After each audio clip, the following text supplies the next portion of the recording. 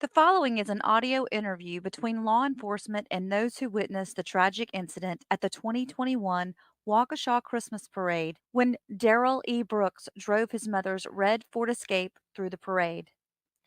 6 people lost their lives that day, more than 70 sustained injuries, and the numbers of those emotionally traumatized is beyond the hundreds. While most of the descriptions contained in this video are not graphic in nature, some may find this audio difficult to listen to. Viewer discretion is advised. Adam and Stephanie Bonesteel participated in the parade that day with Stephanie's employer, Citizens Bank. Adam was driving the truck which pulled the Citizens Bank float, while Stephanie was walking alongside and sometimes behind the float. Please remember to be respectful of the victims and the witnesses in your comments.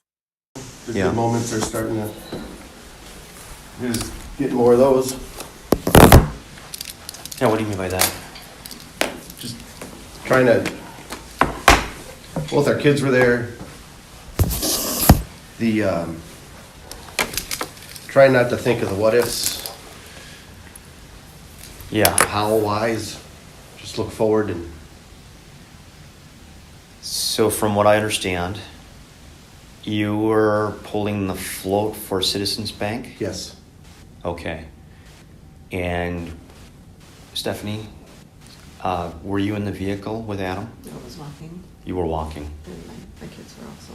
Okay, so you were behind the float.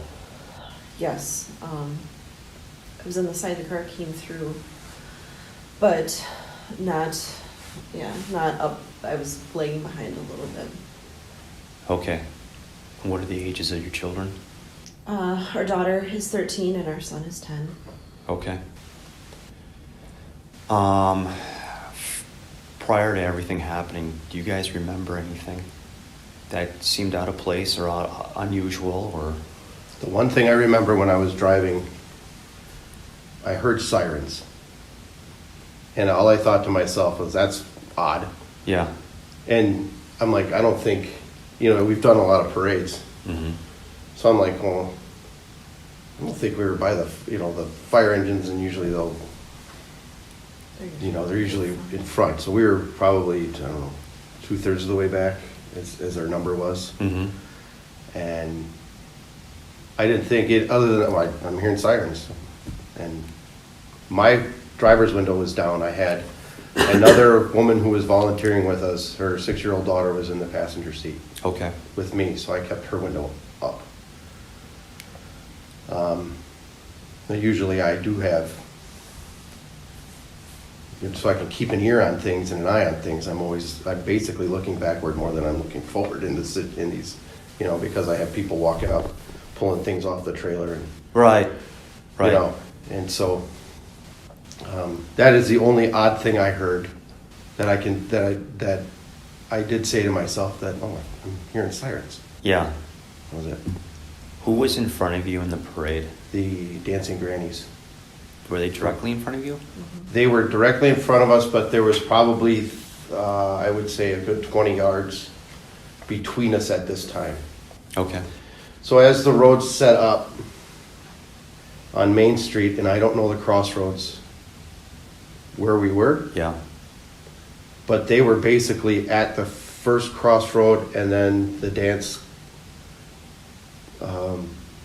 team behind us was about that far behind us, It seemed like we were the only one on that block. in between those two cross streets. Okay. Which makes sense now because they were probably in the 200 block crossing the street. That would be correct. Their vehicle, they were ahead of their vehicle. They had a small SUV that carried their supplies and had the stereo system on top of it. And they were in front of him, and he was probably crossing that street. So they had been on that block. So you heard the sirens. And that was before we got into that block. Okay. Or maybe as I was crossing, because I remember looking to my right, I hear sirens, and I looked over to my right and I could see down the street, but then then I just went back into, Driving yeah. the flow.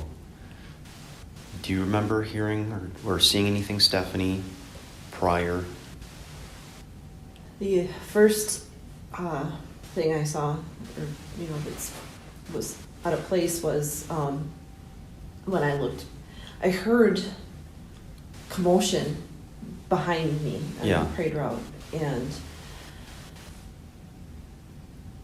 it first, but you're so focused on what you're doing, where you're walking, that I didn't. At first, it didn't register, but then I heard something again, and I turned and I looked, and it was pretty dark at that point, and I just remember seeing headlights Okay. that were coming. Again, it was probably, I'm terrible with distance, but it was back by, I think, the crossroad. It was a ways back. It was not very close. And if I keep asking the same questions over, please forgive me. Do you recall hearing the vehicle making any sounds?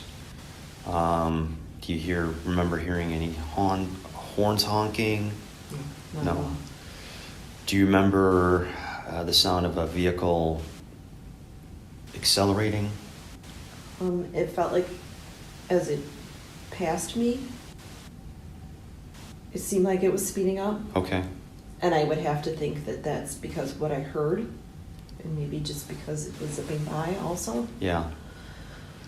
So from my understanding, where you were at, the vehicle probably blew past you on your left side. My right side. Your right side. Yes, because I was sitting in the street, but then I saw this coming, and of course your first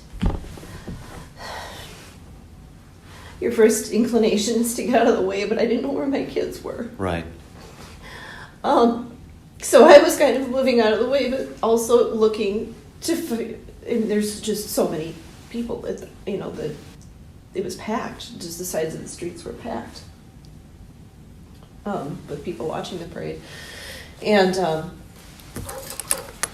I was looking for them and moving out of the way and watching where this car is going at the same time. It's all kind of a blur, but I stepped off.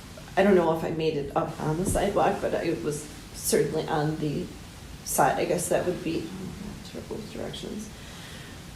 I know I was right in front of, what was the name of the cigar bar?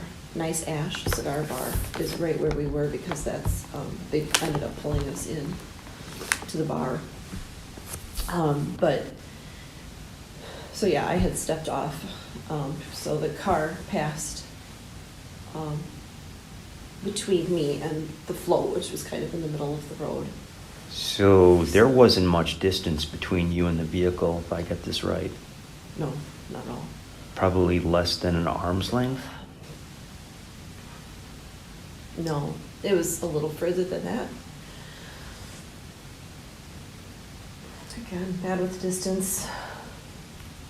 Well, we're dealing with memory, and memories, I know those streets are quite narrow too, so it couldn't have been yeah, too far. 5 feet, maybe. 5 feet.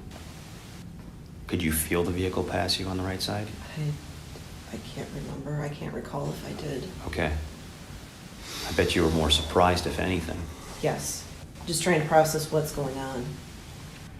And again, trying to figure out where my kids are. If you need me to stop, let me know. Okay. This might get a little difficult. Did you see what happened in front of you then? Yes. I did. But I saw when the car was about parallel to our Suburban. We were using our personal vehicle. Yeah. When the car was about next to the Suburban, I heard the impact, and I saw. We have these red ponchos fleece ponchos that we wear during parades. Yeah. And we all, pretty much all of the people walking the parade, my kids did not have them on though. We didn't have them on. No, they didn't.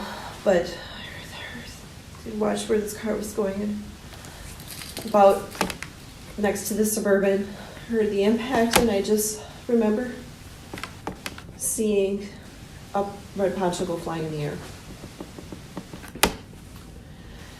And that's when I knew that someone from our group had been struck. I did not know who it was at that point. I really did not know. It's hard to describe when you're in a parade. We've done, like he said, we've done a lot of them, and a lot of times you're just honestly trying to keep up with the float, and you're looking at kids and you're throwing candy to them, Right. and you're more focused on what you're doing. It's you kind of lose sense of where you are even on the parade route, and I always am worried about, especially when we have kids walking with us, I always tell them, don't get too close to the float, please. Make sure you give yourself good distance. Mm-hmm. And I always tell people to do never get in between the vehicle and the float when it's moving, because even if it's stopped, he'll start going. He's not, wouldn't necessarily know that somebody had stepped in between. Right.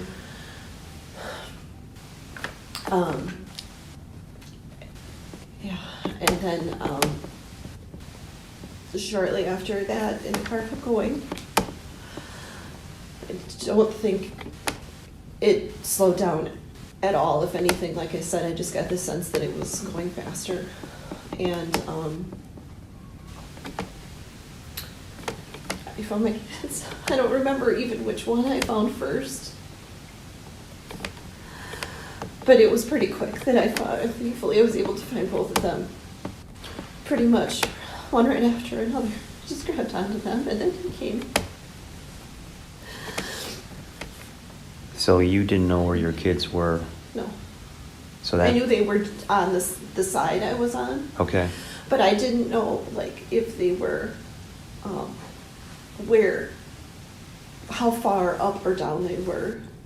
I guess I had a sense that maybe they were ahead of where I was a little, but again, there was just so many people and it was dark, and at that point, it's just a lot of confusion setting in. Or what even happened prior to what you had seen? Yeah. Yeah. Now, Adam, did you see this happen? Yes. So driving the vehicle, Maddie, the 6-year-old girl in the car, was in the front seat. She was sitting a little bit up on the front seat, and I am constantly in my side mirrors for walkers coming up, grabbing things to throw. Right. I was actually looking around her because my normal view was not. She was obstructing it.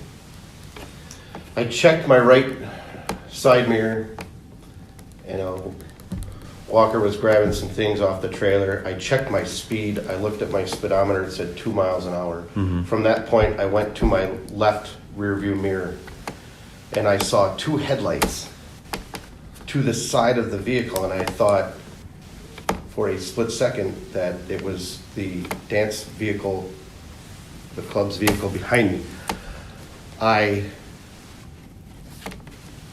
kept looking in the rear view mirror to see the impact to Jane.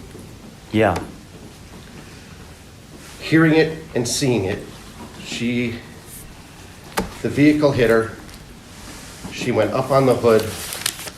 Her head impacted the windshield. She was on the hood as it's going by my side. I can hear the vehicle accelerating. The roar of the engine. It was vivid. Again, my window was down. I will tell you, it would be in an arm's length. Like, I could have grabbed her. Mm-hmm. The vehicle got in front of me. She fell off the front of the vehicle, and he proceeded to run her over with the right front tire and the right rear tire and accelerate on. At the time he was accelerating on, I had gotten out of my vehicle and was running because I thought it was I usually Thought it was walking Stephanie. alongside him when we do parades. I usually, and he is when we walk around. I got up to the person down and was trying to process. She was on her side, face away from me. We're down. I was trying to process what Steph was wearing to figure out who this is. And when I realized it was not Steph, I immediately ran backwards behind the float and found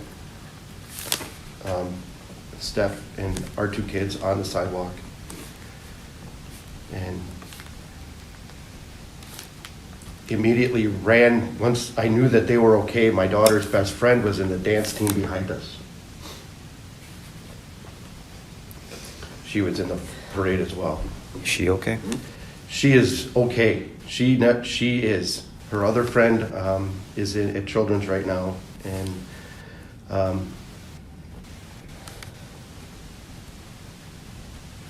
I know Addison's parents weren't there, or her mother was waiting we found out after the fact, but her mother wasn't in the parade with her. So I ran back there to find her and make sure she was okay, and just grabbed her, and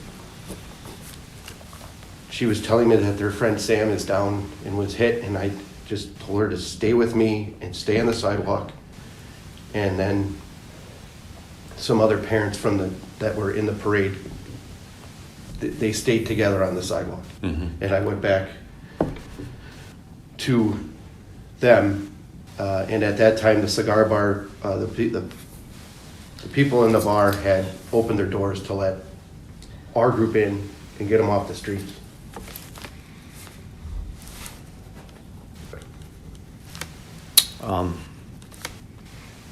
Were you able to see any details regarding the vehicle that passed you? Do you remember the color? Color was red. I could not identify the driver. I did not. I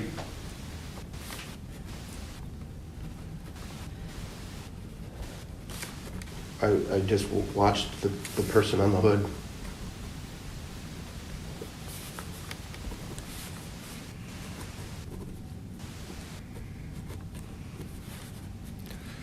I think it was red. Was it can I guess? Was it a Ford?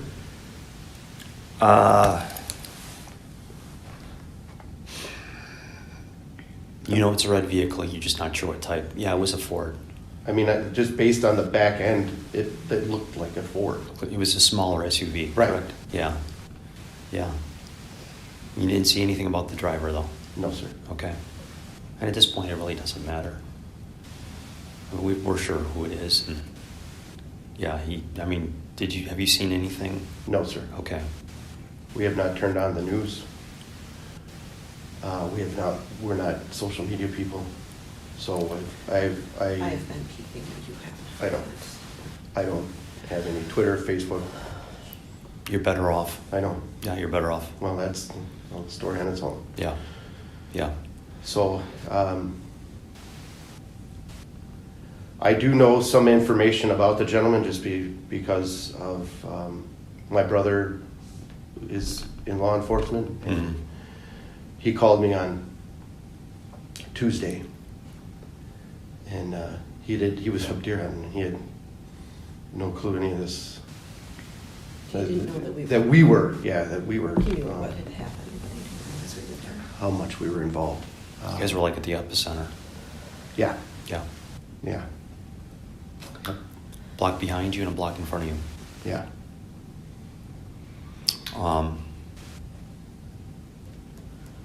Did you know Jane? No, not really. She had been hired at the bank about a year ago. Okay. And because of COVID, we really I haven't been out to our branches very much. Okay. I was trying to think. I think that honestly was probably the first time I had met her in person. Okay. Doesn't matter much, but I'm just trying to figure out relationships. You said you hadn't been out to that branch. Are you like a manager, district manager, or? I'm the marketing director. Marketing director. Okay. I work out of an office in McGuanago. Okay.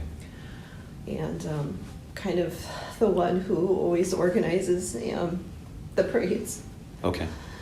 And we oftentimes have a hard time finding volunteers to want to do them, and we did pull together a pretty large crew for this, but we never found anybody else to drive. So that's how he has gotten roped into it to help me out.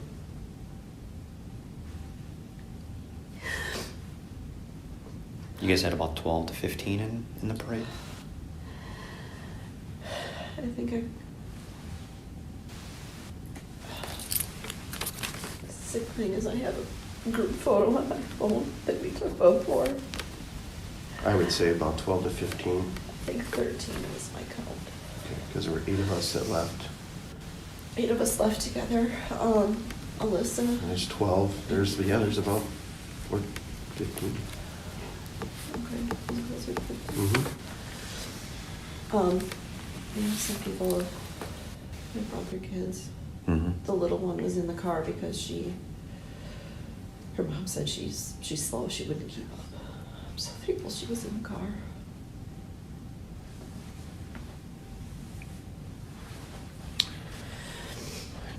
Do you guys want to talk at all about the aftermath of anything else you may have seen? I can. They were in the bar. They were in the bar. Okay. Yeah. We honestly, I'm thankful that we haven't pried too much with our kids. We ask if they want to talk. If they, and we actually had my daughter speak with someone. Okay. Someone who is actually my best friend is becoming a mental health professional for children. She's almost done with school. So anyway, she spoke with her too. But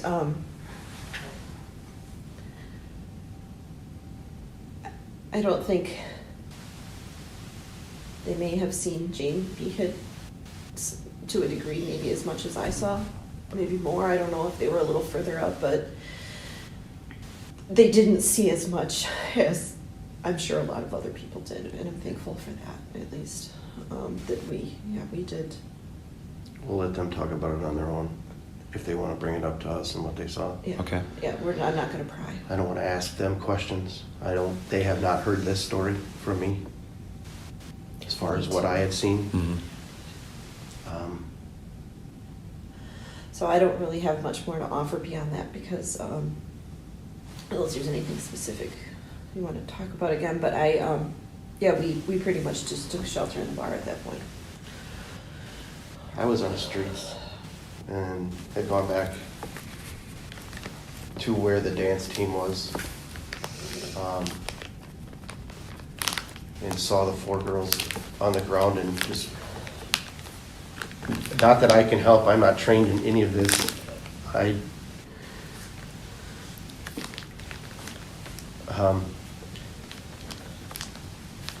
guess just went back to see if I could make sure everybody was being tended to, or I can't answer why I went back there. Mm-hmm. People on the streets crying for their children that they couldn't find, yelling. A lot of people were calling out for ones they couldn't find.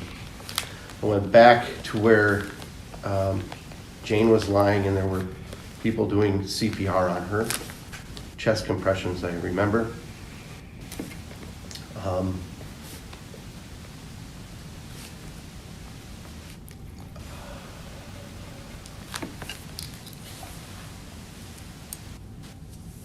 And then ambulances, I was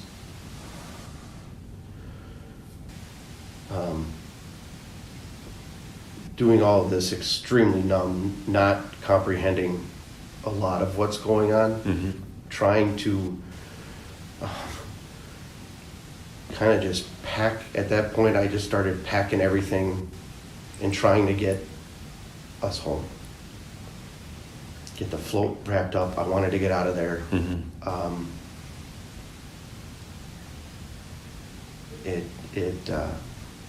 I wasn't quick enough before they started tying everything off and making it the crime scene, and I couldn't do anything. Was your vehicle stuck down there for overnight? It was stuck overnight, yeah. I got called the next day. Okay. That they were starting to clean up the streets. That was on around noon on Monday. So I had to go back down there, get it. Which, I had her take me to the library, and then I just walked in from the library. Yeah. Found an officer and said, this is what they told me to do. And then they let me out, and the one officer that helped me and led me out said, did you witness anything? And that's when I gave her my information. And you're good. Thank you for coming. Thank you. Did your vehicle get struck? No, sir. Did the float get struck at all? No, sir. Okay. There's got to be, I maybe moved the vehicle over from where I was. It may have gotten moved over 10 feet closer to the sidewalk, but then I jumped out of the vehicle. So where it was sitting wasn't where, the distances of where he went through. There was a little bit more room. Okay. It seemed like you went. Yeah, I to the veered to my left and a little hit bit. the park and bolted out of the vehicle. Where you left it. And then I tried to wrap everything up, and then we had everyone at that point in our group. There were 8 of us left. We had a couple of And Alyssa, yeah, there were 10 of us. So and your friend were there too. We had to get to their vehicles over by the library and the middle school. Yeah. Or whatever's over there, and then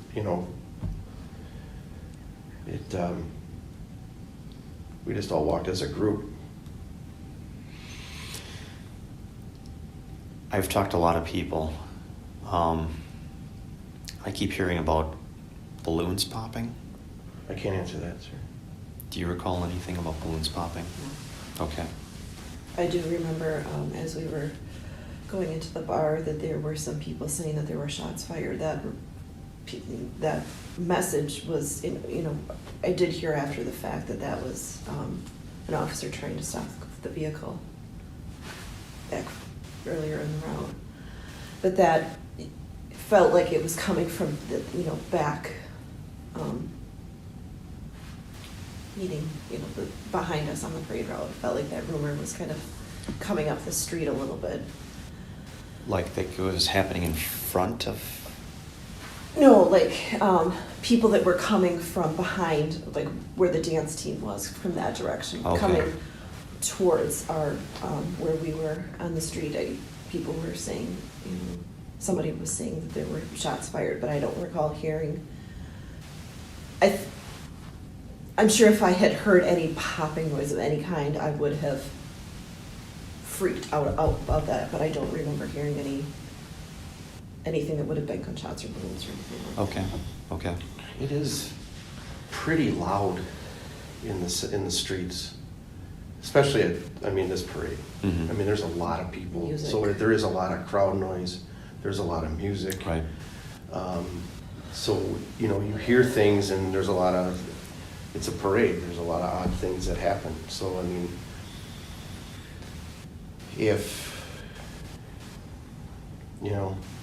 if you hear something like that, then your mind probably would go off to it's a parade act. Yeah. Is there anyone else I should follow up with what they may have seen? I've talked to Karen. I don't know if you know Karen. Yes, I know Karen. I've talked to Kristen. Okay. They were. We probably saw a lot more too, because I'm guessing they were. It seems like Kristen was rather close. And then Karen is probably just a little bit over. Yeah. My understanding is that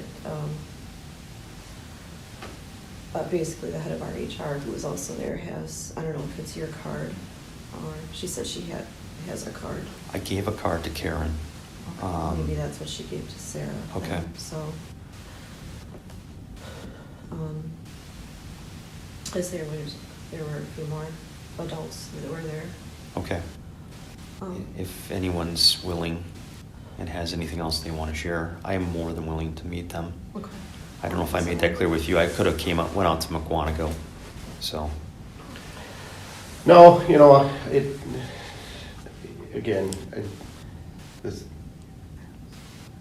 we're good. do either of you have a driver's license with your current information on it? Yes. So it's just easier to write that stuff down.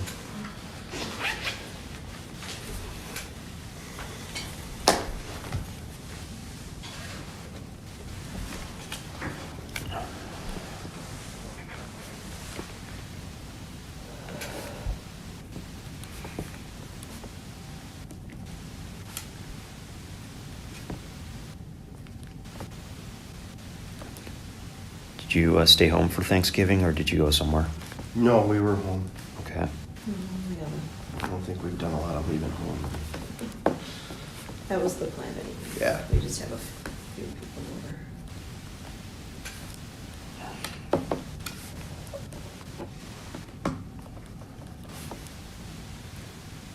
When he drove past you with her on the hood, do you remember any other details? I remember thinking it was my wife, Okay.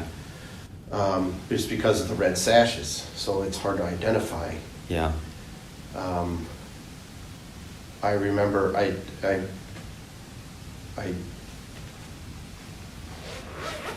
whether it's vivid or not, it seems vivid that I saw her head hit the windshield. And then, it was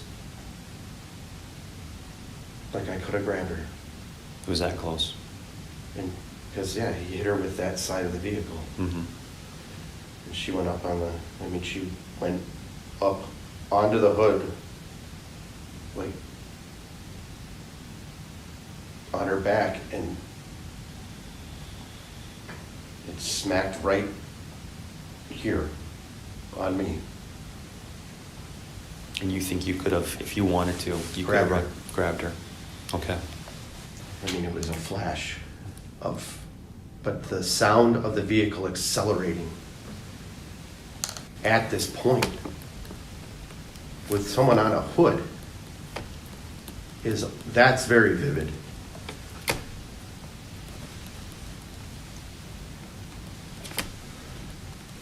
I guess with that observation, this seemed very intentional. Absolutely.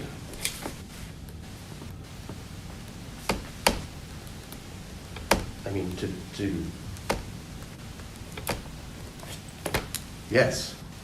I know that sounds like a dumb statement for me to say it like that. No, but it I needs mean, to be said. It yeah. needs to be. There was no. There in watching someone not only get hit but then get run over. Yeah. There is no remorse. No. Whatsoever inside that vehicle. There's no attempt to stop at all. It is Or avoid. 100% selfishness. Yeah. Or, to be honest with you, sir, when I found my family and my son is crying and asking why, all I could think about was this is an act of terror. And I said terrorism. Mm-hmm. Again, when Jason called me and helped me, realize some things that he's like, God placed you guys where he did. Just focus on that. Right. And don't look back. Don't think of what if, because it's going to kill you. It's going to eat you alive. And as we, as he was talking me through, what we were, he said, "Do you want to know?" He goes, "It wasn't terrorism, but do you want to know?" Mm-hmm. And I said, "Yeah." And he informed me on what's happened over the few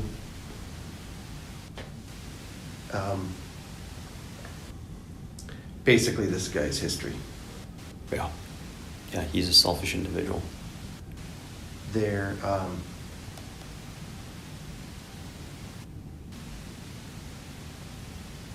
there was no remorse, intent to stop, care, or anything Mm-hmm. by what I witnessed and heard. Unfortunately, my vision went complete To her. tunnel when I saw what was Jane on the ground. Right. I didn't look up, and I lost pretty much most of my senses at that point Mm-hmm. until I could process, and this is selfish as well, but that it wasn't her. I don't think it's selfish. It feels that way when No, it's not. But, so if anything, and I can't help with anything from that point going forward. Didn't see anything that happened From Jane going beyond. forward, I didn't see anything happen that way. Well, you've been extremely helpful, though. You're painting a very vivid picture of what happened. I mean, it may not seem like it. It may seem like a little small piece, but it's extremely vivid. I mean, to be, It's living in here. yeah. I mean, what you witnessed is horrible. There's video of it. To hit somebody, that's horrible. For them to hit the hood, that's horrible. But there's a whole new level when they're run over. Oh. And I'll share with you after I turn off the recorder, but I appreciate you guys coming in and telling us about this. Thank you. And if there's anyone else that's able to share this, what they witnessed, or if they have anything that they want to add, let me know. Right now we're in the middle of triaging what people have seen and what they're telling us. There's hundreds of people, maybe thousands of people on the route. Yeah. And and some of them said, well, I saw the aftermath. Well, it was horrible, but I'm sorry. I'm not sorry, and thank you for letting us know, but it's not what we're looking for at this point. Right. Yeah. Understood. Yeah. So thank That you. was one of the things that Jason also said is, would you be willing to testify? Yeah. He goes, you were that close. Yeah. Now, if this is not sufficient evidence, is that, you think, going to be necessary? I don't know. Okay, I don't know. fair enough. I'm willing. Okay. Thank you for already having that internal discussion. I haven't even really brought that up with people I'm discussing with this at this point, because I don't even know if it's going to be necessary or not. Understood. As Jason might tell you, I mean, a lot of these don't even go to a trial. He did not say that. He just said you may have to do We this. may have to. And to be honest with you, I haven't really evaluated this much, but an individual in this situation has nothing to lose by going to a jury trial. He really has nothing to lose. Right. This will become a spectacle. I'm sorry. Yep. Yeah. In today's day and age. Yeah. Mhm. He's looking at a long time.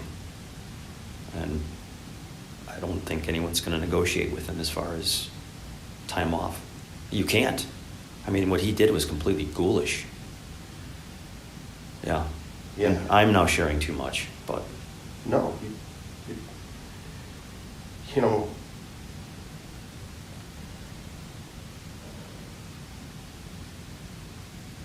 you should not have been on the streets in the first place. no. The bail should have been set way higher, that people can't afford the second time you're in there for a domestic. Right. Anything. Right. especially hitting his girlfriend over. Yeah, Yeah, running we someone know. over before. Yeah. You're a threat to society.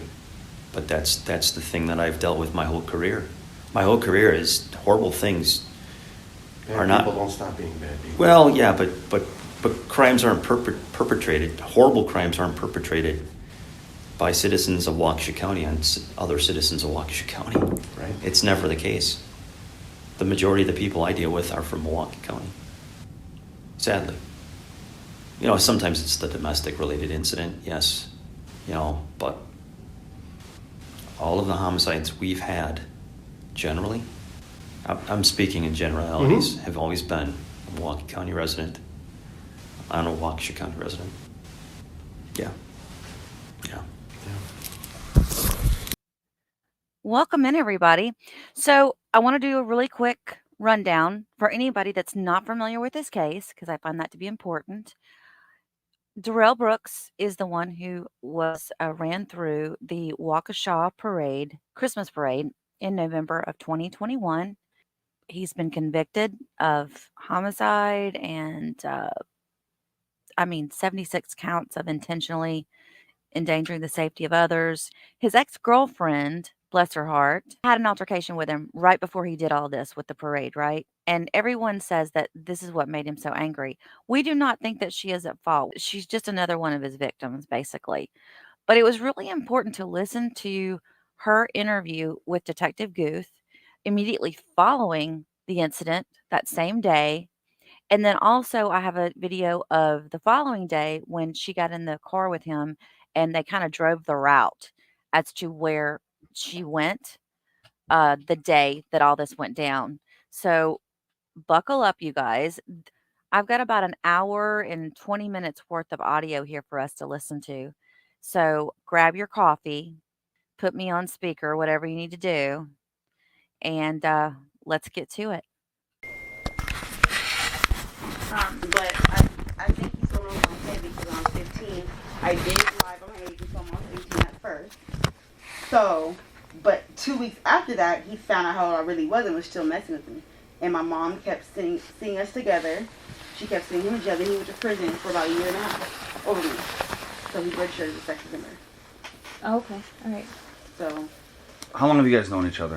16 years. 16 years? Okay. Yeah. And that relationship started down in Georgia? No, Or that where? happened. I was born, well, in California, but I met him in Nevada. I moved to Georgia in 2017. Okay. And I moved him out there to Georgia with me in April of this year, April. Okay. And then I came out here with him. I never went back. When you say it came out here, meaning like Milwaukee area? Milwaukee area. Okay. Yes. And then in Milwaukee, that's when you had that good job, and then the fight Yes. happened, and This just happened in Milwaukee. Yes. you're out here to try to stay safe. Yes. Okay. I want to go back to Georgia, but I don't have. What am I supposed to do? Like I can't. I have no income. Yeah. Well, makes sense. So yesterday, what happened? How did you guys become in contact with each other? Because he's out here trying to visit his son or whatever, and he already in this Waukesha area. He called from a private number. I was with my friend Corey, and then he told me, "I see you. I see you." I'm like, "How do you see me?" All because I don't have a car. I have my license, but all we do, I'll be with her trying to babysit her all damn day. So we're walking up and down the street with her friends and everything else. Did Corey see him today? Huh? Did Corey see him today? No. Okay. No. Did Corey do you call him Jay? His name is Jay. Okay. Well, his name is Daryl, but I call him Jay because that's why it's Daryl Brooks Jr., so I call him Jay. Okay. And did he see his son yesterday or today? I don't know what he does. I just know he's out here. His son is baby mama Angel. I don't know if that's even her real name, but they're out here in Waukesha. Do you have any kids that stay with you here? No, I'm by myself. You're here by yourself. I came here from the hospital because he ran my ass over with a car. And that's already been documented, right? Yeah, By the Milwaukee that's Police why I Department? came here. They brought me here. I thought it was a hospital. What car did he run you over with? In his mother's car. It was a red Ford Escape. Okay. Let's Yeah, talk. he knows a lot of people out here, and I don't want to put my life in danger. Like I don't want. Like I know you guys document this, but I don't want him knowing any of this because it's like he knows a lot of people in Milwaukee, a lot of people, Okay. and I'm not trying to get shot or anything else. I don't know what the hell he's gonna Does he do. carry weapons with him? He does not, but he knows a lot of people that do. Okay. And he threatened me plenty of times before. Yeah. So he hit you yesterday in your face with his fist, with his hands. His with hands. So why don't you explain? You guys, he's calling you from unknown numbers. How did you guys end up in the same? He saw us. Where do you remember where that was? I don't know this area. It was down there. It was by a big church thingy. I don't know. It's down whatever street this is, all the way down the street. Okay. Kind of by the lake. So that happened, and then I kept answering the private calls. I did. Okay. You know, and then he said, I see you, whatever, okay. So then I finally, when he said, I see you, I met up with him. I did. Okay. And I'm not judging you. no, I know. Okay, I don't okay. want to, I don't know. But this is what happened. And it's like, I'm trying to sit here because it's the only person I know, but it's like I'm meeting up with you, and he's sitting here getting mad at me because I didn't bail him out. You tried to kill me. Why did I bail you out? Mm-hmm. I shouldn't even walk up to the damn car in the first place. Was he alone? Yes, he's by himself. He's always by himself. He sleeps in the car in his mom's backyard. Okay. The cops had, when they first arrested him over this, they had came to him in his mom's backyard, and because he sleeps, the truck is in his mom's backyard. When you saw him yesterday, when you met up with him yesterday, and he hit your face, was there anybody else that saw that happen to you? Just okay. And you were kind of by the river, but by a church. I'm assuming it's St. Before that, St. Joe's Church is a really big church right down the street here. I'm not sure the names. I'm not from this county, so. There's some other apartment buildings right there. Kind of, yeah. Okay. I'm just making an I know, assumption I'm that might sorry, be the though. right. Anybody might be. I can't, I don't know. I'm sorry. I'm just Did he hit you just one time, 2 times? once. With which hand? He's right now. Did it cause you pain? Well, your arm's I'm pretty not swollen. scared of him. I just don't want. No, it didn't hurt, but it was just like it wasn't a punch. It was a slap like this. But he's strong. He's Yeah. the same size as me, but he's stronger than me. Okay. I'm not scared of him, but it's like I am because you ran me over in a car in broad daylight Mhm. at a gas station. The cops already have a video of it. Today, nothing was physical. Okay, we'll talk about that in a second. Okay. Would you mind if I take photos of your eye and your overall person, just to document your injury to your left eye? Would that be okay? And then my other question is, did you ever go to the hospital for that injury? Okay. The thing I went to hospital was with my leg, and then I have a dislocated finger he did to me on my birthday. Well, you guys can clearly see it's dislocated. They told me to do a follow-up appointment, but I haven't called them yet. But you see, it's, Oh yeah. So that was happened on last. my birthday. This happened October 7th. My birthday's October 7th, so this happened like the day after that. So on October 8th, maybe. Yeah, Where did that happen? at a hotel. Because, like I said, we were sleeping in the back of in his car, well, his mom's car, in his mom's backyard because he's not supposed to be there because he shot at his nephew last year. So he has an open case. Has he always been this violent towards you Yeah, and other people? yeah, because he's been this violent towards me since I was younger. Yeah. And this child in common that you guys have lives in Georgia, if I'm She's understanding. in Georgia now, yeah, because I left to come out here for 2 weeks and she was supposed to come with us, but she didn't want to come. Okay. She was going to, but then that day she said, no, I don't want to come. And what's her first name? Arsinoe, Arsinoe. You Okay. can call her Ari, yes. Ari. She's with one of my cousins right now. Is that the only child you guys have in We just common? have one together. I have $4, but I have one with him. That's One with it. him. That's it. Okay. And then he has one out here. Okay.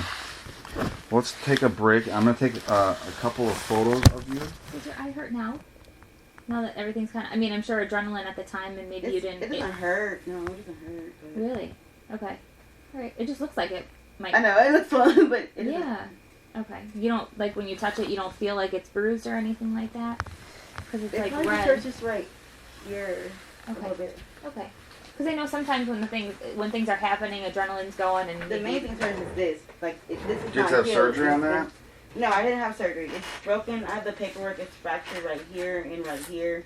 But it's been 2 weeks. I mean, I think it's healing, but Okay.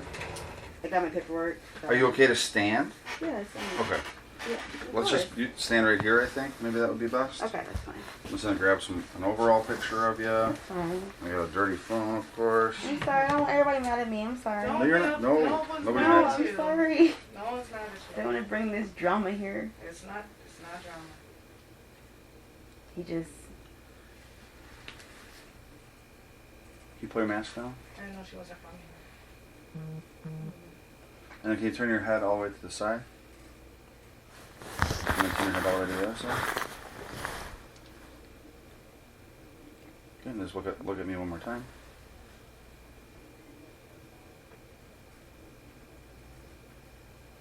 You can have a seat. Can you guys not tell him, please? Tell you guys, he knows Tell a him lot. that we talked to you. He knows a lot of people in Milwaukee. I can't. I'm sorry. Well, I just. let's talk about what happened today. So you guys, is it the same kind of? Was there anybody with you today? Well, I was with them earlier, then she left. And she was talking to her voice, whatever. We said we're gonna call. So I'm just imagining you had a couple friends that were standing by you. Yeah, when but they she saw. left earlier, and then he had called, and then that's when I was at the park, the whatever farmers park, whatever that lake thing. Frame. I'm sorry. Yeah, that's all right. I was there, and then he had popped up there. I had seen his car parked over there. Okay. And then my dumbass walked up to the car, and he was yelling at me then, get in the car, get in the car. Did you get in the car? Yeah, I did. Okay. What And happened then? Arguing. Same about the same. Just arguing. He didn't hit me today, but we were arguing. Okay. I'm just like trying to make him see, like, look what you're doing to me. I'm out here by myself. I don't have family out here. I don't have anybody out here. Did you notice if he was like, it sounds like he's kind of an angry guy. So take this He's an what angry what you person. mean, or I guess don't look into what I'm trying to say. Was he more angry today, or less angry, or the same, He's the same every time. or something different? The whole time I've known him, he's been the same every time. Okay. Doesn't change with him. Do you know if he was doing any kind of drugs or alcohol? Only drugs I know he doesn't smoke weed. That's the only thing I know. Yeah. Okay. And talk me through the verbal altercation you had today. How did it start, and then what was said, and then When I walked the car, we just argued. I walked out, and I came back here. That's it. That's all it was. how did the argument end? Me leaving, getting out the car, because I'm not trying to get ran over again. I don't know what he's capable of.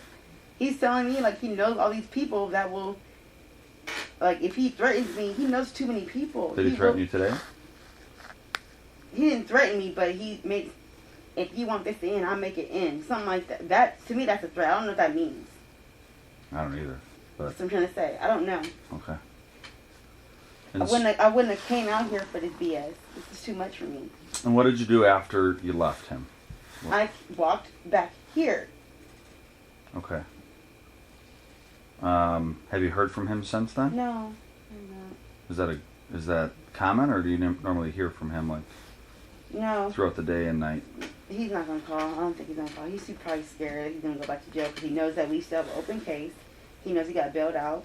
He knows that when December comes, you're gonna go to jail anyways, dude. They're trying to give you all these years. You already had an open case. You jumped down some more stuff. You already have an open case. Is he pretty light skinned? Yeah. Okay. Does he have dreads? Yeah. Okay. Can you describe today what he was wearing? A white hoodie. I don't remember the pants, but a white hoodie. Okay. Anything else that stuck out to you, like what he was wearing?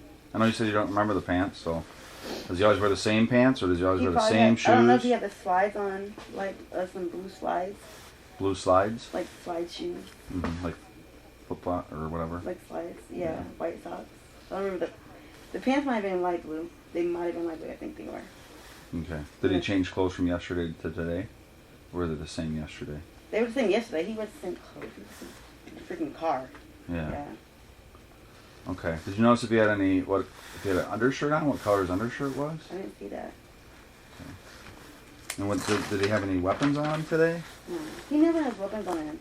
I don't know if he does. I never seen him. Shit. So I don't know. I'm sorry. I didn't mean to cut in front of you guys. I'm sorry. Does he have how many phones does he have? If any. He has a red iPhone. Okay. iPhone 11, I believe, and he has another phone that is an Android. It should have like a pinkish kind of background case his mother gave him. And which one does he primarily communicate with you on? The red iPhone. And that's his phone, not the one that his mom gave to him?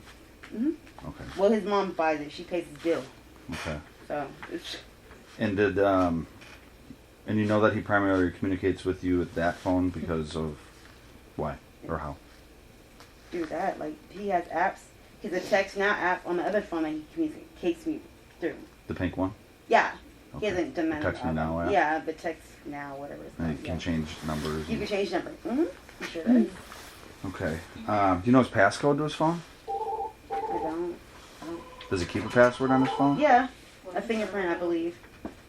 Okay. Well, his iPhone knows the face recognition. This Jeff? The Android, it's a passcode. I don't know a passcode. The swipey one or digital? No, it's a passcode. Like a numbers? Passcode. Yeah, the numbers. I don't know. So you don't know what the numbers would No, be? he never gave it to me. He always took my phone. They still have my phone to his custody Okay. on Fond du Lac. So I had to buy a new phone because of him. Okay. Does he have any other electronics that he keeps? Not that I know of. I haven't seen him, like, since the last 2 days. I haven't seen him like a month. I don't know. Okay. Does he have a wallet or any kind of like thing where he keeps his cards or money or anything like that? Blue one. The blue one? Mm-hmm. Okay. Does he normally keep that on his person or somewhere in the car? Usually on him, I believe. In a pocket? Okay. Does he have one of those, I forgot what they call them now because they've changed the names. In that red car, it should be a TV because he sleeps in his car. It should be a TV in the front. A TV in there? And an electric cord. Oh, a white one. Do you have a red car today? And it's The red, same. red Ford Escape. The same car. Okay. It's not his name. He doesn't have a fucking license in his mom's name. Do you know the license plate number? No. They should have that because the cops have the video when he hit me with this, so they should have that. I don't have all that. I just know. Was there any damage to the car? No, there was not. But I know the cops, and we had witnesses and stuff. There's no damage, but they had the video. It was at a BP gas station in on Appleton Road in Milwaukee when he hit me in daylight. Okay. And how did that, I don't want to bring up old stuff You that... can bring it up. Okay. I had got me a room because I was tired of sleeping in the car. I was tired of fighting him. I get off of work. I have to come there and sleep in a damn car every freaking night and deal with you fighting me. So I got me a room that night. And the next day for checkout, I had told him like a dumbass. I had told him, checkout, he came there at 11 o'clock. Took my phone, followed me. I was going on the street trying to leave him. Then he ran me. I didn't know he was going to run me over, but I went to the gas station, he ran me over. They had witnessed in the video. That's how that How happened. did he hit you with the driver's side, passenger I don't side? know. I just know he hit me, and I was on the ground. I had blood on my pink backpack. My shoe was across the parking lot. Okay. And I had people telling me, people are telling me he's the one that freaking ran through the freaking parade thing. I'm like, that wasn't him. I don't know anything. I'm just confused. I don't want to be in trouble with you guys. I'm sorry No, that you're not in trouble that at all. I don't want to get kicked out. I don't have nowhere else to go. I don't know what's going on. You're still. I just know he's abusive as fuck. As you guys can see this. Mm-hmm. But if I feel like he's gonna be in jail, he's gonna be in jail regardless when court date comes. But he's trying to take it to trial. Let me ask you this. When you guys were talking, you were about to leave. Yeah. Did he say anything? What were his last words to you before you left? Remember? He just kept saying, fuck you, bitch, fuck you, bitch, fuck you, bitch. Erase my number. That's all he kept saying. Did he make any threats to you or to anybody else? Mm-mm. Okay. Do you know what your last words were to him? I kept saying, why are you doing this to me? When I left my kids in Georgia to come out here with you and you wouldn't let me come back. That's all I kept saying to him. I said, why don't you love me? What did I do to you? What am I doing to you? And he hates me because I didn't bail him out. He left me in jail. He's blaming me for why he ran me over. How's that? He's just saying it's my fault. You should have controlled your anger. Why you had to run me over? Okay. And my cousin's in Nevada. I don't have a number by heart, but she's just like, dude, he's always been like this with you. Why are you still? He's always been Jay. If you guys pull his background up, another lady at night had pulled it up. He went to jail. Me and him just started talking again. He went to jail before for strangulation, battery, and some more stuff. When I wasn't even talking to him, he has a history of anger. Yeah. And it's not me. You already were doing this to other women, not me. Right. That's very common. Which I'm sure these ladies have been Yeah, trying to but help he's you out already, with yeah. understanding. I'm sitting here okay. But Okay. I'm your baby mother. I don't know what to do. I'm sorry. I always say sorry. I'm sorry. You don't have to. I always say You're apologizing for apologizing. Remember what time that was that you met with him today at the frame park or the park that you were at? Me and Corey left here. Or did you have text messages with him to know what time you met with him? I don't, because he called from a private number. But it was around, we left here around, I did my dishes, did my chores, I don't remember. I could say it's 3 or 4ish. I don't know. It was like 3 or 4ish because I left here around 2. I did my dishes and stuff. I didn't get up till 12. I was knocked out until she came there with me up. Did you call a friend right after you got out of the car and made sure you weren't going to get hit by him? Like, after you left, did you contact anybody or did you just come straight back here? I came here. Straight back here? Yes. Did you make any stops? No. So is there a record of when she would come in here? We can roll the cameras back. Okay, Yeah, that's I fine. I came here. That's fine. That's fine. I believe you. I believe you. I'm just trying to narrow down a time, like, because sometimes time can be weird, right? Yeah, and she. You know if it was dark Corey yet, let or her is there come? still a little light outside? It was dark. It was dark. Okay. Because what's her name was outside by Dollar General with her friend Kyle. And I seen her and she walked up here with me. So yes, it was around probably like 2 hours ago. Well, not 2 hours. I said 3 hours. Oh no, 3 hours. Well, it's already 10 o'clock now. Okay, so I didn't know that. So Yeah. 3 or 4. it was About night. It was dark when it 4:30. happened. It was after all the shootings happened. So did you hear the sirens outside? Yes. Okay. Where were you when you heard all the sirens? When I was walking back here, I heard them all down there. When I was over here, I heard them all down here. So they're everywhere. So were they still going when you got here? Were the sirens still? Yeah, Okay. they were. Okay.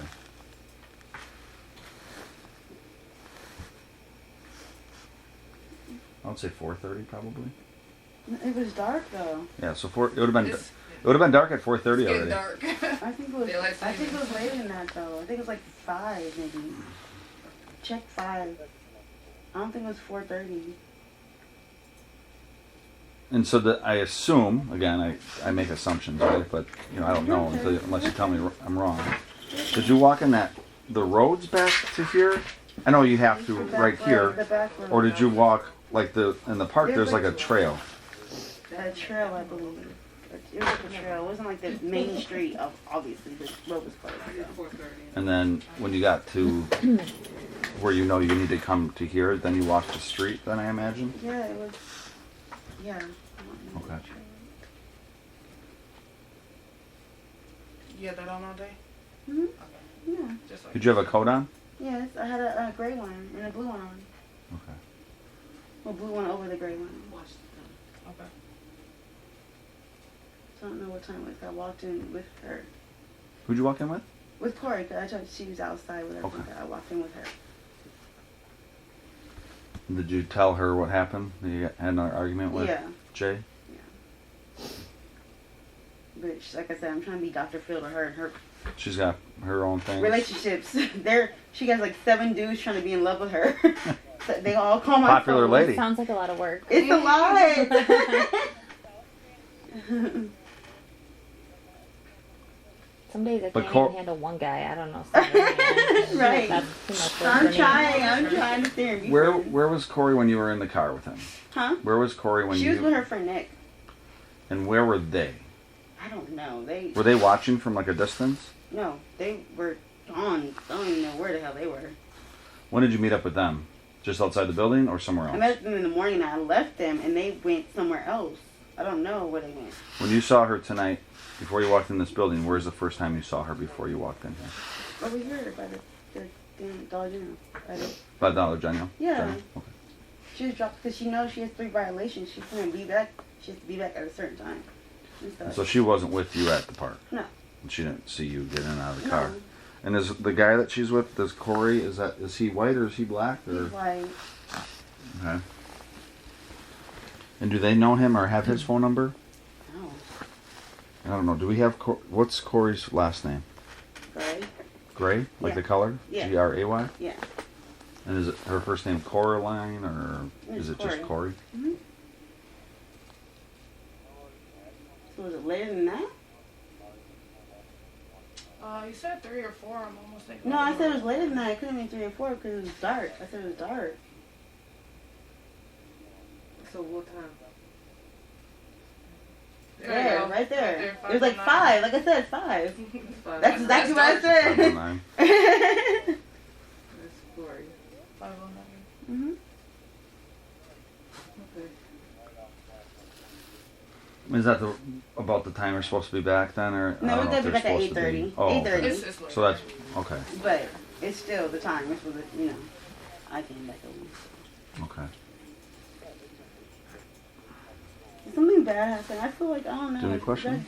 Otherwise, I'll just tell her. Okay. So he's in custody. I can tell you that. He's gonna kill me. He's gonna have people He's kill me. he's not in custody for what he did to you. Hey, what Okay. did he do? Was that him that drove? Yeah. That At least we think it is. I'm gonna But die. I don't Does know. he know anybody over off of? I know you don't know geography very well, but does he know anybody else in Waukesha? No, but his mom lives on 4014 North 19th Street in Milwaukee. I don't know his big mama lives out here. But do you know if he knows anybody that lives close to downtown Waukesha I here? don't know. His big mama lives out here. His son is 18 and he's a whole big mother. I don't know her. I never met her in What my do you mean by life. big mama? What does that mean? Well, sorry. His other child's mother. Okay. I never met her in my life. I never met his son. But Do you I know know her him in name? Waukesha County. He says her name is Angel. I don't know if that's her real name. What's his son's name? Xavier Brooks. Xavier Brooks. With an X. Xavier Brooks, yes. And does he have any other kids that live out in Waukesha? No, he only has 2 kids by How her. old is Mimi. Xavier? 18. 18. Yes. He actually has a child support case out here in Waukesha County for Xavier. Okay. So, I still don't know why they released him, but he does have a case, so you guys can find out information through that, I guess. And do you know where they live? I don't know. I don't know Okay. her. That's fine. Yeah, I mean, right now this is a big investigation, right? There's a lot going on. I don't know if you saw I any just of don't want him to the tell news. anybody, call anybody, and threaten me. I don't even want to walk to the store no more now. Like, what am I supposed to do? Is he the only one that's been this mean to you? Yes. Okay. Well, he's going to be in custody. Okay, while we investigate this. And, this is not something that's a secret. I mean, it's a big news story. I'm sorry I brought this here, you guys. Don't I didn't mean to. apologize. Sorry, you guys. It's not your fault. No. Don't apologize. It's not your He's fault. fucking okay? crazy, man. Well, he's So- in custody now. He's in custody, and, there's a lot that we have to do to try to, this may not be our I last seen the conversation video, and together. of Corey's little friend, he sent me the video earlier. He was like, "Was that him?" I was like, "I don't know if that was him. The car is, like I said, it's a red Ford Escape. I don't know the license plates. That's I okay. don't know. He had a white hoodie on. Okay. He has dreads, light skin. I don't know if that was him." Okay. Well, like I said, he's with us so that we can investigate this further. And so your safety is not, in I any just don't jeopardy want from to get him. down and stuff with all this drama. I came here to be safe. You're fine. You're still safe. He's in custody. I have a meeting with Kathy at 10 in the morning, you guys. I just need to. Okay. If he tries calling you from jail, don't answer. Maybe get your phone number changed. Yeah. We can give you a track phone if need be, so you can give out a new number to people you need it for your case. Sorry. There's a lot more that we have to investigate. By no means are we saying, you asked me what my opinion. I just know that he's in custody because of connection with everything. Did he do it? There's a lot of work that we have to do. Okay. But he's going to be in custody while we do that work. Okay. This might not be our last conversation that we have today. December 20th, like I said, so I know. You have court with him December 20th? Yeah, but the last court I didn't go to it because he has his freaking cousins and family calling me and telling me to blame it on me and say it's not me. Mm-hmm. So I didn't go to this last court. I didn't say anything. I just didn't go. Okay. Because he knows a lot of people in Milwaukee. This boy is trying to kill me. He will kill me. He ran me over with a car. Yeah. He's dangerous. So, I can't make promises to you, but I don't think he's going to be getting out of jail anytime soon. He's trying to be 40 in February. He's probably never going to get out. All the time they're trying to give him over this. And so your court I'm gonna case is get out. one thing, okay? But then he's going to have other stuff out here in Waukesha County. And he also has the other stuff from shooting his nephew last year. Right. And you already reported another domestic incident that happened yesterday on the 19th. Yes. And so we're going to document that too. I don't have the paperwork with me, Yeah. but there's paperwork I'm supposed to read to you regarding I know they'll make sure whether or not it's you want to safe. I have just didn't contact or bring not it have to you. I contact didn't unless mean you to have do that. you guys. Like, I'm in a real serious domestic relationship. Like, I know a lot of people here are, but I'm in a real serious. Probably text. You have one? I do I'm not. not used to this. I just want to go back to Georgia. Like, I just want to leave. And I'm dealing with Corey and all her stuff. I tried to tell her, I'm like, I had to vent to the people. Oh my God, it's too much. It's scary right now. It's just, I know they told me just to, they told me we'll talk to you. yeah, I know. It's a lot with that too. I just want to verify your information that I have. I have Erika, Erika, middle is A, last name Patterson. Yes, ma'am. Date of birth 10/7 of 90. Yes, ma'am. Okay. My phone number is 229-405-4363. Is that the one that you might have changed? No, that's my number that I've had since I left Georgia. That I've kept my number. If Okay. we needed to I will. take better, because I'm gonna get yelled at for my photos. Like someone might want to take better photos of your injury. That's fine. Do we contact you on this 405 number? Yeah. That's the best number to get a hold of you on? Yes, of course. Okay. And I was scared to even shut my eye. I tried to walk in, cover it up and stuff. Like, I've been trying to hide it. And shit. I don't like telling people my problems, but I'm like, right now, it's just, he's really crazy. He's a file of history since forever that he's dangerous. But his family's trying to be mad at me, like I'm a problem. He was already doing this to women before me. How many kids does he have? Just the two. Just his son out here, and then the 14-year-old with me. Okay, Ari. But yeah. And Ari's being well taken care of with your family down in Georgia? Yeah, I need to go out there. I have a CPS case, but it's like my kids are all split up. They're in different families' houses, and Okay. I need to go back out there. So I need to go. My CPS worker's trying to help me, but she said she's trying to get me in a shelter out there with my kids. She tried to do that, but they said I cannot. She had me fill out the intake form, but they denied me because I'm not in Georgia. I got to be a resident of Georgia, and I'm out here. Okay. I don't know what else to do. I have to get back to Georgia. So, figuring that out.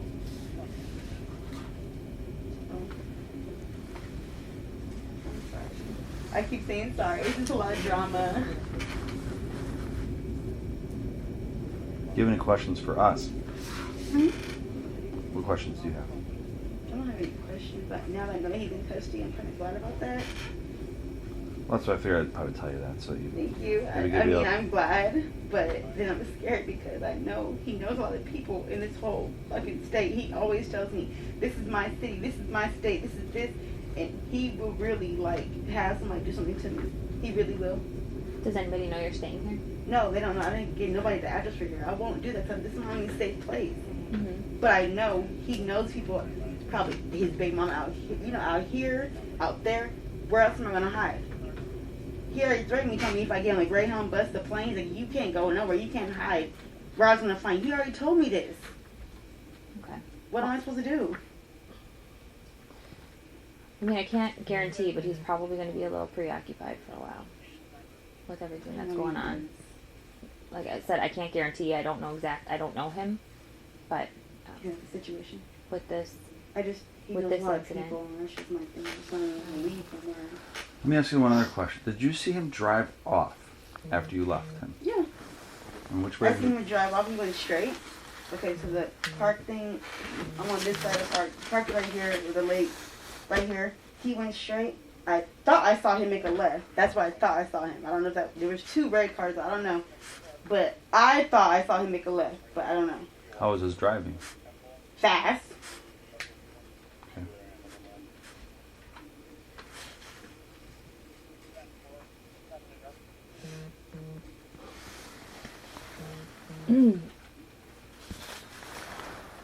Can you guys please not show him that I said all this stuff?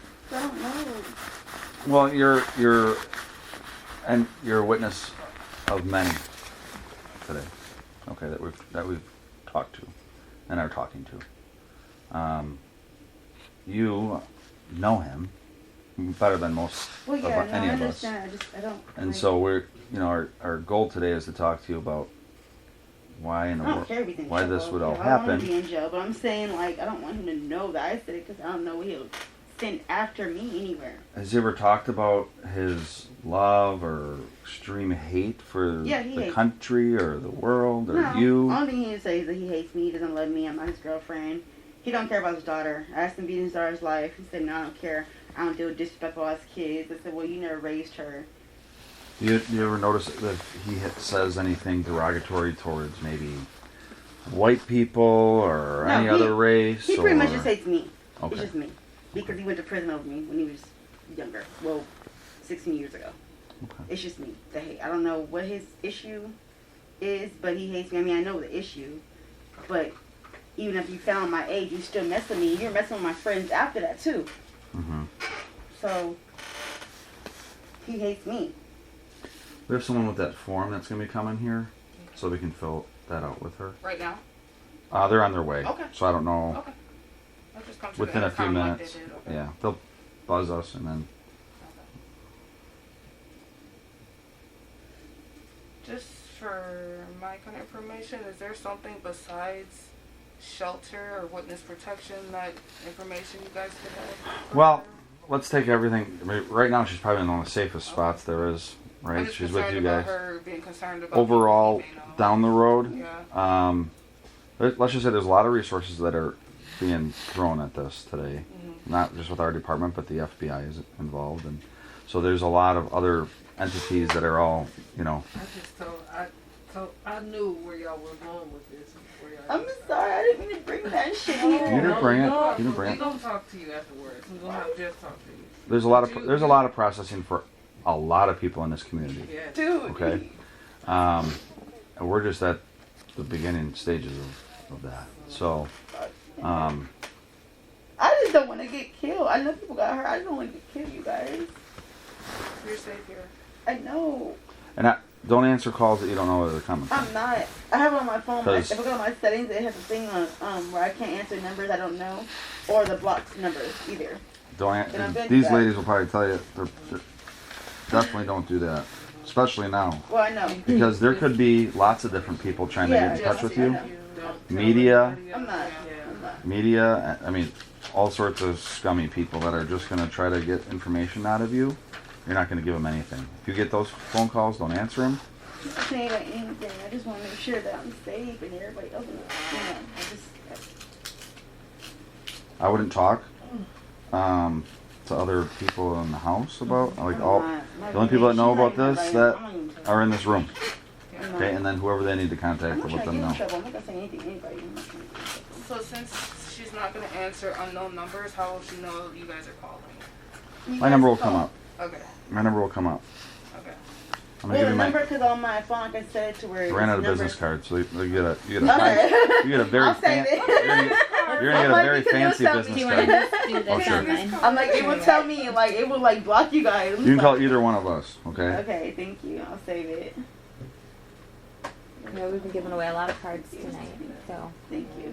I still have a And couple. so the first number I'm gonna give you is my desk number. I'm also gonna give you my cell phone, which I normally don't give out to people, but given the Severity. yeah, if you want to get in touch with me, I'm gonna give you every chance to get in touch with me. Thank you. I'm gonna lock those numbers in my phone right away. My cell number's on the back. They block My it. office number is written down there, and then that's Jess's office number too. Okay, thank you. Do you guys want to write it down too so you guys have it?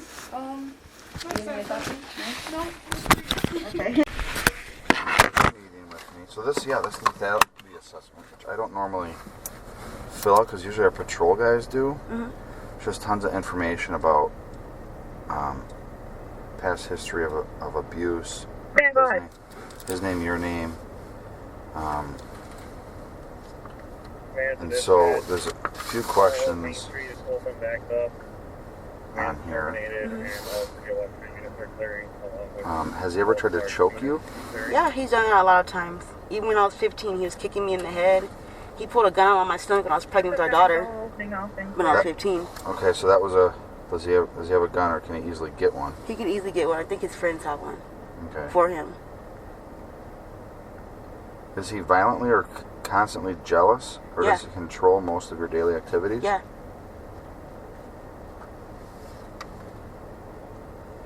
Has he ever tried to kill himself? Not that I know of. I don't. He probably has, but I don't know. I don't think so. Is that a no? Yeah, I say no. So based on your not, I mean, you guys used to live together, didn't used to live together. No, like I met him when I was younger, but like I said, I was 15 and I was staying with my mother at the time. So we haven't. Then he went to prison for, I was underage. So we stopped talking because I had kids with somebody else. Me and him just now started talking in April. I moved him down to Georgia. And then we left Georgia in June to come out here. So we have a short time, like 7 months. 8 months. Okay. But based on your knowledge of him, from him, Mm-hmm. do you know if he's ever tried to hurt himself? Do you know of anything that, I know we kind of talked about it yesterday, but like any medical issues with him? Bipolar. I don't know if he's been diagnosed, but that's what I think. His mom said when he was younger, he did get diagnosed with it, but I don't know if he was taking medicine. I don't. Okay. That's Hold on just, 1 second. Hello, it's Guth. Hey. Mm-hmm.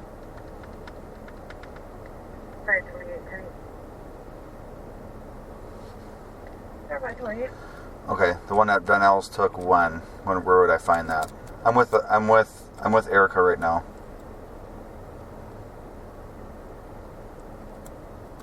Maybe I'll text Dave, have him print it for me, and I'll pick it up.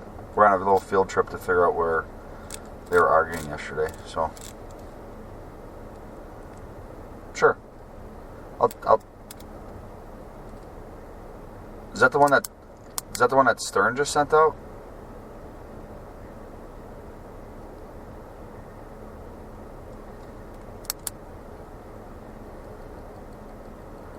Okay, I will call Dave.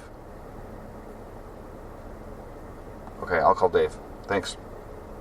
Bye. So you don't know if he was ever been diagnosed, but you just know. They said that, but I don't have. They said when he was younger. Who's they when you say they? His mother Okay. and him. But he never really does anything about it. Mm-mm.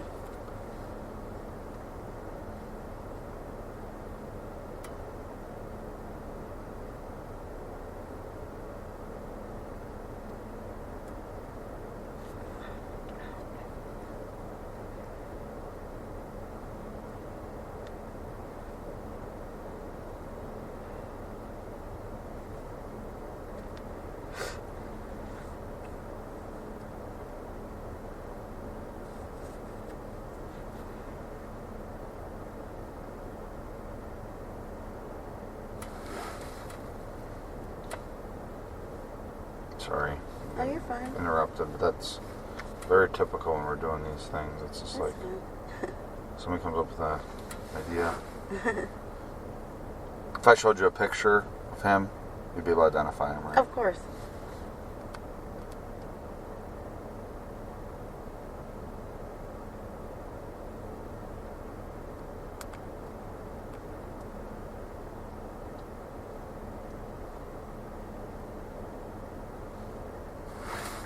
Hey, I just tried calling Van Els. So I got a call from Tom. Casey was working with Leslie. They're typing up the complaint. And what they'd like to do is do a show Erika a photo. I think Van Els got the original photo that somebody took of the suspect driving in the car. I think it might be the same photo that Stern sent out, but Dave got it from the actual source. Is Dave in the office right now? Okay. Was that photo shared with Habanik or someone else that we can... What I'm looking to do is have that photo printed and then show it to Erika and have her verify with whatever certainty that it's who we think it is.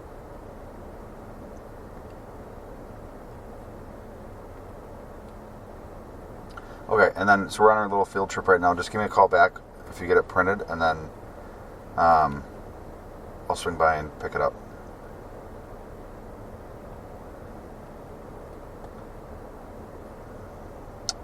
If that's the same photo that Dave Van Els got from the original source. Yes. Okay. Thanks. Bye. A lot of cop talk there, right?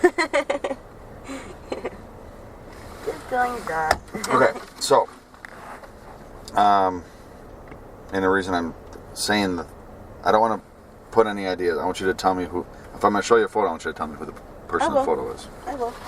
That's what we're going to do. So there are a couple of homework things that I need to do with you. Okay. We already talked yesterday in detail about what happened yesterday. But I think that maybe it was my not asking the right questions or whatever, but I think there might be a little bit more detail about the argument yesterday. Because we talked to Nick, and I think Nick might have seen you guys arguing. Him and Corey, I think, were at the parade. And that's when I had called them again, because I called them. So then they, like, saw you, they saw him. Yeah. And you, like, kind of arguing, whatever. I just didn't want to say that part yesterday, honestly. I just didn't want to. I feel like I'm in trouble for everything. You're not in trouble. But yeah, and you maybe didn't want to get them involved, but we're going to talk to everybody. That's what I did. I know. We're going to talk to everybody. I know. We're going to talk to Corey, too, if we haven't yet. No, yeah, she's in there right now. Okay, so we're going to eventually talk to her, too. I just didn't want to get anybody in trouble, but... That's fine. I don't want it to come out later like you were trying to hide something, or... Oh, yeah. Even if he was... Whatever the fight was, we just need to know what was said, what happened. When we were arguing, like, he parked at the park. I had left. Well, I was there by myself. I left the park. He was parked right there. Then I was calling him on his phone. I was like, why are you just sitting here watching me? Bring your ass to the car, bitch. Got in the car with him. That's when we were arguing. Then we were driving around. I don't know, like, he took me to buy some houses. And then I got out of the car and walked. And because he had punched me in my eye. That was yesterday? No, he punched me again.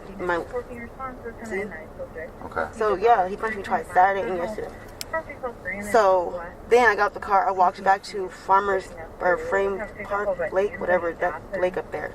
I called Corey and then, can you guys please meet me? Can you guys please meet me? That's when, I'm like, well, he just hit me again. That's when Nick, I guess, called you guys. Okay. And then when I was leaving, my baby daddy came back and found us. And he... When you say baby daddy, who are you talking about? Daryl Brooks. Okay. He got out the car and then got into Corey in Nick's face, and Nick was pulling Corey back. Daryl had pushed Corey in the face. And then after that, the cops were already coming because Nick was like, the cops are coming for you, the cops are coming for you. And after that, then he went back around or did something. That's when we already left. We left before wherever the hell he drove to. We left. We walked down the street. I'll show you exactly the street we walked down. Okay. All right. Well, I appreciate that. I just didn't want to get them in trouble, but they're not in trouble. It's all just part of the overall investigation. We got to make sure we're getting things right. Yeah. That's all. So it doesn't come out later. I understand. We don't want to be surprised later on about anything. You're right. Okay, so this is the lethality assessment, and this can cover when he hit you 2 days ago and yesterday. Mm-hmm. Sign here, and then I don't know if you had to have, let's say something happened to you today. Do you have an emergency contact? Not someone, here. Anybody? It doesn't have to be out here. Yeah, I have my cousins. They're in Georgia. Okay, so sign it. Whoever maybe your daughter's staying with, or whoever. Oops, that's okay. Oh, I'm sorry. That's okay. Just put their name and address there. I don't know the address, but I'll give you their phone number. And then their phone number. So just put their name where their address is. Okay.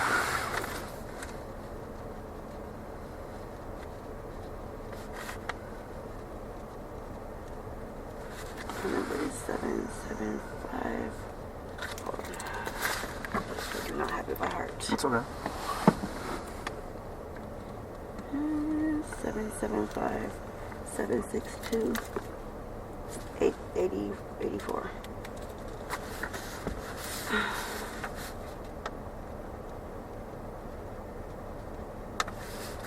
Then just sign in that actual box where I need your signature. There you go. Okay. All right. The other thing is you were in the car yesterday, right? You were in when we had his car. Yeah, when we were at the lake and I got in his car and we drove around and I got out of his car. Okay. And walked from I don't know the neighborhood where the house is, but it was like farther down, and I got out and walked all the way back to the lake. Did he call you or text you anything after you separated? No. He didn't call or text you? No. At all? Mm-mm. I called his phone when we were walking back over here, but he didn't answer. Okay. And so the last time you had contact with him was wherever you guys had your argument? Yeah, and then when me, Corey, and Nick walked off. Okay, he didn't text you on the social media. He didn't text you on Text Me Now. Nothing. Nothing. Mm-mm. Okay. I tried to call his phone, but it just kept ringing. So. What does he? Is there any messages on your phone from him, like threatening or just any messages? He does it over the phone. He'll threaten me over the phone because he knows that we have a no contact order and stuff like that. He doesn't want me showing proof. He thinks he's outsmarts people. Okay. But it's easy to say. I mean, you were in the car. It's potential that your DNA's in the car, right? Yeah, I mean, because you've been in the car, you touched stuff, you touched door handles. Yeah, the door handle. Okay.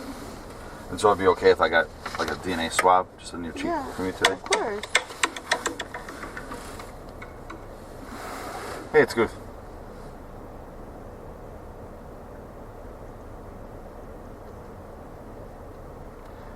Yeah, the only thing I'm fearful of is all the other, the national media is all around the building there. 114, that's my turn. And, 10-4, we're, okay. We're talking to PMP now. We, don't have them on. Let's go in the parking structure. We'll just drive up into the parking structure. 10-4. Yeah. Yep, and it'll take me a couple minutes to get there. Okay, thanks. Bye. Okay, so I'm going to fill this out, and that's what this form is going to say, that you're allowing me to take a DNA swab from you. Does this mean like I'm in trouble for something? Because No. I wasn't in the car when he This did is all to this. eliminate you, so that, like, it's an elimination DNA swab.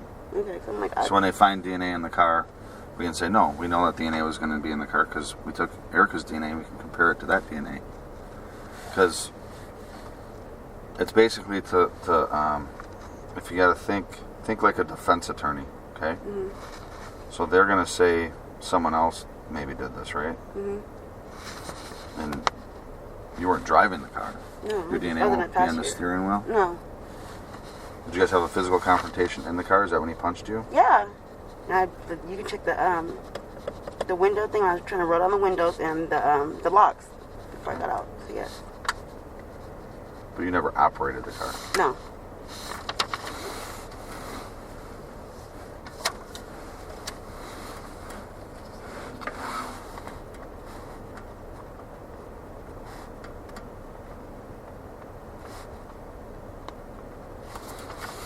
And then that's all that's going to show then, right? I mean, that's what this is for. And then Just I to told you- eliminate. Then I told you we were sleeping in his car in his mom's backyard. Yeah, and so, yeah, it's presumable that you're going to have Yeah. certain parts of the car that you touch. Have you ever operated that car? No, I don't. Never? No. Okay. The only time I ever touched the steering wheel was when we were sleeping in the car. Like I said, all right, sit in the front, but I've never drove the car, and his mother could tell you that too. And when was the last time that you sat in the front, in the driver's seat? More than a week ago? Yeah, more than a week ago. Okay. Then it's likely your DNA wouldn't be on that side. Yeah, it would be on the door though. That's where it's going to be. Yeah. So this, I don't know if you've ever done this before, but basically, I'm just gonna have you open your mouth up wide, like I'm at the dentist, and I'm just gonna rub the inside of your back of your cheeks on both sides. Okay. So just turn your head towards me, make it easier.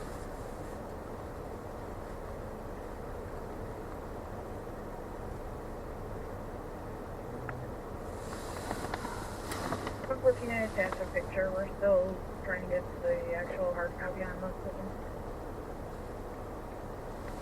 Okay, that's it. Okay. Not as bad as the doctor, right? No. Ever get those COVID tests? They gotta like stick that thing up your nose. I know. I need to get one. I'm just scared of that. I was like, Get that. You're doing that. well, I'm gonna get the shot anyway. Just don't know which one I want to get. Yeah, vaccination. Yeah, the vaccination. So they had different ones.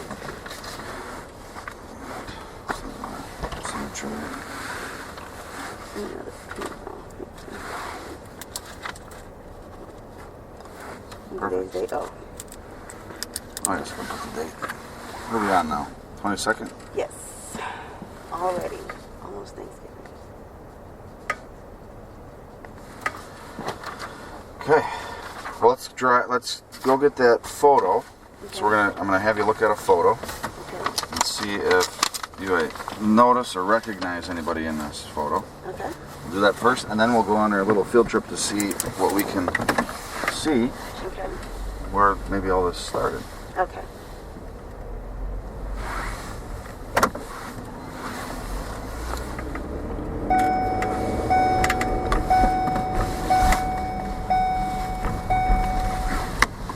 Not too bad out today.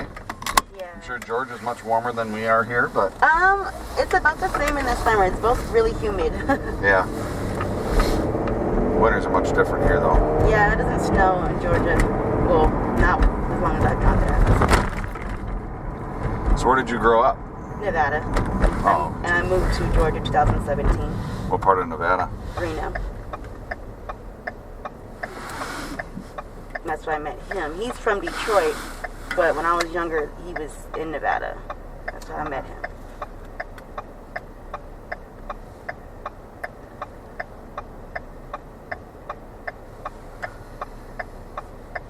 What work you install on the system?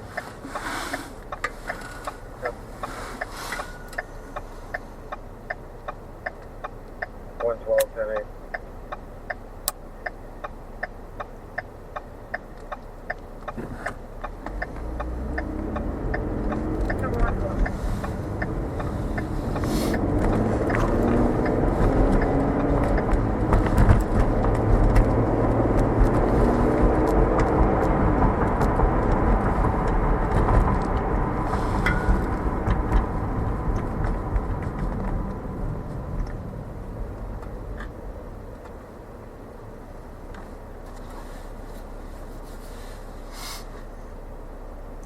How many kids? You said you had 4 kids, right? Mm-hmm. Who's the oldest? Me and his daughter. She'll be 15. Ari's the oldest? Yep, she'll be 15 in April. And then who's the next one? 12, 11, and 10. Okay. Back to Kind of back to back. yeah. All girls? All Wow. girls. Did you run out of names? No. Well, yeah, I did. I was like, oh no. Yeah, he's almost abusive to her too. That's why my daughter kept trying to run away when he was out there, because that was her first time meeting him. And he was controlling to her, and then always got in her face, and I'm just like.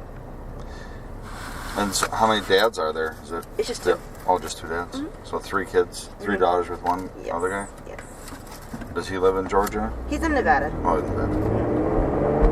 What made you guys move to Georgia? My mother, she has her sister out there, and then she has a lot of nieces and stuff, and they talked her into going out there. And then she talked me into coming out there like a year later. Okay. So I'm like, I didn't really want to just stay out there. So. How long were you in Georgia then? Since 2017, and I just left Georgia in June. Okay. And prior to that, your whole time was in Nevada? Before that, yes, Nevada. Okay.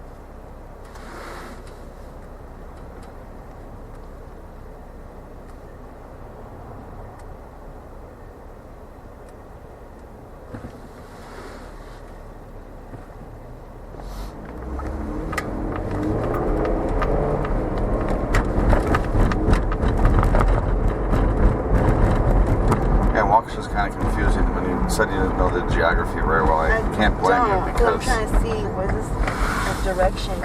we're going somewhere else first. Okay, We're yeah, gonna go yeah, I back. was looking, because I had We'll- walked from up this way somewhere. We'll go back to where the women's center is, and then we'll work backwards. If that Okay. makes sense.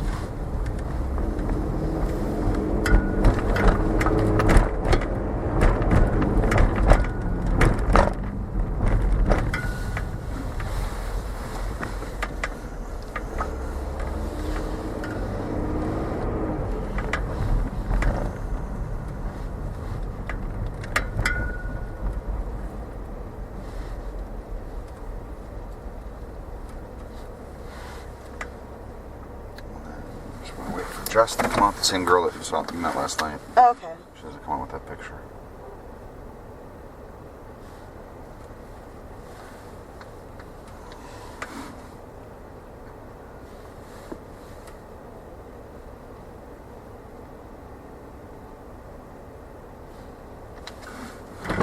Hello. Hi. There's two pictures in there just because one was bigger and I thought it maybe looked worse. Okay. The smaller one might be better. We'll take a look at them. Thank you. Okay, you're welcome.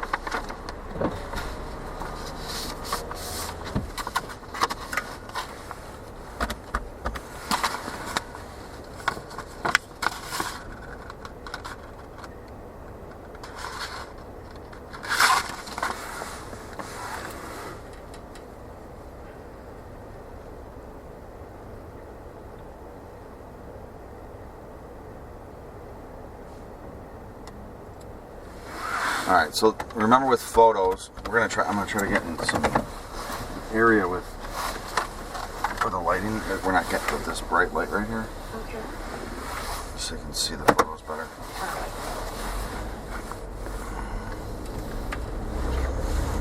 I think this will be better right here. Oh, there's that bright light. Yeah, that was. Okay. Yeah. All right. So it's the same photo. These both are the same photo. If you can identify who that person may be.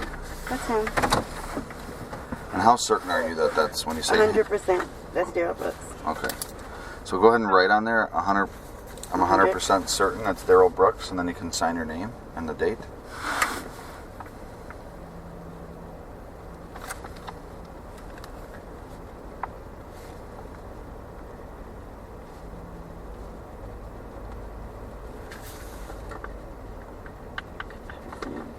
Today's the 22nd.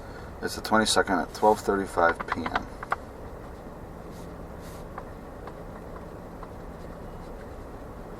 Oh, 12:35. I'm sorry. Okay. Is he gonna know that I said any of this in court? I'm so scared. Well, you have to remember that there's Well, the crazy. severity of what happened here. It's crazy. I think that your safety with him is not. Well, no, I care about the victims' families and stuff. That's what I'm saying. Yeah. It's just I don't want him in there. Eventually, he may have to know that you signed that photo. Maybe. That's if he tries to fight things in court and he has to go testify because he wants the trial or that sort of thing. I don't know. We're not even close to being at that stage. Okay, I was like, I don't want to go testify. Actually, I would, but I would do it in different. I don't know. I'm just scared of who he knows out here. I hear you. And I'm going to share those concerns with other entities of, and I know you're working with the ladies where you're staying right now, and that's the best place for you. I mean, there's not really much safer place than that for you right now. But moving forward, 6 months, a year from now, I want to make sure that you're safe. I'm sure Corey and Nick are okay too. Well, I know that everybody, but I'm glad he's behind bars. He deserved it. I just wanted to. I should have did that. Actually, take a quick photo of that. Text that. It's the guy in that blue that you saw walking past. Oh, okay.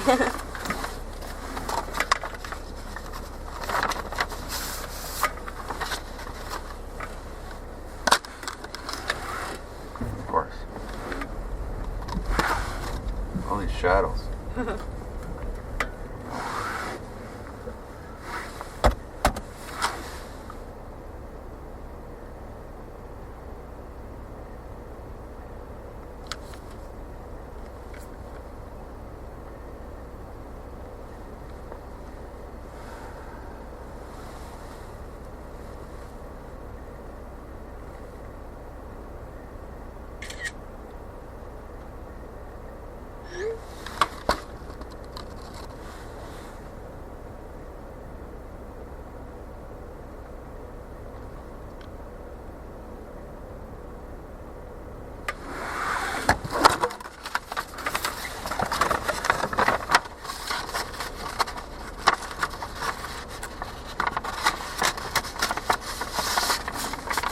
All right, now we can do our fun field trip. Okay.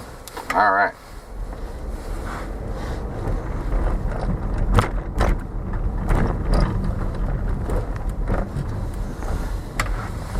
So did you get fed at the women's center? They get your meals and stuff, or how does that work? Yeah, we actually did the fridge full of food. We can cook our own food, everything. Okay. It's like So your you own can go do apartment. your little shopping, and then you can add Well, to we the. can't bring outside food in. Oh, They okay. have to purchase the food. Yeah. And then you cook what's there. Yeah, and it's like the little dorms, kind of, and they have a washer machine. And it's actually really decent, lovely place. It's really A nice. lot better than some shelters, I imagine. I haven't been to one yet. This is Oh. my first one. Well, this is probably like that. Yeah. From what my understanding is, our women's center here is pretty much they set the standard. Yeah, it's wonderful.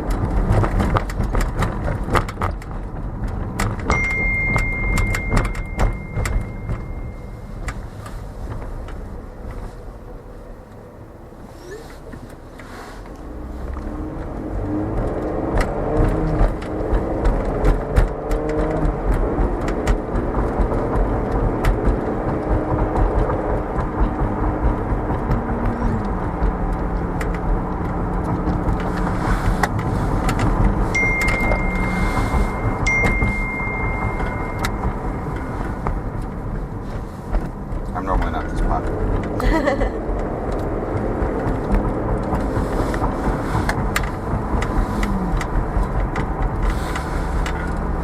Alright, so I'm going to drive up to the women's center, where family video kind of is, and then I'm going to let you direct me where you walked, and let's get back to the area where you guys had your argument. Okay.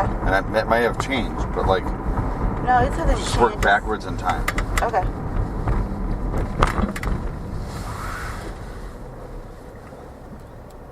I'm not for Because sure. we know you walked in the women's center at 5:08 p.m. Yeah, we know that. Yeah.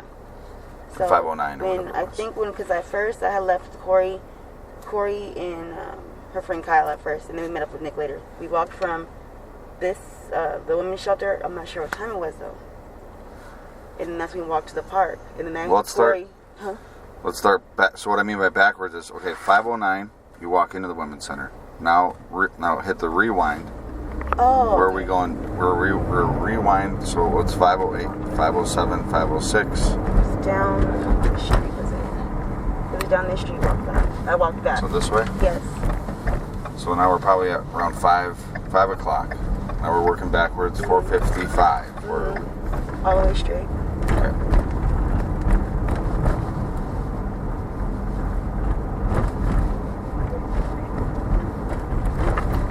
All the way straight on the street.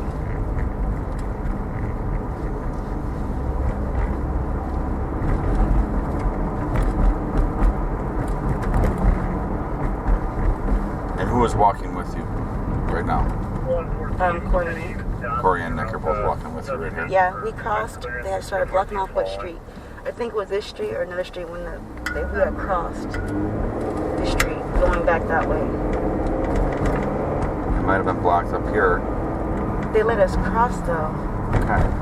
But there's some barricades out from the. I think it might have been right here. If you go straight, I believe. Straight right I'm trying to figure out where the park, back towards where the park was. I think. Or by the street. I think it was over here. If I'm understanding correctly when you say park. Or the lake, yeah. I don't know which one it was. The night. this is a school. It's Trinity. But did you walk down this street, you think? I think I know. So I'm going to go to where I think I know. Okay. But I want you to confirm that. Okay. Just let me know if anything starts to look familiar.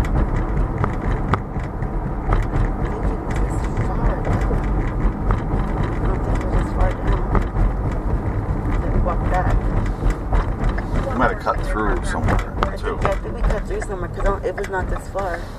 So this is where we're gonna go down. This road's called Baxter. We're gonna drive down this road, and maybe you guys were meeting. This is where he was stalking me at. When I was there, I was over there. Corey and Nick had left early that day. I stayed right here by myself looking at the water. He was parked right there by that black truck kind of, and I walked over here.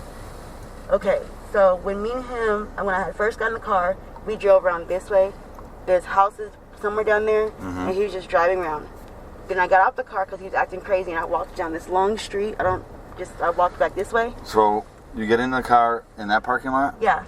Okay. Yeah. And then you drive We this drove way. around. I'll tell you, just go straight. You keep calling this a lake. This is actually a river, but that's okay. I'm sorry. It's okay. But this, it's water. So Sorry. you can see the water from here. Yes. So you guys are driving around over here? I can show you kind of where the house is. Go straight. And I had to walk back this way also, but... How's he driving when you're in the car with him? He was beating me up, fighting, driving fast. Well, not driving fast, but he was driving with his one hand, but he was hitting me, and he threatened me, telling me he's going to break my face. I should break your face right here. And that's when I had got out the car and walked all the way back to the lake.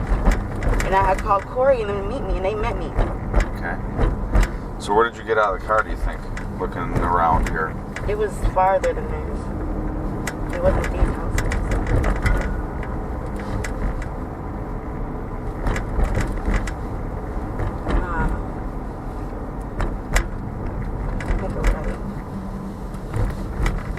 Let's get closer to the river there.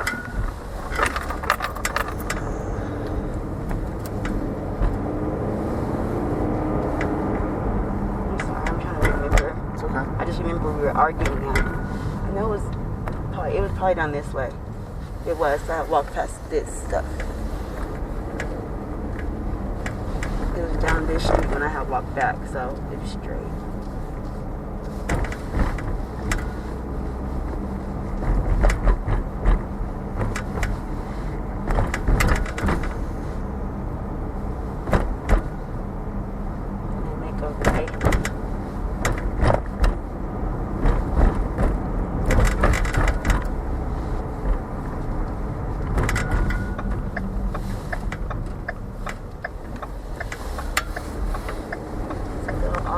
Straight. I remember there was a gas station on the right.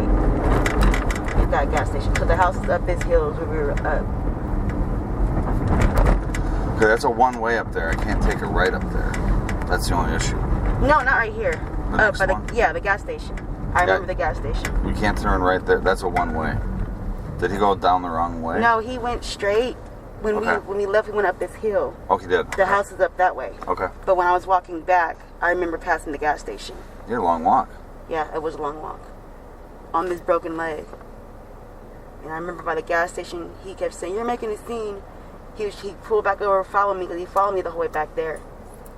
And then by the gas station, by the light, he rolled his window down and said, "You're making a scene. Oh, you want to do this shit? You're going to make a scene?" He did say that. Okay.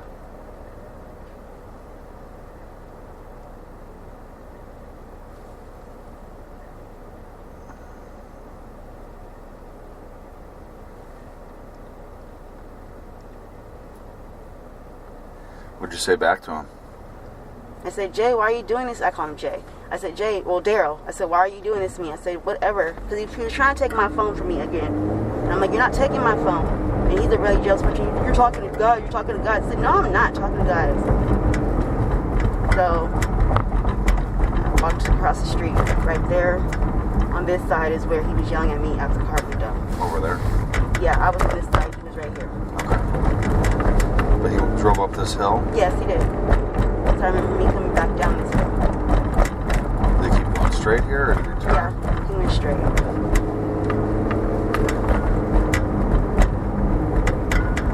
don't remember the actual street that we were on though. I just know I walked past this empty right here. I came from down this way. Okay.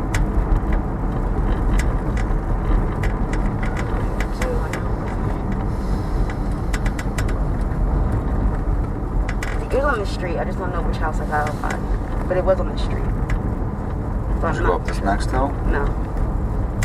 I don't know which house it was, but I got out somewhere over here. I was on this side though when I got out the car. 114, we're 1023.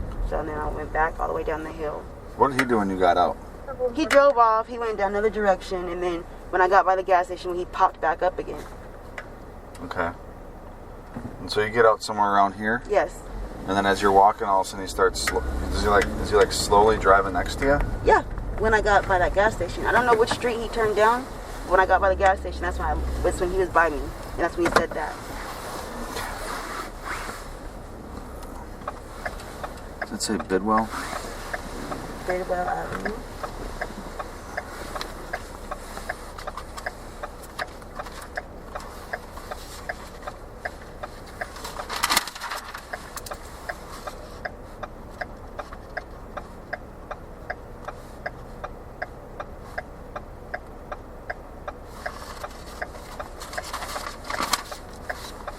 And then you started walking back towards the park. Mm-hmm. Okay.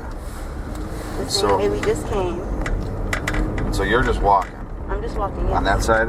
On the left side, yes. So you're walking on that side. And then he had disappeared, and he popped back up when I had got Down the hill. by the gas station. So you had a little bit of peace and quiet. A little bit. But you're trying to call. Is this when you're trying to call? Yeah, Corey, Corey? but her phone, at first her phone was going straight to voicemail, and I had got a hold of Nick. Okay. And they probably asked you where you were, Yeah, and you had no clue. yeah. So I'm walking. All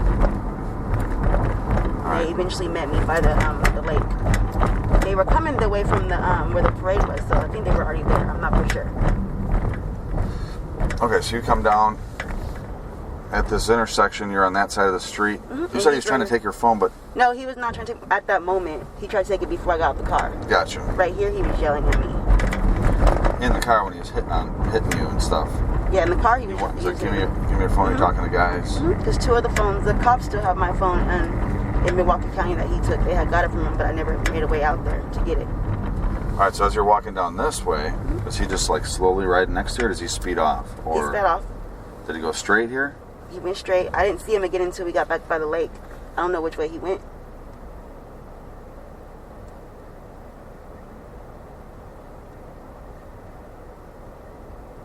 And I walked back. When I got back to the lake, the same spot I just showed you at, that's when he had called, and that's when he popped back up.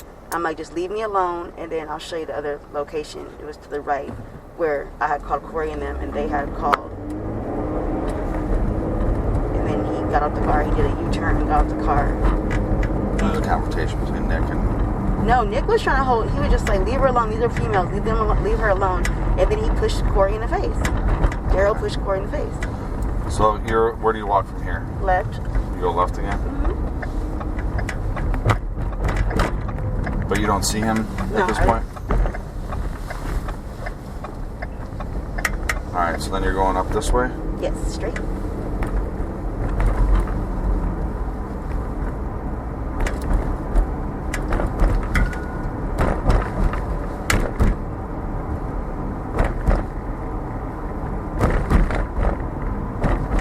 And then do you keep going down past that building? No. Go to the right. You made it right here Yes. on the street. Yes. You didn't follow the No. river? No. Because I got back to the river on this when I made the left. Okay. So you kind of just went back the same direction that you went. I did. It's the only memory, like the only place I knew how to do. You're kind of just looking for Yeah. visual clues. Yes, and then when I got down this street, I kind of got confused a little bit, but I went all the way straight. So we came this way. So I went all the way straight.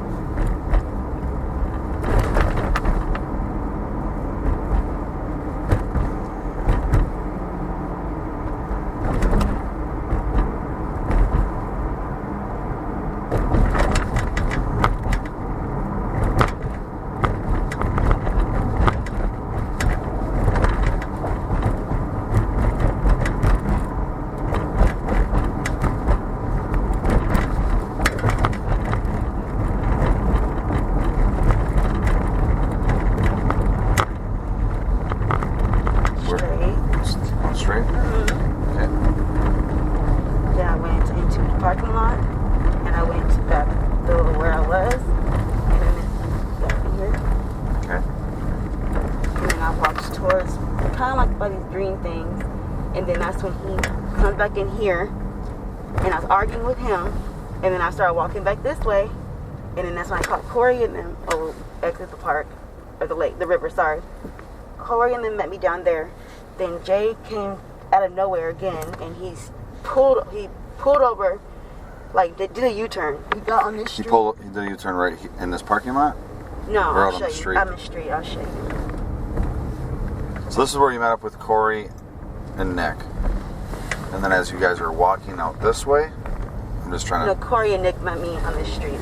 So you saw them? Yeah. When But I you called also him. saw him driving around? Yeah, he was driving around. They saw him too. So when I had called them, they had met me. Daryl had came. He did a U-turn. It was like right here. He did a U-turn. He went down the street, probably to right where this little end of the grass is right there.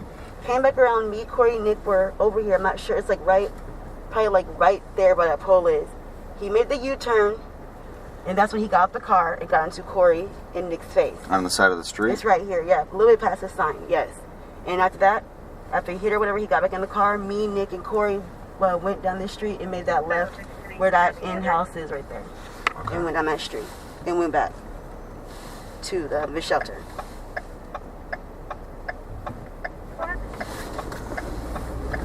So they have a confrontation It was like right here. right about here? Yeah. Okay. What time do you think that was? If you got back at 5:09?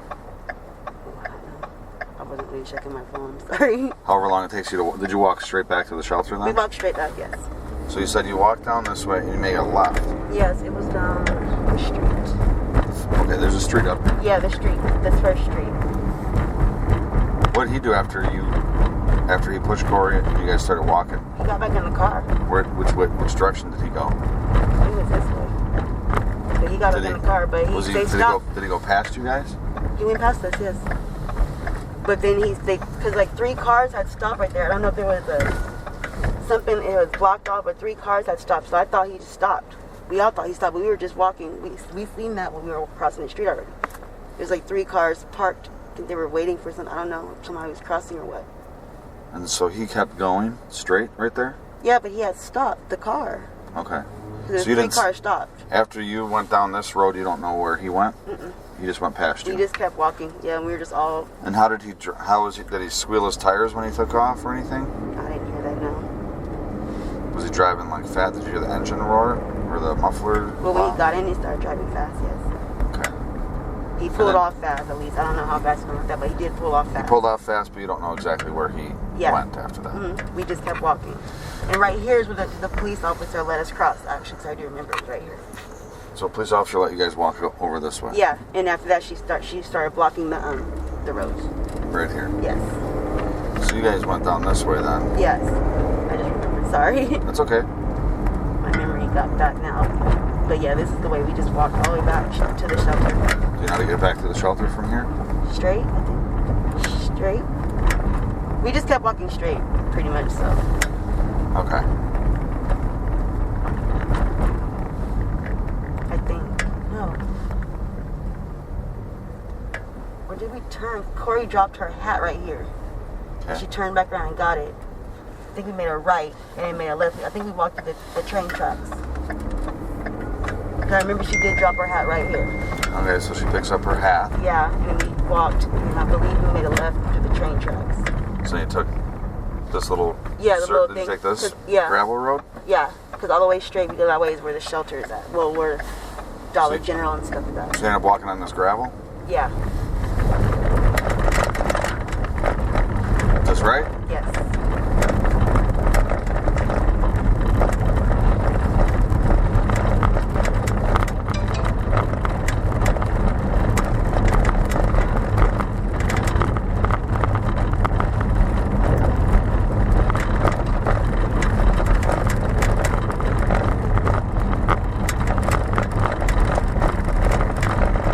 Did you ever see him again? And he ever contact you via text or call you? Like I said, I tried to call him and he walked off, but he just kept ringing. And we ended up, yeah, because this is where Dollar General, so we ended up walking back to the shelter. Okay.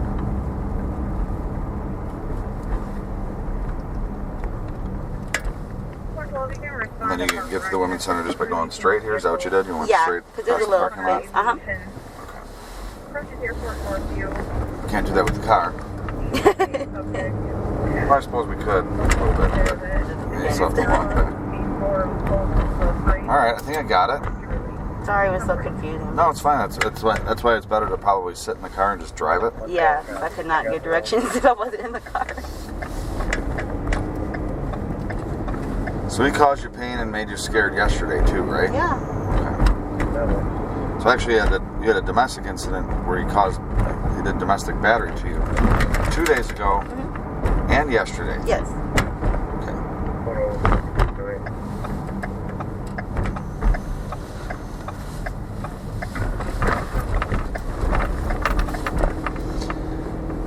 Okay. I don't think I have any more questions. Do you? I don't, and I have you guys' number if I do. The following is an audio interview between law enforcement and those who witnessed the tragic incident at the 2021 Waukesha Christmas Parade when Darrell E. Brooks drove his mother's red Ford Escape through the parade. 6 people lost their lives that day, more than 70 sustained injuries, and the numbers of those emotionally traumatized is beyond the hundreds. So just so you're aware, I'm Courtney. I'm from it's a long name, Wisconsin Department of Justice, Division of Criminal Investigation. Okay. So we're assisting Waukesha PD with this investigation and talking to witnesses. Pretty much anybody that saw anything. We want to hear what you guys saw. We find it could be a little bit cathartic for you guys as well, being able to tell your story. So I'm going to start out with just getting your name and like your very basic information, and then I can kind of walk you through how it all goes, okay? Don't be nervous. All right. Elizabeth? Yes. It's All right. And whereabouts were you watching the parade from? So you know where El Chocolat is? I do not. Okay. So I'm trying to think. It's on Main Street, of course, but there's like an apartment building towards the corner. Okay. It's ALLO. Sorry. No, please. There's like an apartment building right down the street from that, towards like the corner. I don't know what that main street is next to. Okay. But I was in front of that apartment building next to it. Okay, so you're like where the gym part of that building is. I've lived here all my life. Don't know all the street names. That's okay. That's okay. Okay, so in the general area, so if you're facing Aloe Chocolat, it would be to the right. To the right. Yep. There's like a planter there. Okay. In front of the apartment building. We're if you're looking at the planter, to the right of that. Okay. And who was watching with you? My mom, my cousin, Alright. her spouse. I assume you just want the adults. Yeah. Okay. Karen and Everett. All right, you guys were all there together, and I'm assuming there was children with you since you had said that earlier. Okay. My 2 nephews. Okay. And then my cousin's 2 kids, which I also call my nephews. So there was 4 kids nephews, with you? Yeah, nephew and niece, sorry. Yeah. Okay. All right. So now we're just going to go through kind of what you saw, and then I'll let you talk we're going to go from about the point where you realized what was going on or saw something that alerted you to something wasn't right. And then I'm just going to let you kind of go. And if I have any follow-up questions afterwards, I'll ask you, okay? Mm. All right. So we were kind of just enjoying the parade. I heard the kid next to us, no clue who he is, but he said, the fire is coming, because sometimes they do that, like, I don't know if it's a hot air balloon or something in the basket with the Santa. Oh, okay. Yep. It was right after that all of a sudden I just saw a red SUV like drive past us, and I was super confused because it's the parade, like why are you driving fast? Mm-hmm. And then the car slowed down and then sped off to the left into the back of the Waukesha self-banned. So the SUV slowed down and then sped up? Yeah. At least that's what it looked like. Yeah. I think sometimes things just happen in slow motion. So at the point of like him coming in front of us, tell me if I'm going too fast. Nope, go ahead. At the point of him coming in front of us, I told all the kids to get on the sidewalk because they're all sitting like, you know, right by the curb. Yeah. And I ended up actually picking up my one nephew who's like 50 pounds and threw him on the sidewalk. It's crazy what your body does. Yeah. You know? So I just put him on the sidewalk and then saw the car plow into the band. So you said when that red SUV was kind of in front of you. He like kind of slowed down a little. Okay. And I don't know. Was he on your side of the road at that point? Was. Okay. Yeah, I want to say maybe like a foot or two in front of us. Not enough to like run over your feet, but enough to be like, what the heck? And so then when he sped up, he crossed across To the opposite side of the street, and then that's where he hit the. Okay. Yeah. And then I saw the drummer go flying. We all thought that he turned left and stopped, but of course now you see all the videos of everything, and it was not that way. But that's what we thought happened. And why did you think he went to the left and stopped? Just because of the direction that he was going, and it was like utter chaos, so you don't, I guess I didn't really pay attention exactly to where he was, but it just looked like he was trying to get to that side road the way he was driving. All right, so you didn't see anything after he hit the Waukesha South Band? Did you see anybody else get hit besides the drummer? You know, my mind really was That's totally focused fine. on that incident particularly, is that he was going at the band. So with you saying that, in your mind, did you feel like he was going towards the band on purpose, or? I felt it was intentional. Okay. Because, I mean, the city police officers put up barricades. I mean, you could have went a different direction, you know. Mm-hmm. And then for him to come down the street, slow down, and see that there's people, and then just speed up and just go through them anyways, to me that's intentional. Of course, I can't say what he was thinking at the time, but... Right, but it didn't appear to you like he was trying to avoid hitting people? No, not at all. It literally looked like he was just trying to run over people. Along those same lines, did you hear him honking or doing anything to like warn people to get out of the way? Anything? No, I just heard a lot of screaming. Any yelling from him, trying to tell people to get out of the way? Anything like that? Did you see him at all? Unfortunately, I did. Okay, that's fine. I wish I could say that I did. No, it's okay. There was a lot going on. I know, and because of course it's all over the news of who was involved. I wish that I could be that person that says, yes, he did it. Mm-hmm.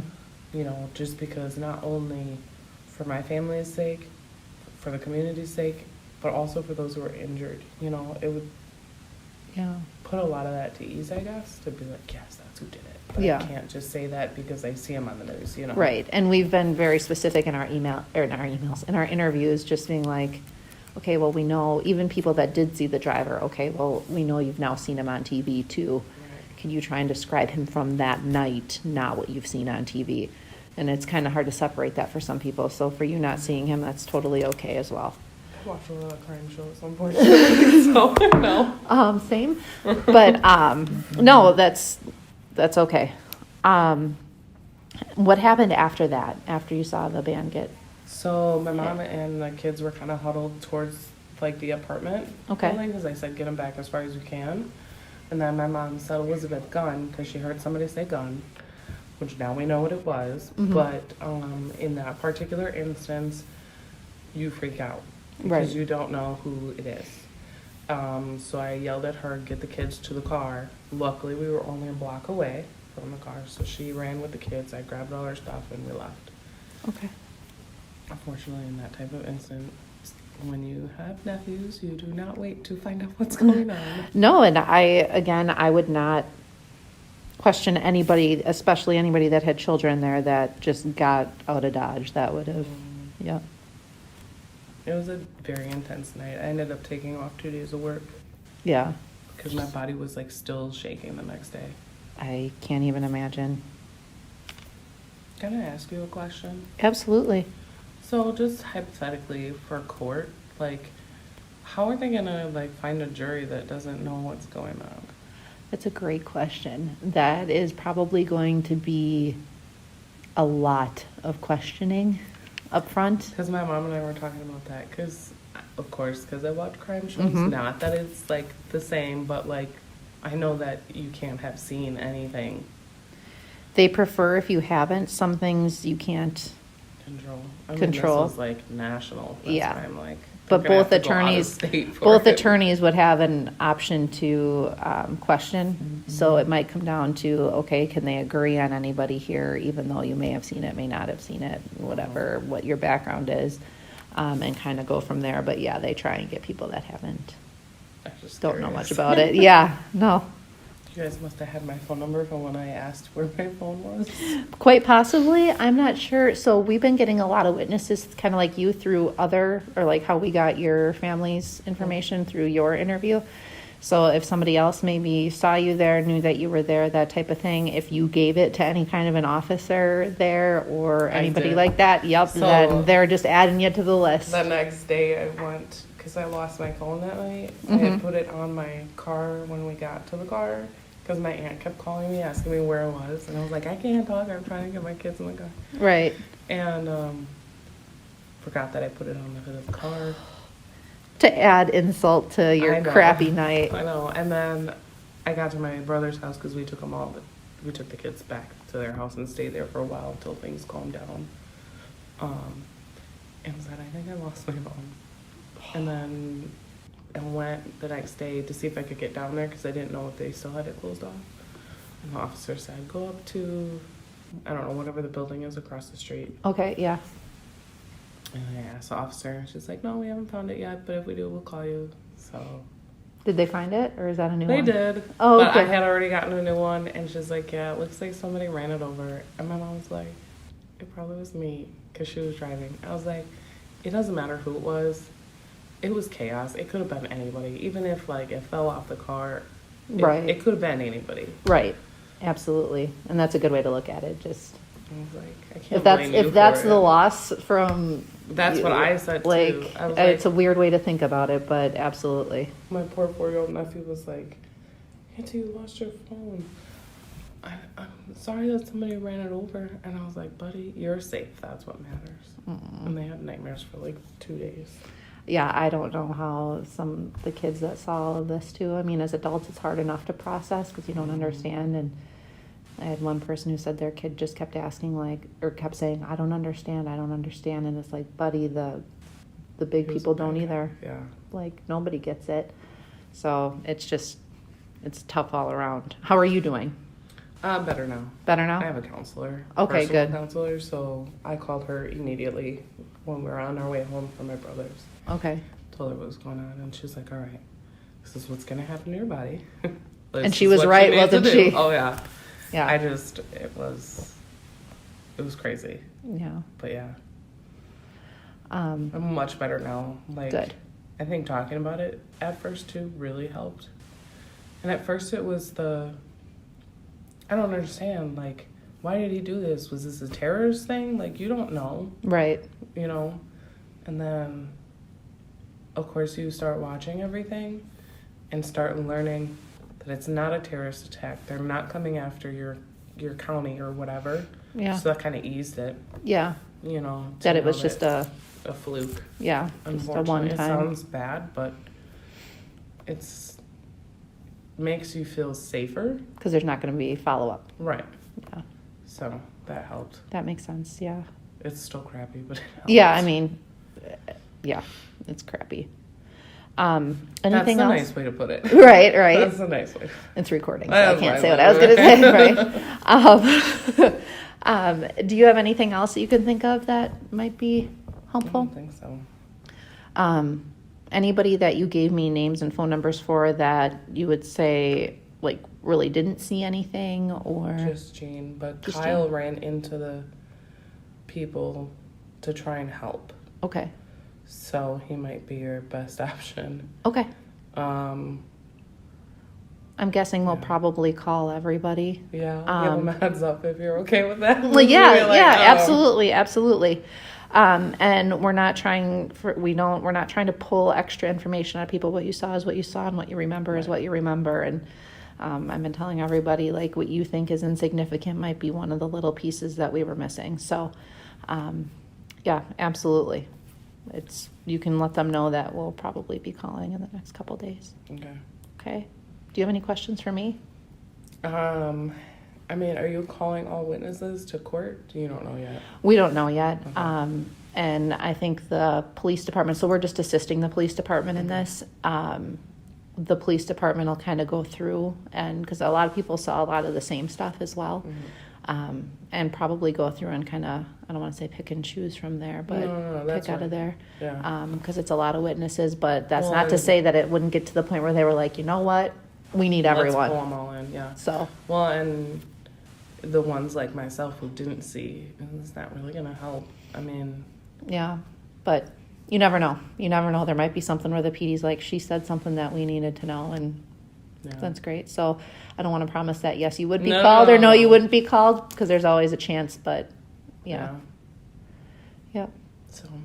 All right. Well, I will give you one of my business cards in case you think of anything. If you need anything, keep talking to your counselor. Obviously, this is traumatic. It doesn't go away in just Yeah, I'm meeting her this week too. a couple of days. So keep talking and check on your family members too, okay? Yeah. Thank All right. you. You're welcome. Okay, so your full name is? Leonora. All right, so starting from the beginning, I asked you already, but I'll ask you again. Yes. Are you okay? You didn't get injured? No? Okay, no one near you got injured? In our immediate group. In the immediate group? No. Okay. So just tell me your own words from the beginning. What did you see that day? And then I'll be asking you some questions after that. Right. So we were sitting, obviously, watching the parade, and Where were you sitting? we were sitting toward the end of the parade in front of the newer condos, really close to where you pull into park, into those condos. Okay. Do you remember what the condos are called? I don't. You remember the intersection of the street? No, but you know where the tattoo parlor is? It's a little bit Waukesha further. Tattoo? I think so. Just Okay. a little bit further down, then a little further toward the beginning of the parade route from there. Okay. And who were you with? I was with my sister Faith, her daughter Kaylee, this one Kennedy, her husband Craig. The one that's here, right? Yes, this one here. Okay. Faith and Craig. And then my other sister Rebecca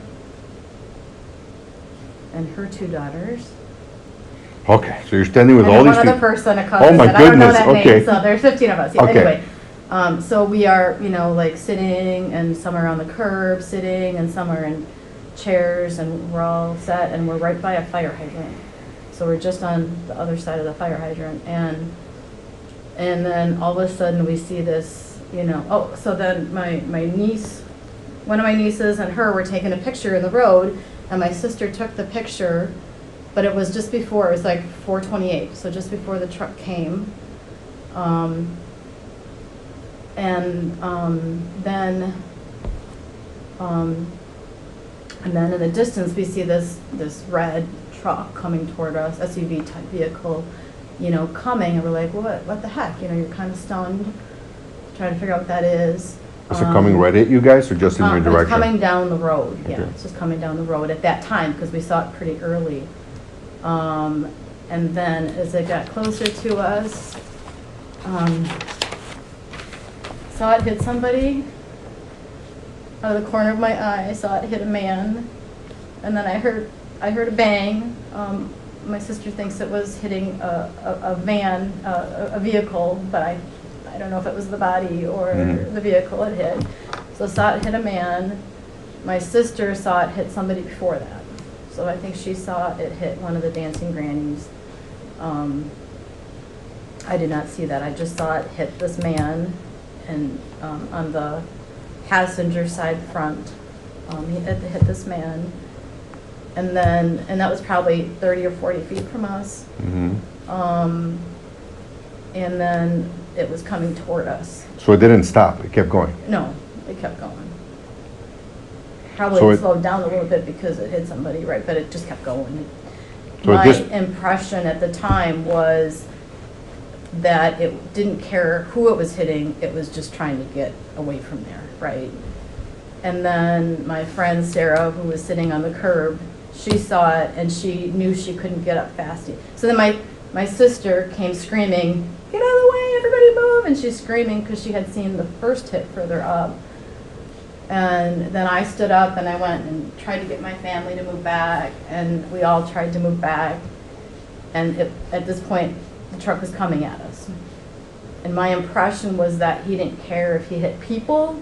He was just trying to avoid other, like hitting vans or whatever, because he was trying to get away. So he didn't, he was kind of taking the path of least resistance, which is hitting people, was my impression. That he was definitely, we thought he was being chased or something. We didn't know what was going on, but at this point, he's coming at us. And I'm staring at him. I'm like shocked, and I'm just staring at his face.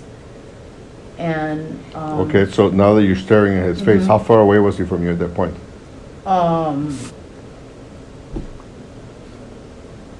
20 feet, and I watched him till he passed. Could you describe him? Yes. At the time, my description of him would have been that he was either like black Hispanic mixed or like white black mixed, because lighter fared black man perhaps, or Hispanic black man. I couldn't tell. His hair was dark. It looked to me like it was kind of wavy. Now I see perhaps he's had dreadlocks, but at the time it looked to me like, like it was longer and kind of wavy. And he was holding the steering wheel, and he had looked at us as he's coming, because he's coming toward us, but he's just focused and just going. Just no expression on his face. Just like pedal to the metal, probably, going as fast as he can, just right toward us. And then as he came, right by us, he kind of veered to the inside a little bit. There's a fire hydrant right next to us. So again, I think he was trying to avoid anything that would stop him. So I think the fire hydrant saved us. And we had a street pole right next to us, a street light. So he, moved in the road a little bit to avoid hitting those things, and then kept speeding past us.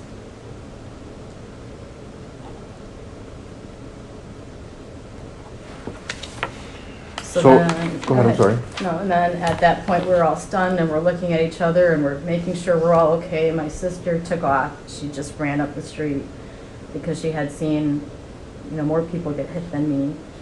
And she came back just screaming what she saw. And I just saw the one man had gotten hit. And then my husband is a nurse practitioner. So once we assessed all of us were okay, I looked at him and I said, "Tim, you have to go, help people, you have to go." And he's like, "Yes, I do." So then he took off and he went, and the first couple of people he got to, I guess, he couldn't save. And then he went to somebody who was one of the dancing grannies, because then later then after we got everybody cleaned up, I had my younger sister go with the kids and go out the back way to avoid seeing anything else. And then I had to go find my husband to get our keys to load up the car.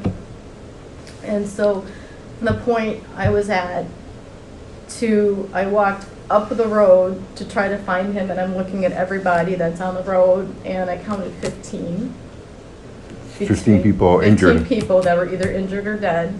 Oh, and my niece had grabbed my blankets. So she took my blankets and she went and she was covering people. So as I'm walking up, I'm seeing my blankets on people, which was amazing of her. But obviously it makes it really personal.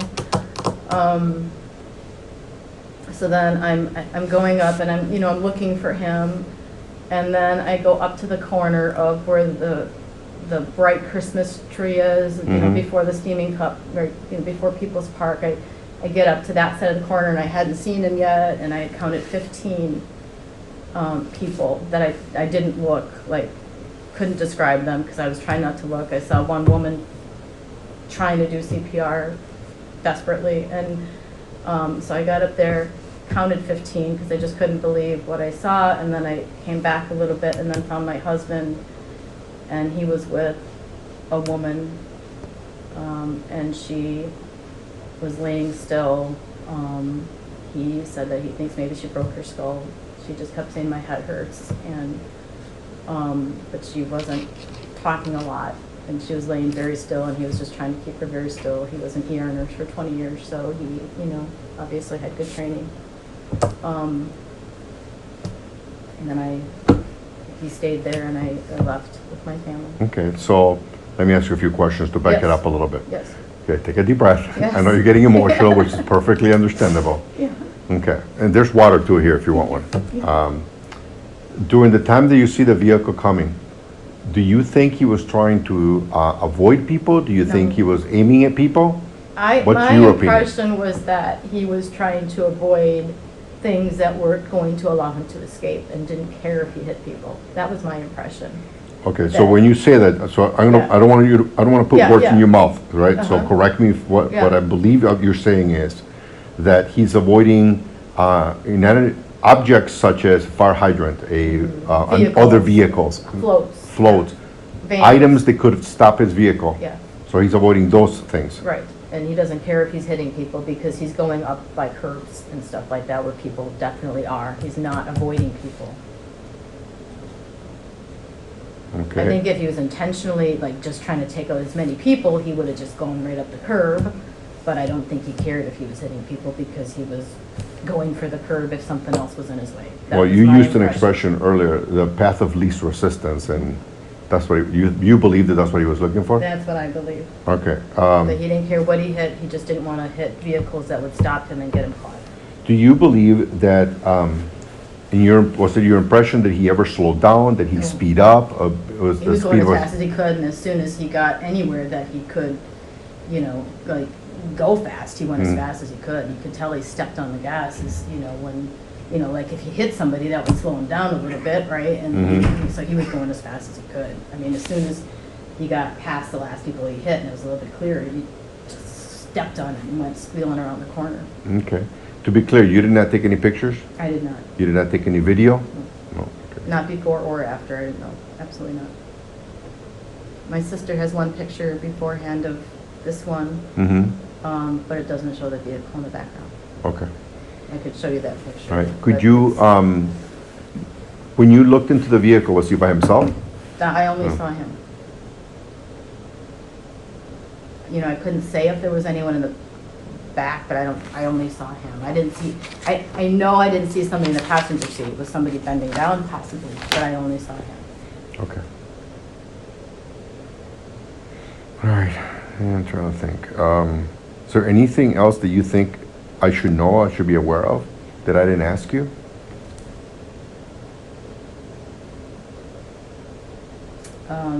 No, I think just, you know, my impression of his intent was he didn't care if he was hitting people. It was just save himself, you know, just, he was trying to avoid vehicles, trying to avoid floats.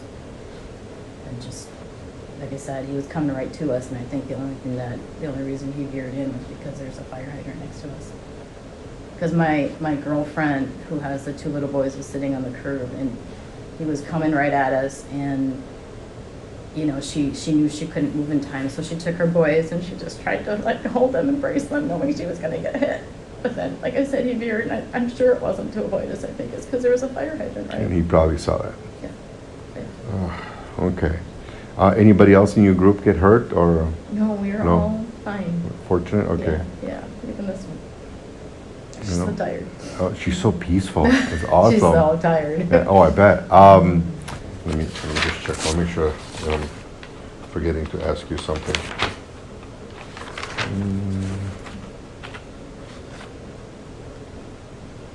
Do you recall what he was wearing when you saw him? No. No?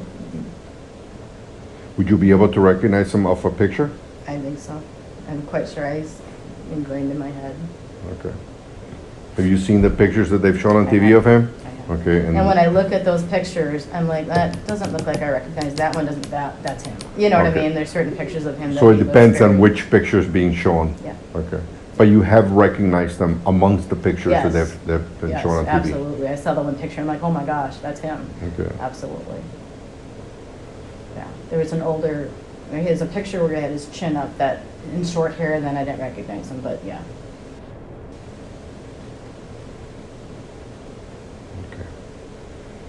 All right, well, if there's anything else that you can think of? All right, no? Okay. Nothing else I can All right, well, you have my boss's name and number. Okay. All right, and if you can think of something, you know, something pops in your head, then just give him a call, and I'd be happy to come and meet you somewhere and get the statement from us. Thank you. Like I Yeah, said, I you're think welcome. my sister has much more vivid details in her head, so that's why we wanted to bring her. And my husband doesn't remember much about beforehand. I think he was, in shock and oh my gosh, didn't notice. But of course, he's got a lot of details from trying to. Right, well, based on my experience, I will tell you that what happens is people with the training, like with us, even cops, they'll say they get tunnel vision. Mhm. Because they know that they have a mission, they have something they have to accomplish, and they concentrate everything on that. So I'm sure that his memories are basically, this happened, and then after that, Right. this right. is what I'm I did. concentrating on saving this woman. And Right, right. So at least that's been my experience Yeah, with yeah. military, police, Military. firefighters. They're all the same thing. It's like the mission becomes the only thing that they can see, and then they just go right for it. And I'm sure that's what probably happened with him. So. Yeah, yeah. Well, thank you. You're very I'm welcome. sure this isn't easy for you guys either. No, but it's okay. It needs to get done, and hopefully, it's not a lot of solace for the families, but at least we can try and do the best we can to make sure he gets, they get justice. And I mean, we're lucky because none of us got hurt. I can't imagine if the kids got hurt by us. I can't imagine. And your first name is Michelle? Michelle, it's with one L. E at the end? There's an E at the end, yeah. So basically, we're investigating what happened on Sunday. We're doing a lot of interviews, so in talking to you, your husband indicated that you may have a picture from that day. I have a picture, but I only have a picture of after the fact. Okay, Do you want that? Yeah, and I have not shared it because I feel like it's not something I wanted to no. Make public, but certainly. No, I appreciate that. I apparently have three. I have some from some of our bands through crossing, but then I have right after this is the people working on the woman that was hit, and then this is where this is our chairs after we. Those moved are them your back. chairs, okay. After we moved them back. Oh, so you were further out into the We road. were much further out. So if you can see, in fact, I just stopped there today because I had to do. I felt like I had to force myself to go through, be in that area and like go through. So I did take a picture. You can kind of see. Sorry, my Latin picture of my dog. Sorry. That's okay. That's how things go at my house. And okay, so I came back. We were sitting, like about here, about halfway. So there were in the parking area. In that parking spot, right? Yeah. And so there was a little line of little kids right in front of us. We were behind that. I actually looked. We were lined up directly where I'm showing. And what's the name of that? This is Art Links, I think. Art Links? Is that what it's called? Yes, Art Links. Right. I actually looked and I thought, is this where we are? And I knew exactly where we were because the people next to us had chained their chairs to the post that was there earlier in the day, and we were just to the left of them, and they had actually left by the time this went down because they were also North parents.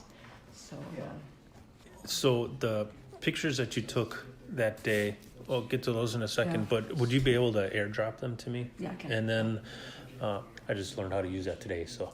Ooh. And then that picture you just showed me that you took today, Absolutely, because that was a good point of reference. Right now? Yeah, that's I fine. can certainly do that. And then I don't know this other one. So the questions I'm going to ask about your observations, if we could just keep that to what you observed that day and not like what you saw in the news after, because sometimes it gets confusing when I you totally see the news understand that, after. yeah. And wait, I need to turn my mic. I understand. Sorry. So let's make sure my Wi-Fi's back on. Yeah. So who are you at? So you went to the parade. What time did you get to parade on Sunday? We got there about 3:30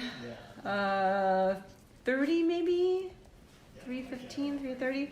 I think it might maybe more like 3:15 because what we actually did was we walked over then to we wanted to take pictures of our daughter who's a drum major in the Waukesha North Band, and we followed her on Life 360 to see where she was, and we walked all the way over to the library where the buses were, and then we realized, oh, they already got off the buses, now we gotta walk all the way down. So my husband didn't want to walk all the way back down. I wanted to take some pictures of the kids. So he walked back, and I walked all the way down to like Trinity Lutheran Church. Okay. And was down there, took some pictures. Actually, it was right after a big branch fell, and not that that's relevant or anything, but just to kind of give you a context of when I got down to there just after the branch fell, and then I thought, okay, I see the parade starting, and I gotta get in front of it. So then I kind of hustled behind all the people and got back to the right in front of Steaming Cup. I think the first two parts of like that's the where flags, you were seated. We were sitting in front of Steaming Cup, yeah. Steaming Cup. Steaming Cup is the coffee shop. Right. Do you know what road that's on? Yeah, it's right on Main. I think that I'm assuming it's the doorway is on the corner. Okay. It's literally like corner of Main and corner of Main and I have to look. And it was just you and your husband at the time? It was we were with a group, but yeah, it was just us together. You just met the group there? Yeah, exactly. Let me just look, see where we are. Okay, just a second, I can tell you what street that was.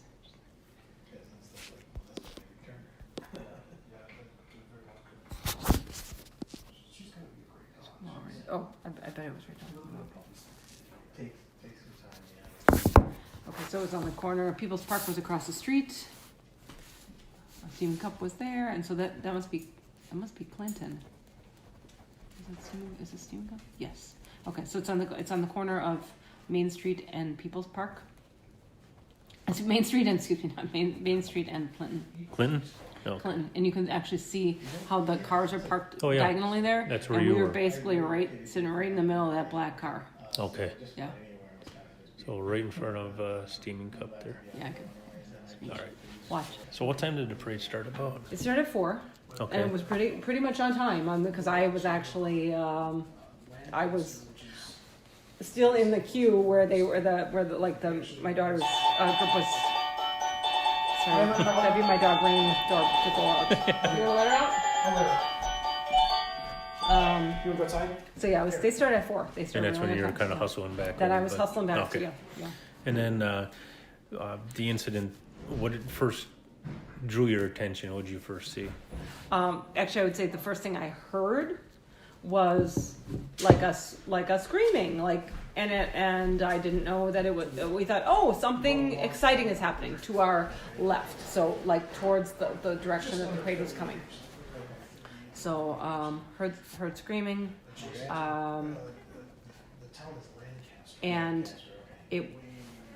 that's what I remember, and then seeing the vehicle come very close to us from the left to the right, accelerating. I can say that for sure. Is that what you saw or heard? I can say I saw accelerating. I could tell you what I thought it was. Yeah, I thought it was somebody stepping on the gas, like instead of the brake, that kind of thing. That was my perception of it. So when you saw the car, what kind of car was it? I only saw red. That's all I can tell you. My husband can tell you I'm really bad with that. That's all right. Like I couldn't even tell you what my daughter drives or my son. Well, unless I buy them, but I can't tell you what the neighbors drive or anything like that. So I'm very bad with it. But it was a red car, a red vehicle, and it was. And when you first saw it, where did you first see the car? What was it next to, or how far away from it, or you was the car? 10 feet, but off to the left, like 10 feet out, but on a trajectory maybe of a 30-degree angle. Okay. And what did you see the car do then? You said you saw it accelerating. It was accelerating. It was Okay. not. It wasn't just like driving along. It was like, and I did hear it. I would say I heard the vroom, you know, and it was. You know, trying to process it all. Like, what did you hear? What did you see? But that is it was like, oh my gosh, this car is coming. It just sped up. That was my impression. Was there anybody around the vehicle at the time? People everywhere. I can't tell you exactly because my husband was standing to my left. He had stood up because he thought that he wanted to see what were people excited about. They were screaming, you know, which is unusual. We've been to this parade many years. You know, we know Santa comes at the end. You know, oh, they put Santa in the middle. The reindeers get loose. You know what happened? Ooh, something super exciting. You know, and so he stood up, and so I can't tell you that I saw. That's probably why I didn't see more than, you know, the car coming more, because he stood up and he was there to my left. Okay. So your vision was partially blocked by your husband standing there. Okay. Yeah. Okay. And I think he may have stepped forward. I'm not 100% sure, but like we were sitting together in chairs, but because he stood up, like I was sitting here.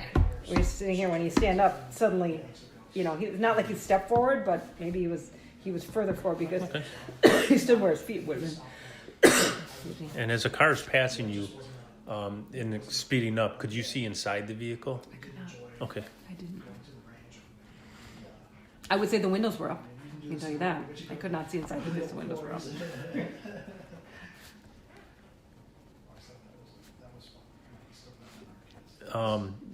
So you have a picture of a lady getting tended to. Yes. Did you see what happened to her? I did not see her. Okay. And then as the vehicle's passing you, accelerated. As it's passing you, what did you see the vehicle do then? Were you focused on the vehicle or elsewhere? I was actually focused on the vehicle, and so it came closer to the curb than it had been. So like, closer to curb where you are? Yeah. So well, if this was a street and it was coming like this and it accelerated, it came in closer like this, and then kind of like it was doing it like curving in and curving out, and I thought it was like. I didn't do it. I drew that kind of crazily, but that's right. Like, kind of this is the road, super fast like this, and then kind of in a little bit more like this, like, and this is where the road comes. I don't know. Maybe he was thinking he was going to get out there. I don't. Yeah. You know. So it wasn't really swerving. He was kind of making a straight line. Yeah, like this, but it wasn't like driving straight. It wasn't like this. It was like. It took her, you know, like coming in towards here. I didn't see anybody get hit here. So then I was like, okay. Then we heard a big bang, like, and in my head it was, oh, he crashed his car into something. But you couldn't see the car at the time? I couldn't see it then. No, in fact, we didn't even go down and look because we thought, oh my God, there's this woman hit, and that was when we just started everybody. So you didn't see the woman hit until after the car was out of your sight? Right. And after you heard the big bang? She was there, yeah. Right. So where in the, could you bring that picture up? Which one? The one, anyone is fine. Sure. Just a second. I hate to have you rehash this. No, that's okay. Okay, so sorry. Here, let's go back the street view is fine. This one. Oh, that's actually a good, perfect. Yeah. Oops, sorry. Okay. So you're sitting where the black car is here. The black car is here, and he's this is the main street. Here, and like instead of like he wasn't just like driving like where that. It was like coming in like kind of like at an angle. Yeah, at an angle, and then back out. And then I wish you don't see. And out of your sight, but then out of our sight. If you're here, where did you see the lady that was laying in the road then? Right. By the S or? Maybe by the N. By the N, so straight out from you. Straight out from us, like in just directly in front of us. Was anybody by her at the time? People just ran to her. Like I by the time, you know, I mean, there were about 8 people around her by that time. I mean, by like, you know, I wasn't not CPR trained, so I backed up. No, And then we grabbed our blankets and threw them on her, and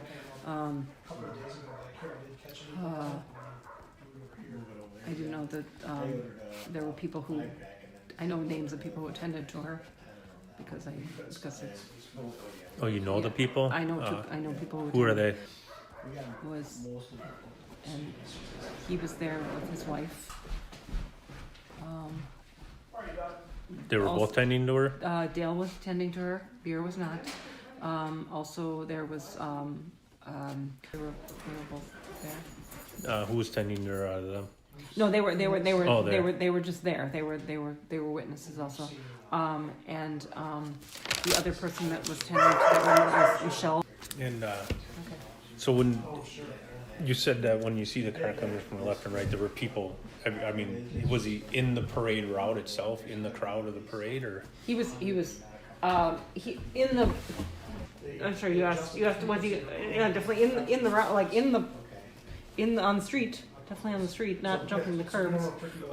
Right, and was there any part of the parade that was going through at the time that he was there, like? It was the okay. So the grannies had just passed us, the marching grannies or dancing grannies, and then the Citizens Bank was right after that, and the people walking there were wearing like red capes and. From Citizens Bank, were wearing red capes. Yeah, they were wearing red capes and plaid pants.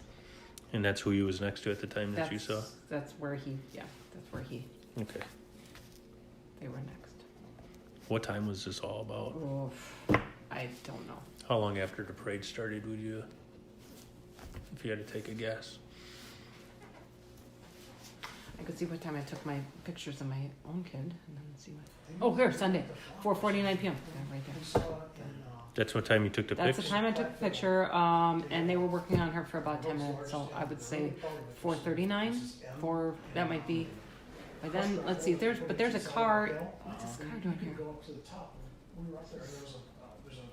Yeah, I would say 4:39. Okay. When it happened.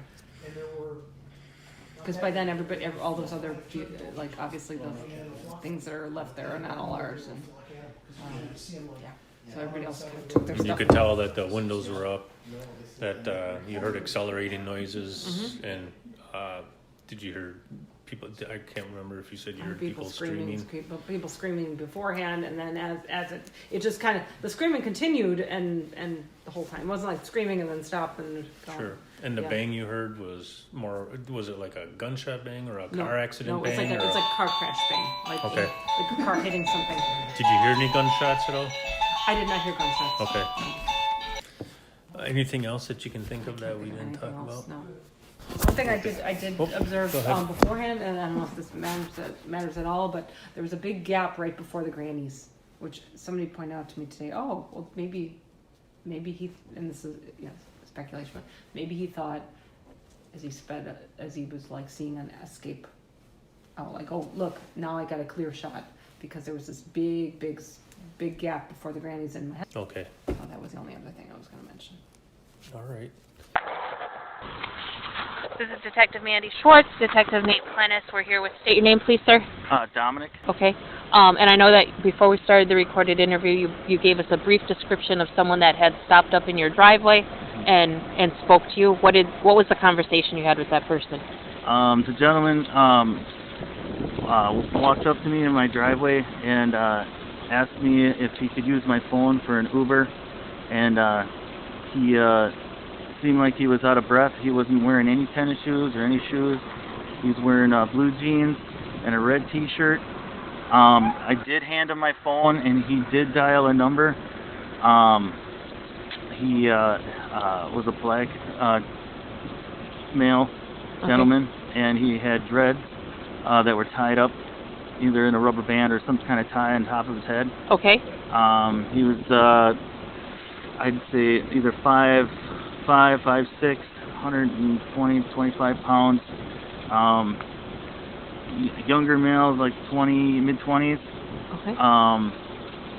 He had some tattoos on his arms. Couldn't make out what they were. but I did tell him that the next door neighbor was an Uber driver, and he then proceeded to run, took off towards West Avenue, and I didn't think nothing of it at the time.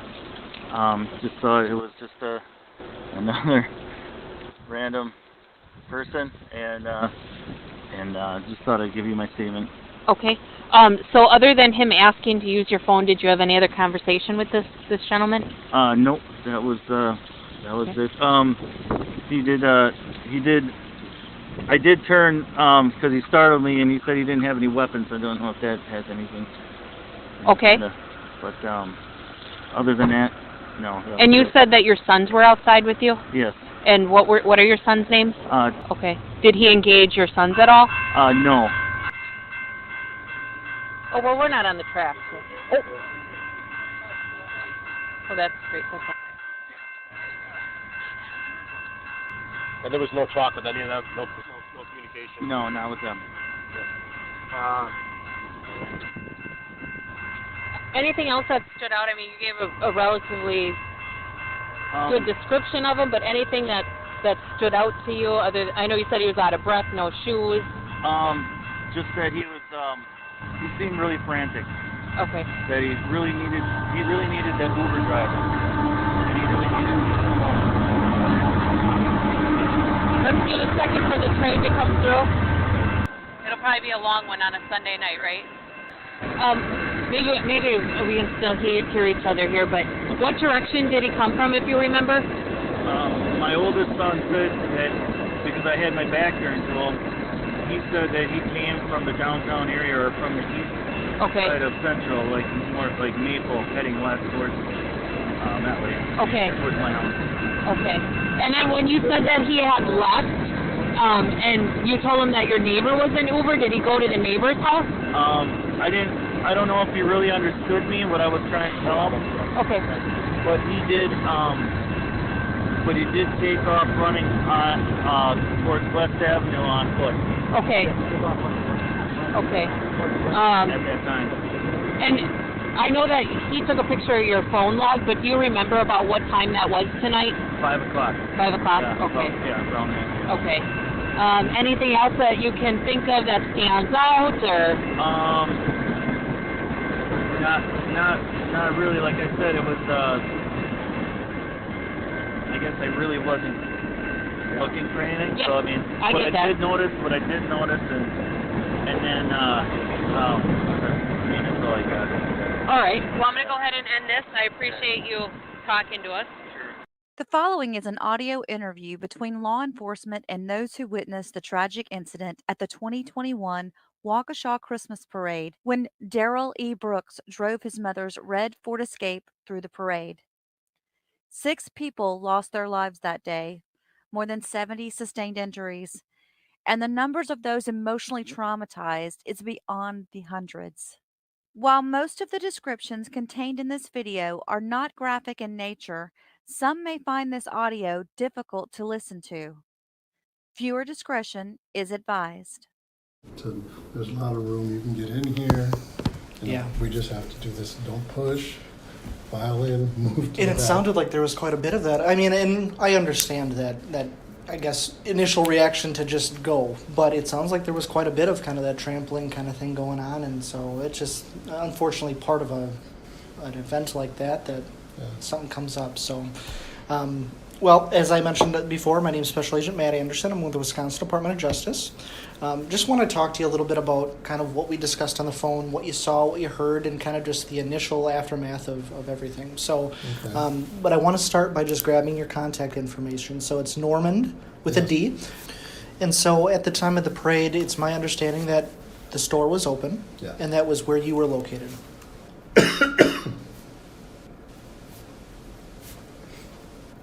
Now, did you stay inside of the business the entire length up until the incident? Yes. We have a front door, and then there's actually a desk that's a personal desk, not the counter that we do. Okay. And there's a chair there, and I was sitting there in that space. which is like probably maybe 6 feet from the door. Okay. And so you had a view of Main Street from that perspective? Right, right.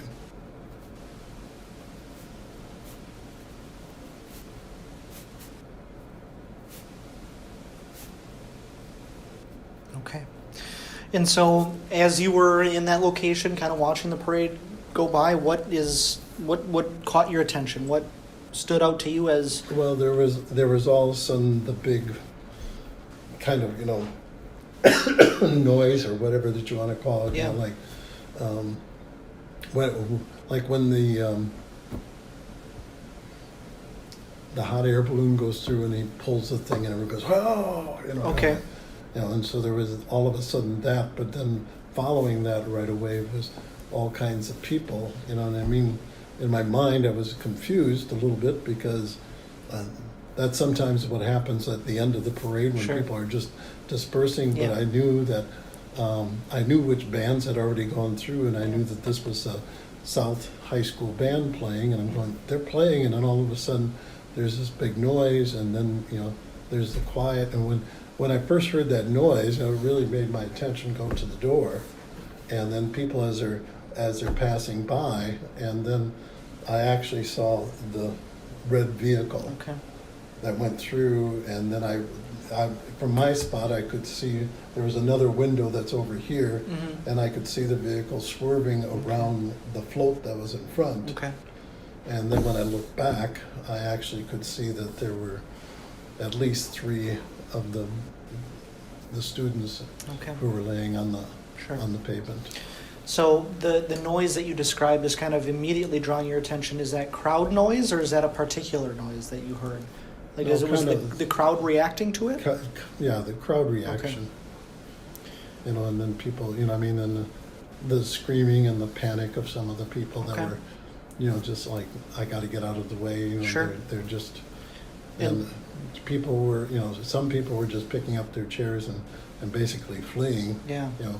Not really knowing exactly what had taken place at that Yeah. point, but. So that noise draws your attention. Immediately after that, you start seeing people, Right. for lack of better words, Immediately, scrambling. I went to the front door. Okay. So, and I, not knowing I had opened the front door and I said, you can come in here, you can come in here. Because I, didn't, and there were some people who were doing that, but the reaction after, people said that there were gunfire, then the panic really set in because no one knowing exactly, and people started really pushing, at the door, and someone else opened so I have 2 doors that were opened up, and and I was right away going, everybody can get in here. I said, you can't push, you can't shove. Yeah. People need to keep on moving to the back because once people first got in, they just kind of wanted to Stay stand. right in the front. And I said, no, you need to move back. You need to move back. Everybody needs to do that. And then 2 people brought in one of the band members that had been hit.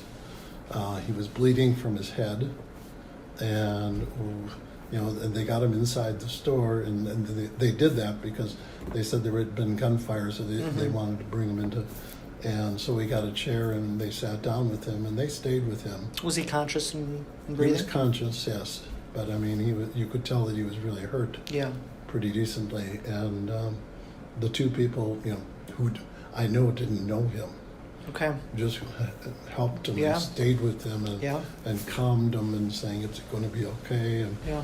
and they put pressure on where the bleeding was. We got paper towels to be Yeah. able to put that on, Sure. and there was multiple bags of paper towels that Yeah. were used, and Yeah. but they just stayed there. They talked with him. They got to his, he must have given them his mom's telephone number or whatever. Okay. They called. Mom finally did come after Sure. probably 10-15 minutes. Yeah. And when Mom came in, she was pretty hysterical, seeing him Yeah. bloody and whatever. Right. And I took her aside just briefly, and I just said, I said, you need to settle yourself down. Your son needs to Yeah. you. Right. And so she did. Yeah.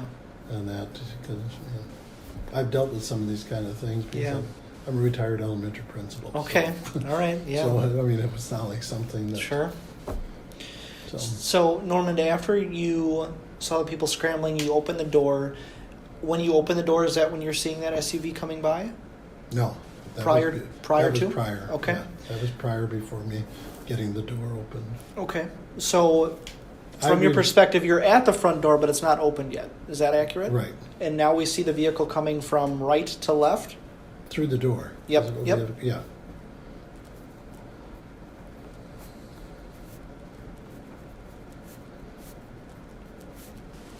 And I would say that,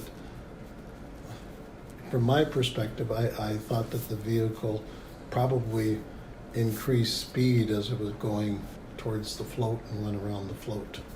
I think it had somewhat maybe slowed down after hitting all the people that were... Okay.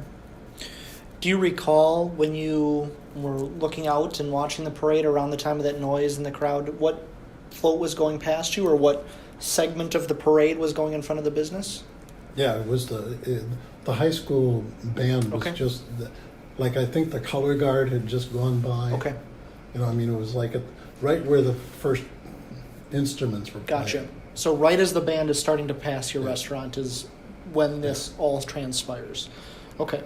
And so the vehicles, you're seeing this through the door. As the vehicle passes from right to left that you're seeing, you see that it swerves near a float that would have been in Right. front of the band. Which would have been down in front of the antique store on the right, probably about the middle of their doors where they would get in, where you would enter. And, and I saw the vehicle swerve to the left and go around, the float.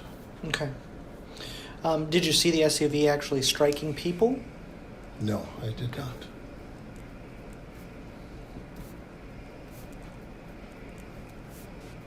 And how would you describe the vehicle? All I could tell you was it was a red, and it wasn't a car. It was an SUV or something, a little bit bigger, because it stood out over the top of other people when they... And did you see into the vehicle at all? Did you see anybody inside? Okay. No.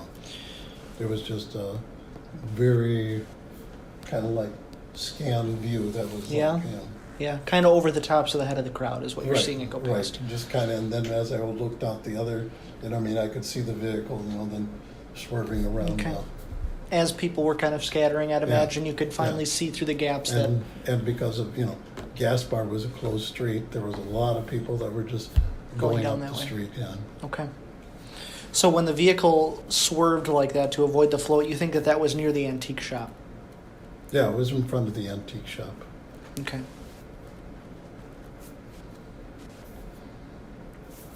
And after, or as this is transpiring, I'd imagine that after you see the vehicle by, is that when you open the door then? I went right away up to the front, and then as people were, not knowing what happened, yes, I went and opened the door. Okay. I After stood you in- saw it pass? Right. Okay. And then people are starting to flow in. You had mentioned a band member that had come in. Any other injured individuals that came into your store? There were a number of people who were in shock. Yeah. I mean, there was a band member that was like, she was completely dazed, she was Yeah. going like, the only thing I heard her say was, that my friend was right next to me and they're laying out there, Yeah. And so, I mean, she was rather hysterical, but we were able to get her to the back. Yeah. Then there was all the gathering of all the people from South High School, from the band, and some of the parents, and then finally I just said to, and I go, I'm like, bring them in here. And Yeah. I said, you can go to my balcony area. Yeah. And so that's, so there was probably, 25, 30 of them that went up there, and the parents were able to be with them, but at least they were being dealt with kind of separately. There was a lot of young families that had, 2 or 3 kids that were, under 5 with strollers and whatever.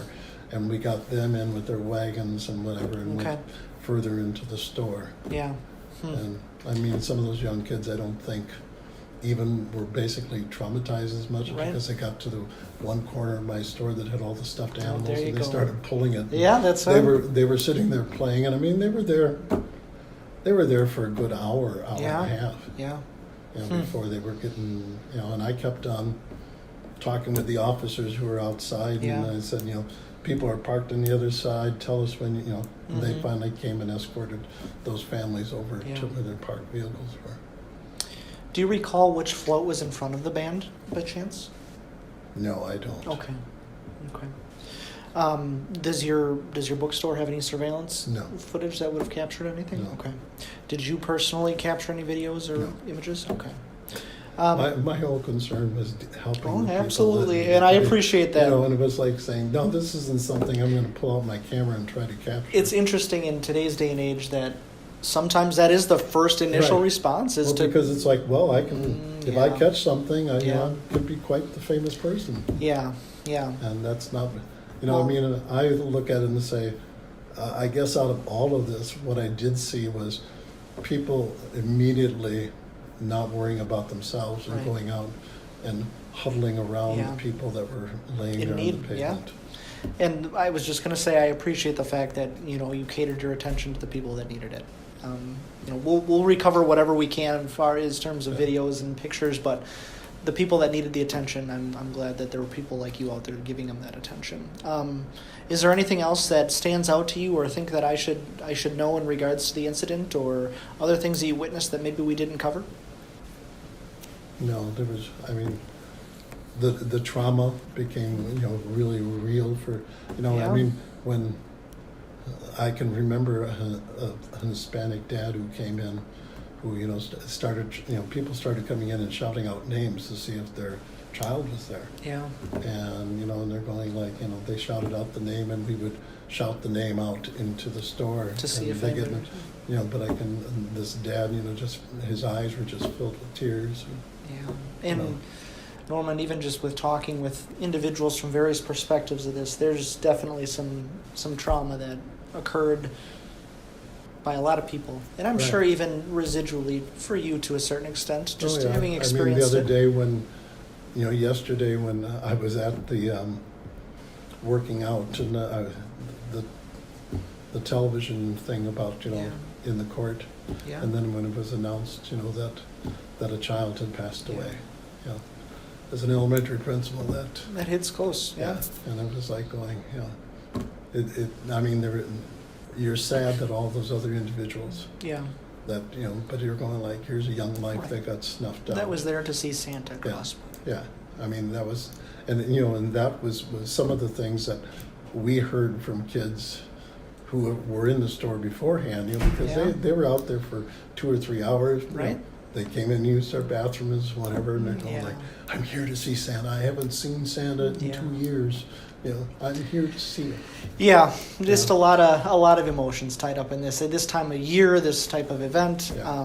I recently talked to a high school student that saw more than he needed to see, and you could just tell it's going to be something that doesn't just go away. And so, as a community, I'm grateful that the community has already, become strong and be there to support each other. But that's going to be necessary for, I think, quite a while. Just with.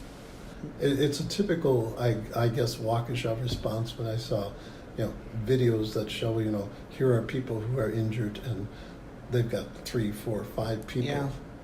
Who don't not knowing exactly exactly what happened, but they're going like, it's not about me, it's about helping somebody who I see in need. And I think that is part of the narrative that continues to need to go forward. Yeah, and I'm sure some of those lives were probably saved, if not, significantly impacted by that response. And so, and then you have, I think it's a miracle that so far there hasn't been one of the South band members that has been listed as fatality. Yeah. Because they laid there on the pavement, Right. and they were motionless. Yeah. That, and people were attending, but you could tell Yeah. there was no response to them. Right. And then, the aftermath here of, like how many people are going to have broken limbs and broken legs and pelvises and whatever, and their recovery is going to be long. It's larger than life. Yeah. Well, I give kudos to you, business owners such as yourself and people that are willing to open their store and their hearts to the community. And like I said, I'm sure that process will be necessary for quite some time, and hopefully that healing can start to occur, but it might take some time. So I appreciate you coming in today. Is there any other information that you think that I should include? Otherwise, we'll memorialize your observations, and if there's anything else that comes up, we'll reach out to you, but I don't anticipate that being the case. No, I think of the incident itself. Sure. I mean, we did stay open until almost midnight because there were so many personnel down there. Right. There's no bathrooms on that end of town. Oh, that's a good point. So Yeah. we made coffee and cookies and stuff Well, like thank that. you for doing that. So, I mean, it was like, and I sympathize because I know all of those people were traumatized by the same kind of thing. I mean, I'm thinking about if I was an officer and saying, there's nothing I could do to protect the people that I was supposed to be protecting. Every level is carries some type of trauma, and it's sad. Any way you look at it, I guess you can't make it look any better or sound any better because it's a tragedy. But I appreciate coming in today, Norman, and all that kind of stuff. Sure. All right. And your first name? Barbara. All right. And was it just you two watching the parade together? No. You had a group of other people with you? Okay. Mm-hmm. What But is they your- scattered. They had scattered. Well, because our kids have marched in that parade for years and years and years and years, and we weren't even going to go up, but then my one friend called because our other friend's daughter was in in a Spire dance, and it was her last one, and Andrea's having a lot of trouble with last. So I'm like, oh, I'll come up, And so we were kind of like up to support her. And then once it happened, Andrea went running down the street to try to find her daughter. My other friend stayed in the window because she had her autistic son with her. I don't even know where Jackie went, Okay. yeah. Are you able to give me just first and last names of the people that were in there with you? Sure. That was in your group? Sure. You can start with your husband?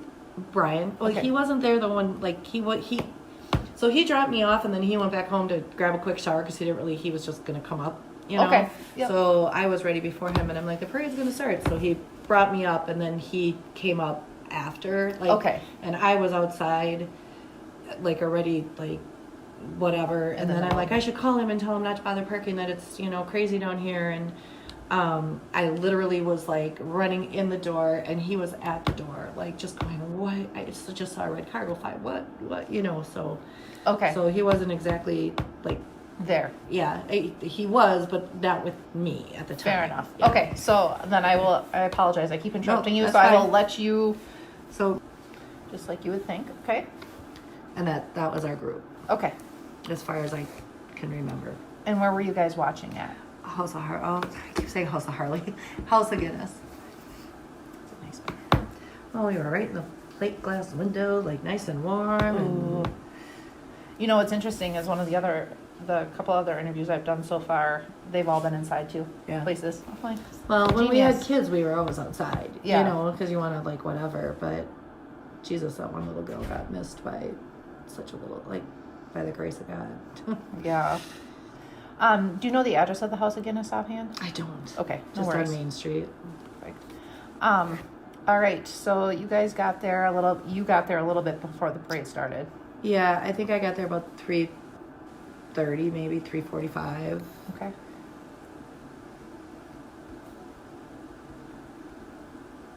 All right, and when you're facing out the House of Guinness and the vehicle is coming down the street, is it coming from the right or the left on your Left. side?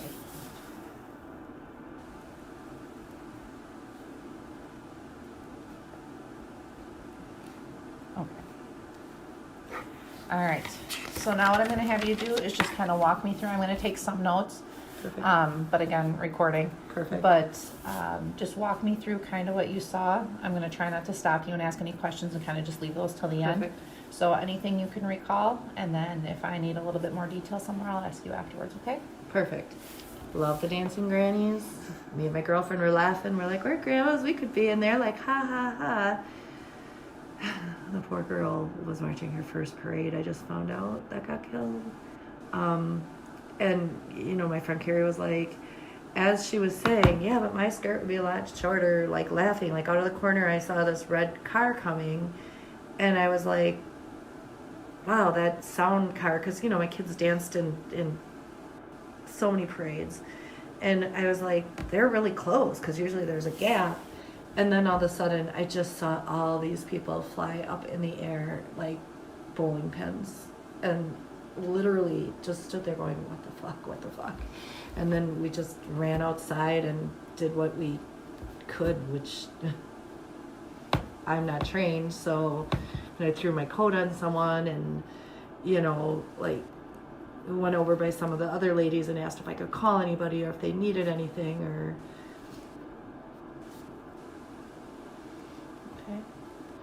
Okay. So at the time when the red vehicle came through, who, like, what group was in front of you at that point? Was it the dancing grannies? It was the dancing grannies. Okay.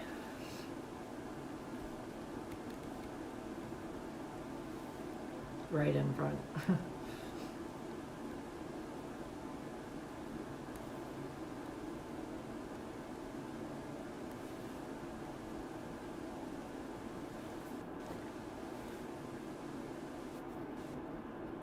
You thought that sound car was too close? Yeah, I mean, your you original know, thought process. Yeah, just because, like, why would a car be, like, coming so close? And then, literally, it was almost like slow motion, and then when it hit the people, it was like, holy crap, they're going so fast. Like, when I saw them out of the corner of my eye, I didn't realize how fast they were going. But then as soon as they, like, came into, like, the center of my vision, you just saw, like, how, like, fast he was going. If you had to estimate how fast you thought he was going at that point, what would you say? At least 40 miles an hour.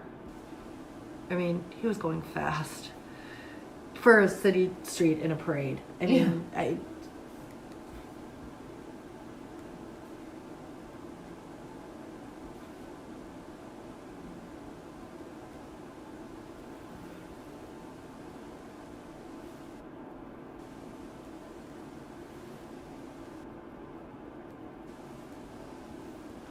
So you said it was a red vehicle? Yes. Any better description? I know that you've probably seen No, stuff online like, and whatever. As soon as I saw it go by, like, I mean, because I only saw the front of it out of the corner of my eye, but as soon as I saw it go by, I was like, that was an SUV. And then someone said, no, it was a red van. And I'm like, okay, maybe it was a red van. You know what I mean? But, like, when it went flying by, I thought it was an SUV. Did you see anybody in that vehicle? I did not. Could you see how many people were in the vehicle? I did not.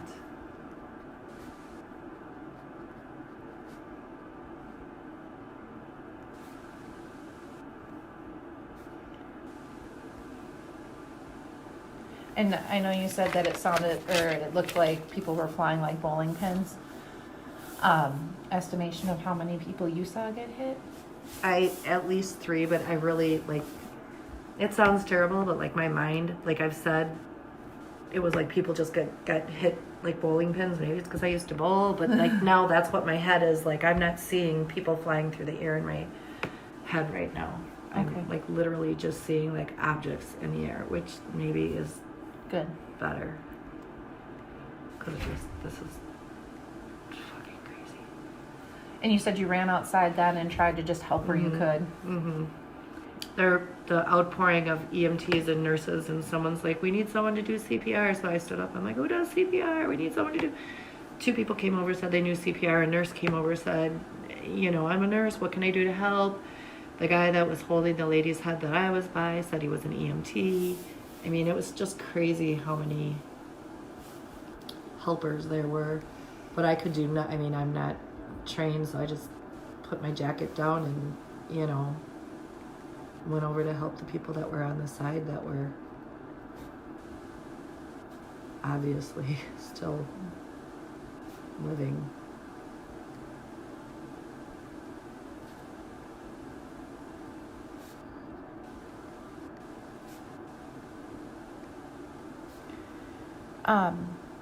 When the vehicle was coming, and you said it was coming from the left, out of the corner of your eye, right? Yeah.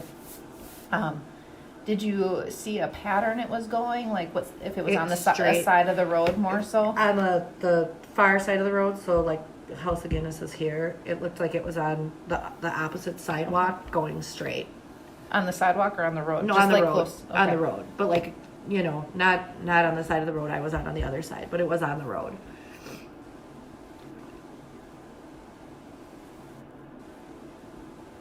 Did you hear anything? I know you were inside. Thank but- God, no. No? Mm-mm. More specifically, any honking, anything like that? Nope. You were able to hear like the bands and stuff as they went Yes. by. So do you Yes. think you would have been able to hear honking? Yes. From a vehicle? Yes. Okay.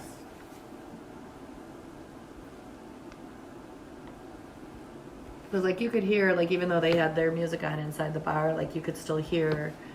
It sounds so terrible watching a parade from a bar, but I mean, you could still like hear the bands. You could hear the music to the dancers. You could hear, you know.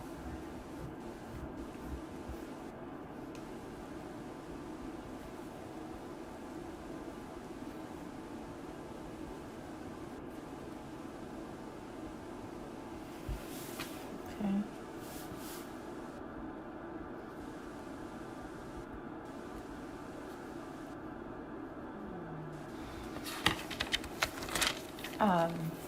When you got outside and you said there was a lot of people out there helping, somebody yelled for CPR. Was that for one of the dancing grannies that you're aware of? It was the EMT that was down by a gal's head, holding her head. Okay. He said, we need someone to do CPR. We need someone that knows CPR. It was for one of the dancing grannies, yes.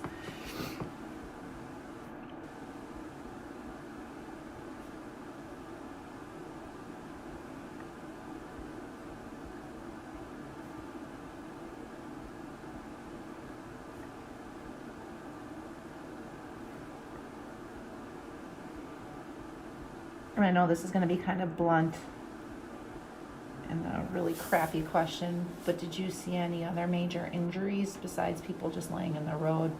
Like broken legs? Anything like that that you... No, just the one girl had such a glazed look over her eyes. And the other girl looked like she was... The girl that was on the far side that I'm sure... I don't know. The girl that was on the far side, she just had a very glazed look, and they kind of had her like immobilized as well. But she just, I didn't see any broken bones or anything. I just saw the look of people that weren't with it, if that makes any sense. Okay.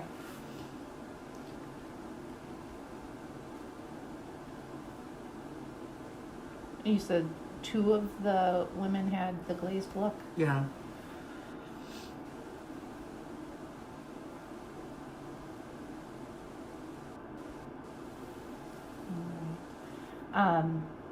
And I have to ask, you weren't injured at all during No, this? Okay. no.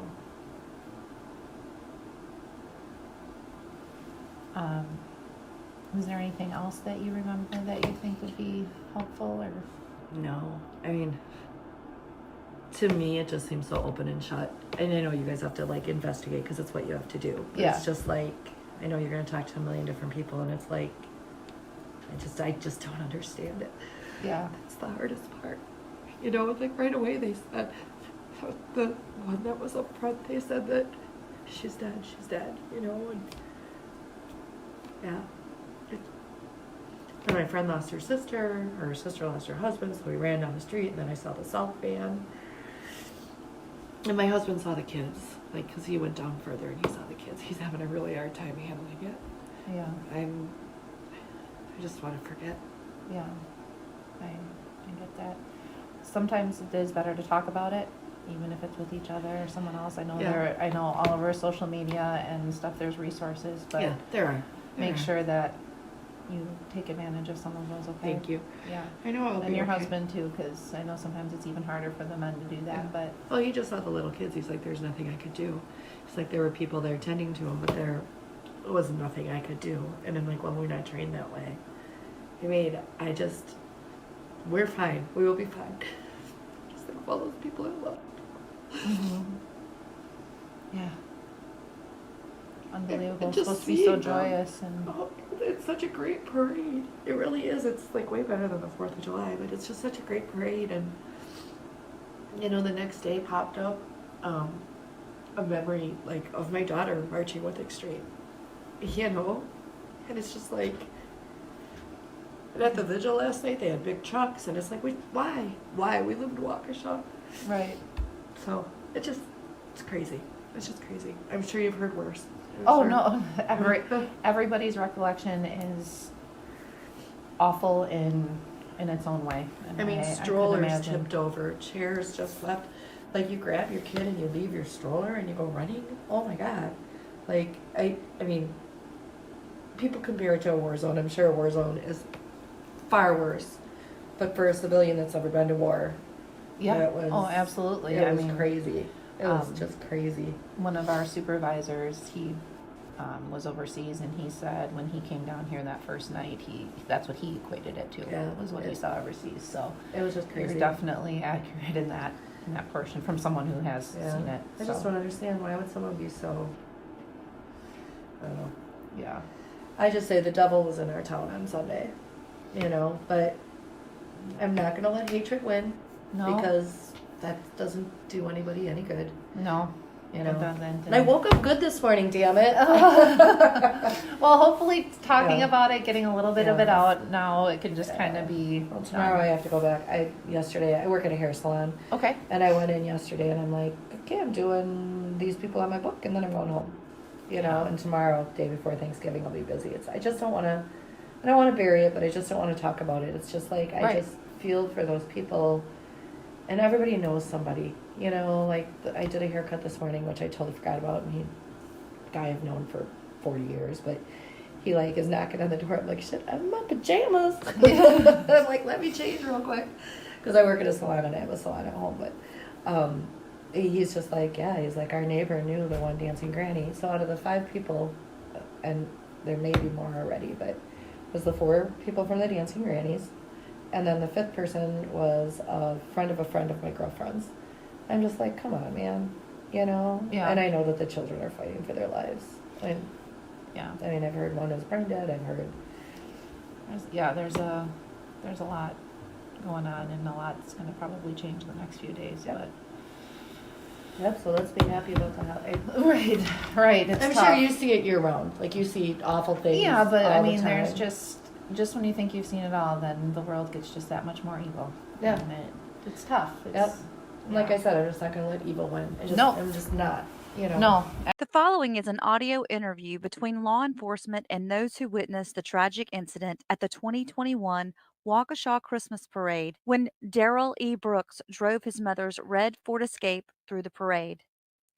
6 people lost their lives that day, more than 70 sustained injuries, and the numbers of those emotionally traumatized is beyond the hundreds.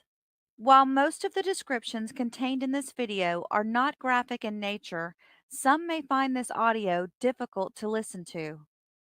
Viewer discretion is advised. Alright, I'm just gonna, sorry, I'm running out of paper here. Yeah. Are y'all okay? Yeah, we're alright, man, we're hanging in there. Yeah. Alright, can I get your first name is Blake, is that right? B-L-A-K-E? Yep. Okay, and that phone number I called you on, is that a good cell phone for you? Okay. So I guess just start with, where are you standing at? You're observer of the parade? Yeah, we were observing. Okay, where were you guys standing at? It's like the old courthouse, right in front of the main entrance where the main camera was. Okay, Live like, streaming it. so like now it's a museum there, right? Yeah, I think it's a museum. I don't Okay. know. It's where they had the live stream camera. Like it's like a, it's you know where El Palmer is? It's literally like that place right there next to those apartments. Okay. We're in the grass over there. And then what do you see? So starting off, I see the red SUV start driving down. He had slowed down at first, and then he sped up, and then I see an officer on foot chasing him. Okay. And shortly after that, I'll watch it go down, and then I saw it like kind of dive into the crowd. And at that point, me and my friend Sam ran down there to see if we could help with the injured and everything. Okay. So as we're running towards there, I get separated from my friend, And then I hear someone yelling that there's an active shooter after I hear some gunshots. Okay. And people start panicking. So I start trying to tell the crowd to calm down, to evacuate this way, let's move, you know, get them out of the area without trampling people. And then I run back to secure my family and then my friend's family who were there. And when I get down there, I jumped over like this little half wall or whatever, and then picked up my kid and grabbed my wife and started helping people get inside the courthouse area. And once I got them secured, my other buddy came back to those 3 of us families. And when he was back, me and him went back to go find our friend Sam. Okay. And after we met up with him, we were just kind of surveying the area for any wounded that weren't being attended to. And after we realized kind of everybody was dealt with, we went back to take our families home. Okay. Did you see that red SUV turn onto Main Street? I didn't see it turn on. Okay, so you just see it coming down Main Street going west? Yeah. Okay. Do you see the occupants of that red SUV? I saw a white guy in the driver's seat. I don't know. I thought I saw a white man with a beard Okay, in the driver's seat? in the driver's seat. Okay. Could you tell what color hair or anything like that? Brown hair. Brown hair? Yeah. Hairstyle? Long hair, short hair? I thought I saw him in a hat. I don't know. Kind Okay. of foggy. Okay. Did you see anybody else in the vehicle? No. At that point, they were already gone. Okay. So you just see what do you think is a white male? Yeah. Dark beard, you said? Yeah, darker, about your shade. Okay. How long of a beard? It's about like right here. Okay. So couple inches. Yeah. Okay. Older, younger? He looked about early 30s. Probably Okay. what I put him at. Was the driver's window down at that point, or was it up? Could you tell? I want to say. If you're guessing, yeah, we're good. I don't know. Okay. Anything relevant about that vehicle that you think would be pertinent to our investigation? Nah. Okay. I don't. I mean, it's just a. Probably a silly question, but you see a plate on it at all? Anything like that? No. No? Okay. All right, well, we appreciate your time. Sorry for bringing you out here in the cold. No, dude, it's all good. Anything to help. All right, well, we appreciate it. Take care of yourself. Take care of your family. Yeah. All right? All right, thank you.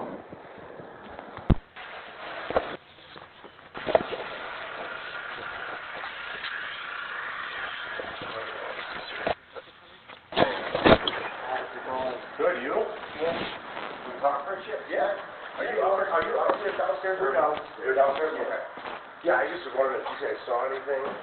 The people upstairs said they saw stuff. They did? Yeah, they gave their reports. Oh, you talked to somebody already? Yeah. All right, somebody did. My primary officer that came. Okay. Do you guys want to talk to him? Wait, Michael. Did you talk to anybody? I didn't see anyone. You didn't see anybody? No. Let Can I me just get gather your name. Yeah. And what is your address? Are you? We're all renting up and down. And you see nothing, you weren't home. I Were you home? I was home, yeah. So the people upstairs called me saying like, oh, there's a car in the driveway, like we don't know if it's your friend's, it's totaled. So I came out. I told my friend, I was like, hey, is this your car now? So then that's when we met them outside, and then they all called the cops. Okay. There's people in there now. Were those people here or? Yeah, everyone's here. We had Friendsgiving at the moment. Oh, Friendsgiving. Yeah. There you go. And no, you guys didn't see anybody pull in? Nobody else that was in here did? No, no one did. But the people upstairs saw one person leaving, I believe, the vehicle. All right, we'll just touch base and then make sure they're talked to and go from there. Sure. Okay. I've got your info. If we need anything from you, we'll be in touch, right? Thank you. Happy Thanksgiving. What's your name? What's your name?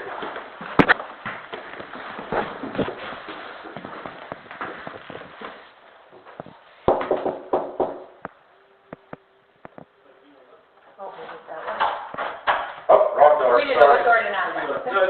Did you guys talk to somebody already? Yeah, we Law enforcement wise? Yeah. Okay. Let me just take your name. Just want to make sure we cover all our bases.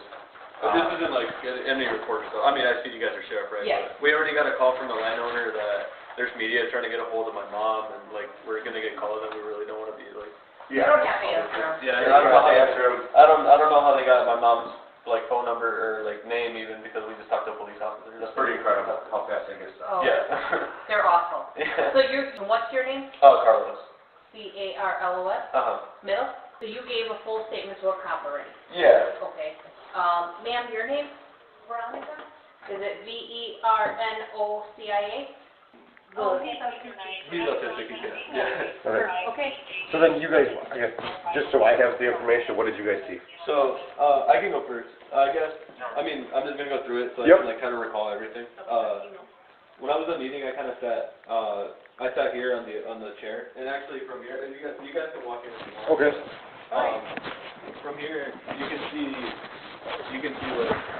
like, I checked outside, and, cause I heard a large thump, and like the tires screeching, and when I looked outside, I could like barely see a glimpse of somebody like leaving. At this point, like, since it's been like a little bit, I can't like really confirm like, like anything. I just know for sure I can just recall the color white, maybe from his hoodie, if he had like a white hoodie. And then I recall like just looking at the thump that's over there because our neighbors, the Waukshas, they have like a yard and they have like logs over there. They do a bunch of like wood cutting, and one of them is actually like right here. So I don't know how he possibly cut through this whole thing. Didn't hit any of our cars and ended up here. And I just saw him kind of like getting out of it and like leaving. And I remember just going to my mom, and then she saw. And I probably was already calling him because I saw if you guys.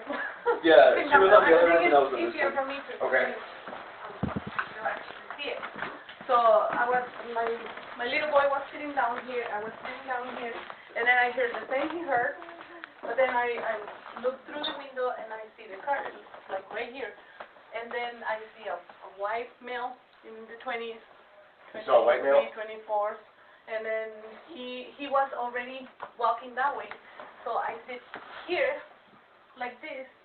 And then while he was turning right around the bushes, he looked back, kind of pulling his pants up. And then he looked up and looked at me in the window. And the son of a bitch smiled at me and keep walking. I didn't know, at this point I didn't know what he did. So he was wearing a kind of like this color sweater and black pants. Yeah, so a white, did you know if he had a hood or no hood? He had like a winter hat. He had a winter hat on? And a little long hair. Little longer hair, winter hat. It's kind of hard for me, like, see his facial features because he was kind of far. And then he started running that way, and then he turned right. And I thought, I would keep looking because I thought, if he's our neighbor and he hit our car, at this point I thought he hit one of our cars. I didn't see the logs or anything. So I thought he was going to enter those apartments there. But then my son was walking in, and while I turned, I didn't see where he goes. So I tell my son, he probably hit our cars. And he's probably one of our neighbor's friends because I thought it was there's a one lot of the of neighbors. young boys downstairs. Okay. Honestly, it looked like they So- hate drinks because I was like, I swear to God, if they hit my car. I went downstairs, I called them really quick. So and they were he went to his room to get a jacket, so I got my jacket because my door is right here. So I went downstairs right away, outside, and I look at the car, and I keep looking to see in case that he, Comes back or yeah. takes a peek out. And then there was people already coming from the parade, and then one guy told me, I saw him. It was a young man. He said, I already called 911. So he's probably one of the first calls from this who saw the vehicle. So he can get a better description because he was right in front when he was running before he turned. So if you guys look for the 911 calls, the first one who saw you, the vehicle was here, he can give you a facial description because he saw him like So you're saying right in front. Yeah. white male or lighter skinned male? Had a It was big, kind of like my son's color skin. so he had a black hair. black hair, a little bit longer, it was coming out of the hat. And you said he had a winter hat on? Yeah. And then a white sweatshirt and black sweatpants. Well, I mean darker. Or dark, at least darker. But he was like walking and running. But Okay. I can't forget his smile. So he had a especially now that I know what lighter he did. complected. Do you like remember he did anything? something so funny. He was kind of like, oh my gosh. Do you remember any facial hair, or I could see he had a Because beard, or this okay, kind of like, even though it was day, yeah, you still, okay. And I mean, when you don't know what happened, you don't pay a Well, lot right, of you're not attention. So, all right. So the one who saw him, and I was hoping that he was filming, is the one who called 911 because he was right across the street, facing him from. And then he told me he went So he went this way. He on went the parking lot on the building, and then when that way he walked to the corner, and he said I saw him keep going. He didn't get in the buildings or around the buildings. He kept going, running, like going like west, towards West Avenue. Okay, towards West Avenue. Mhm. So he ran that way, Mhm. went right, and went towards West Ave. And you saw just one person? One person. I don't know if he lose the other people. Right. If he got any, I cannot Right. witness that. I just. But you saw one person for sure? One person. And then we walk, but everybody downstairs and us, we didn't know what he did, so we kind of stepped on your crime scene, guys. So we went back, and then we noticed that our neighbor's yard was. But I told my son, the timing is weird because there were people already coming from the parade. They looked scared. So he probably spent time parking on our neighbor's parking lot, and then when he heard police and stuff, he probably tried to escape through the here. And he was trying. We can hear that he was, but he couldn't. So he just walked. Okay. I mean. So he's trying to get the car going? No, it sounded like he tried to rev it up, and then he couldn't, and then he just and it just left. stopped. And I'm glad he didn't because there was a lot of people coming and crossing. He could, hurt more people. Yeah. Okay. Well, I appreciate your time. Yeah, Oh my God. and then, I don't know, I think I told the other police officer, but I was like one of the first people out there because I thought, like I said, I thought it was one of the people downstairs, like one of the younger guys. And especially with like the car, and like we usually have like a bunch of other people visiting. I went outside and I heard she was like in the balcony over there. She said she saw something. I don't know if it's like worth like talking to her. I know we got people inside. There you go. Yeah. In the building, I think making contact with the residents of that building. Yeah, I went outside and I heard her from the balcony. She was like, she went that way. I wasn't really looking at her. I was just kind of like looking at the car. I told the guys downstairs, and everybody came out. And What he's trying to tell you, she was asking the boys downstairs what happened, and after that, she told the officer that, I saw him, he went that way, and blah, blah, blah. So misinformation is not going to help you guys. Okay. So, I see him clearly here. I Okay. wish I got I being like teenager, so they, and then you can get a better description, but, oh my gosh. Well, I appreciate your time, we really do. Thank you. Well, appreciate you guys, yeah. I know it's going to be a nightmare with the media and everything, but. Well, we already kicked them back. Yeah. So if you want to just close your shades or whatever, you don't have to worry about, anything like that. And if they get a hold of phone numbers, you're not required to You have talk to to answer, them, yeah, or you're not exactly. required. No, you're my not required owner to says answer that he your already phone. denied to give my name.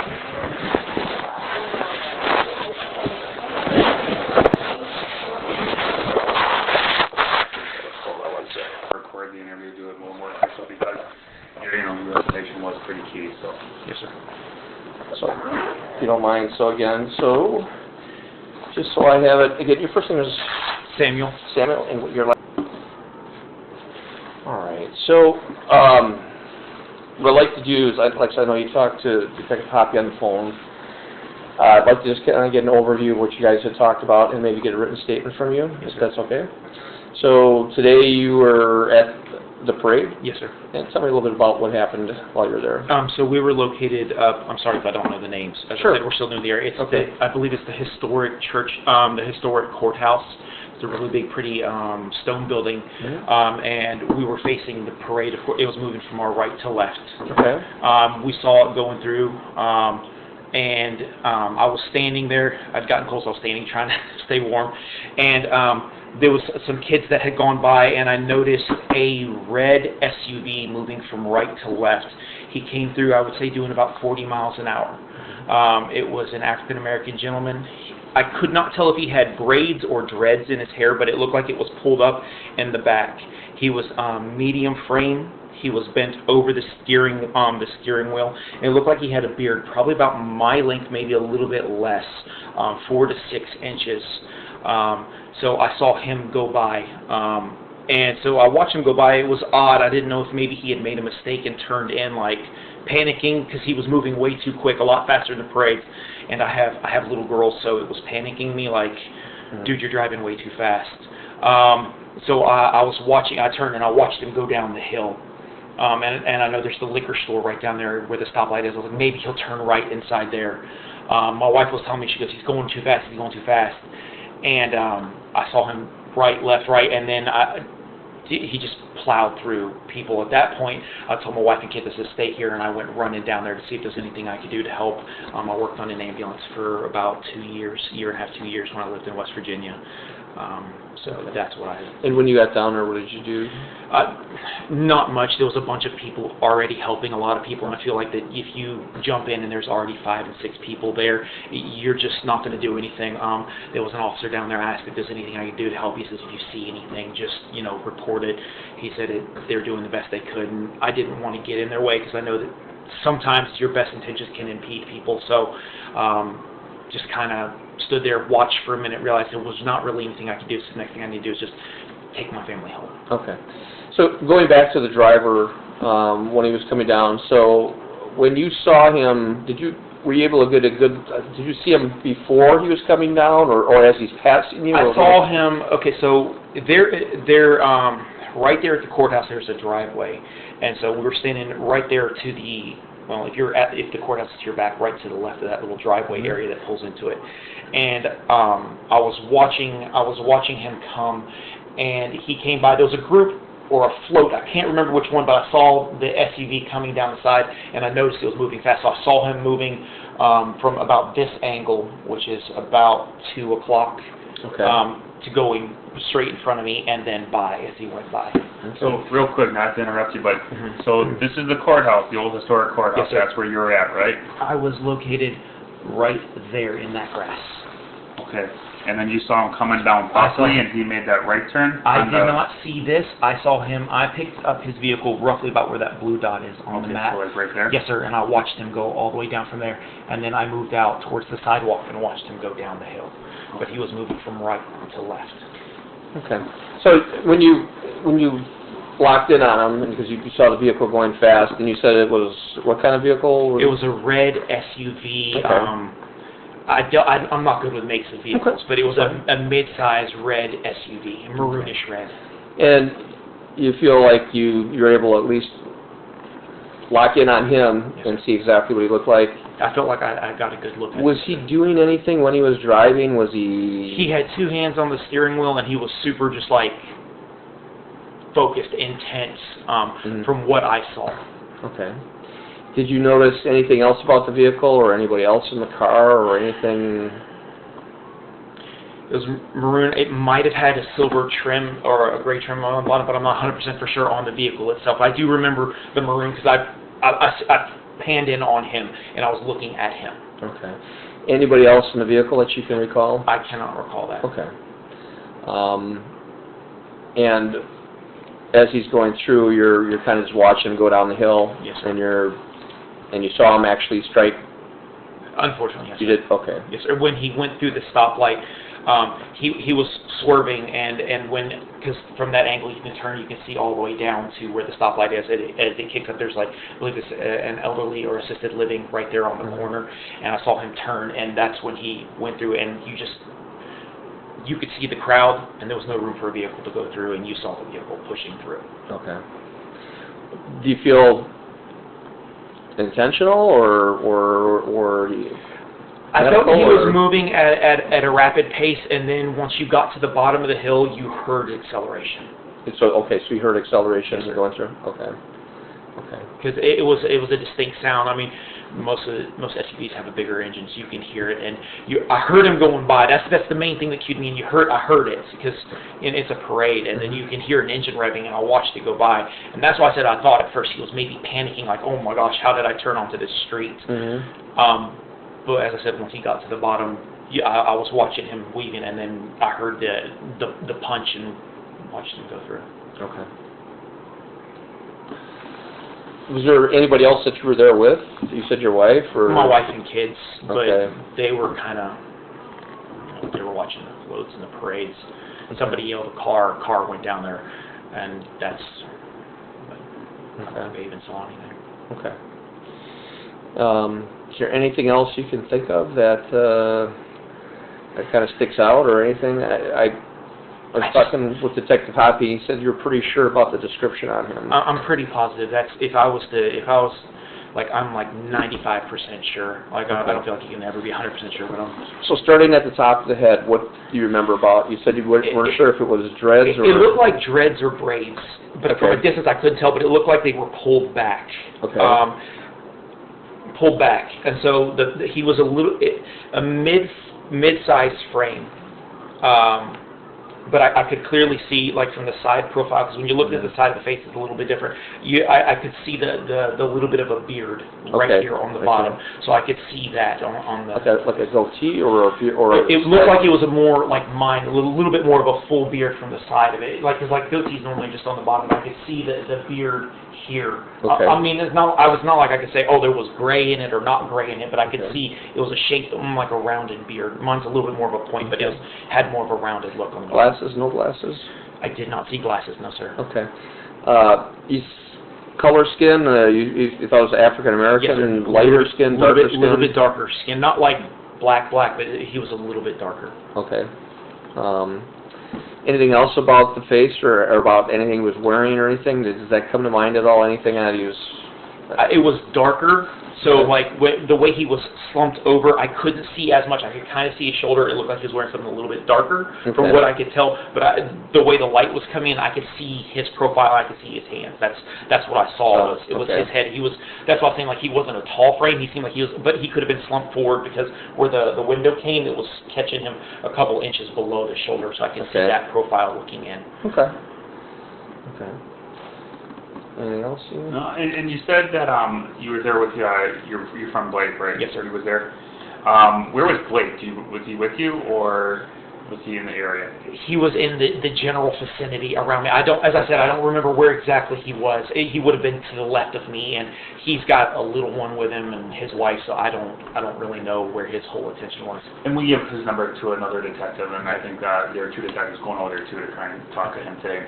You said that he said that there was a white male in the front passenger seat. He said he saw that. I did not see that. I was focusing on the driver. I did law enforcement in the military, so that's just my natural instinct. I looked at it because if anything came up, I wanted to be able to identify the person driving the vehicle. Okay. Okay. Would you mind filling out just a statement for us? Just basically kind of just what we talked about. I write like a lawyer or a doctor. I apologize. I've got whatever. But I guarantee it's better than my writing, though. Okay.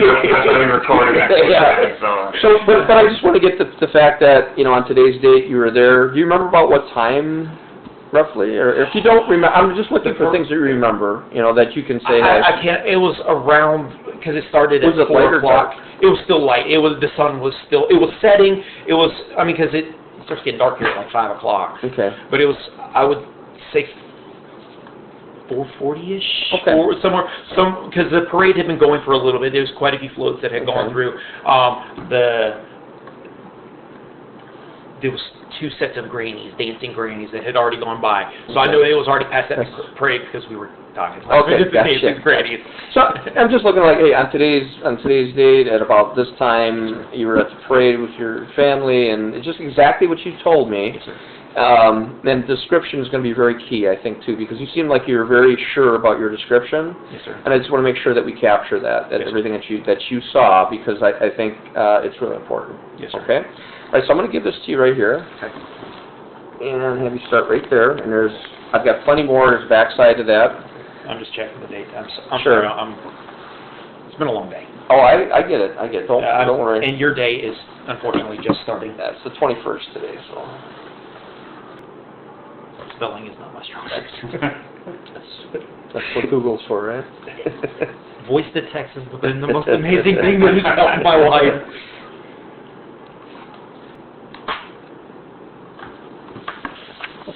See what you have here.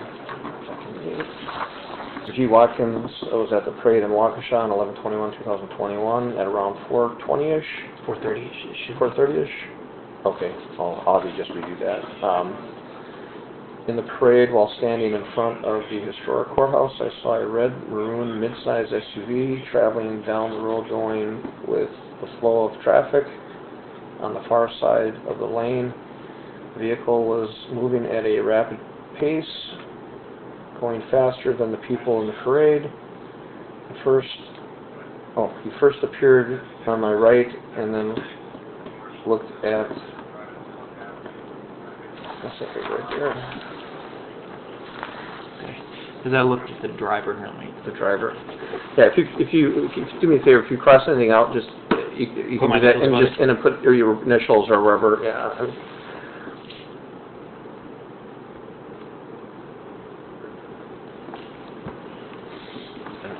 Perfect.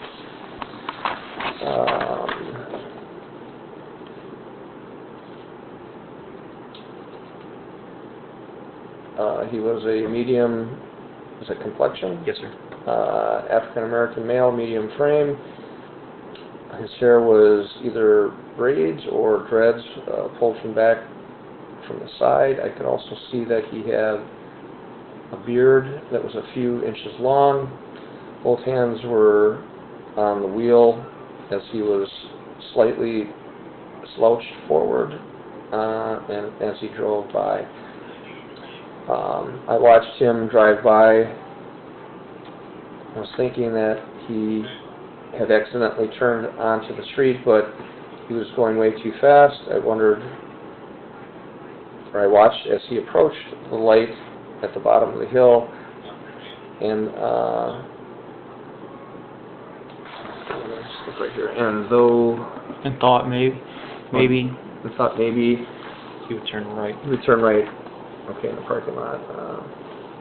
At a liquor store, the street there, at the light, however, he swerved back and forth. As I watched, I heard the vehicle rev up. As I watched,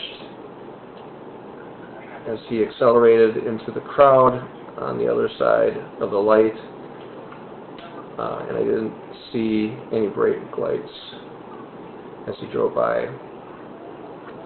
Through the crowd, I started running towards the people, see if I could help. So just a crazy question, but so you see the car, you see him, you identify him as the driver, you think something's kind of strange, you continue to watch the car. At no time does the car stop. I mean, you're continuously watching this thing go through, so the person driving would be the person that hit these people down there. There's no switching of drivers or anything like that. Okay, so even if there was two people in a car, there was no not way, enough it never time slowed down. because it just was going faster. It stayed at the same pace till it got at the bottom, and you saw it like I couldn't tell if it was trying to dodge around people. I could see the car moving back and forth in what looked like the lane, and then it cut all the way over to the left-hand side, which is closest to the nursing home, and it did a curve, and then you just heard it. It was like it rounded something, and then you just heard him hammer down, and then it just went from there. And at that point, where the buildings are, I could see the crowd, and as it went in, it's like you never even saw brake lights or anything. I just watched the vehicle just disappear into the crowd. He's gone. He's hauling. I mean, he's unfortunately, yes, sir. Okay. All right. I know my partner had asked earlier something about if you were able to pick this guy out in a lineup or in a photo array or anything like that. Or how do you feel about that? I feel very comfortable. Pretty comfortable? Yes, sir. Okay. So you feel like you had a good enough look at him that? Yes, sir. Okay. Photo arrays are kind of tough. I mean, even if you know who you're looking for, but I mean, that's something you feel pretty confident about? I do. Okay. What I'm going to do is we're going to forward this information to the city. We're not sure exactly at this point who's going to be handling what. I'm not sure if the city. So there may be some people that will come back and contact you and maybe follow up, or they may have us follow up. I'm not sure. But I just want to let you know that I'm going to give you my card before I leave. Again, they may have some questions, and they may do a photo rate with you. They might not. I'm not sure. It just depends on. I just wanted to get your idea out of 1 out of 10, with 10 being like I can positively identify this guy. What do you feel? Solid 9. Solid 9. Okay. Yes, sir. All right. Well, if I could have you sign down here. Okay. And it's the 21st. Is there anything you can think of there? No. Okay.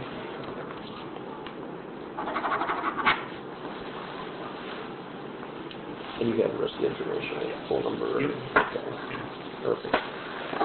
All right. And the time is, let's see. It is 11:23 p.m. Okay. I'm going to put it down on there.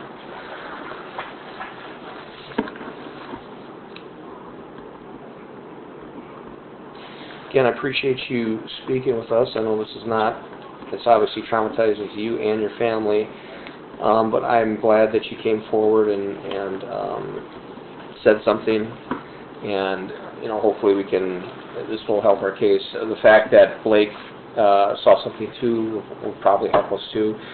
It's hard. We can get one incident and 3 people see it, and they see it all differently sometimes. Absolutely, I So, understand that. but I'm just glad that you feel confident about your description of this guy. Yes, So, okay. All right. Unfortunately, we're in a terrible spot of having to be here. Yes. But I'm definitely glad everyone's okay with you and your family. So. Want to turn this over? Please keep the victims and witnesses in your thoughts and prayers. I have included a link to the Waukesha Community Foundation Fund if you would like to learn how you can support the victims impacted by this tragedy. Thank you for watching and have a blessed day.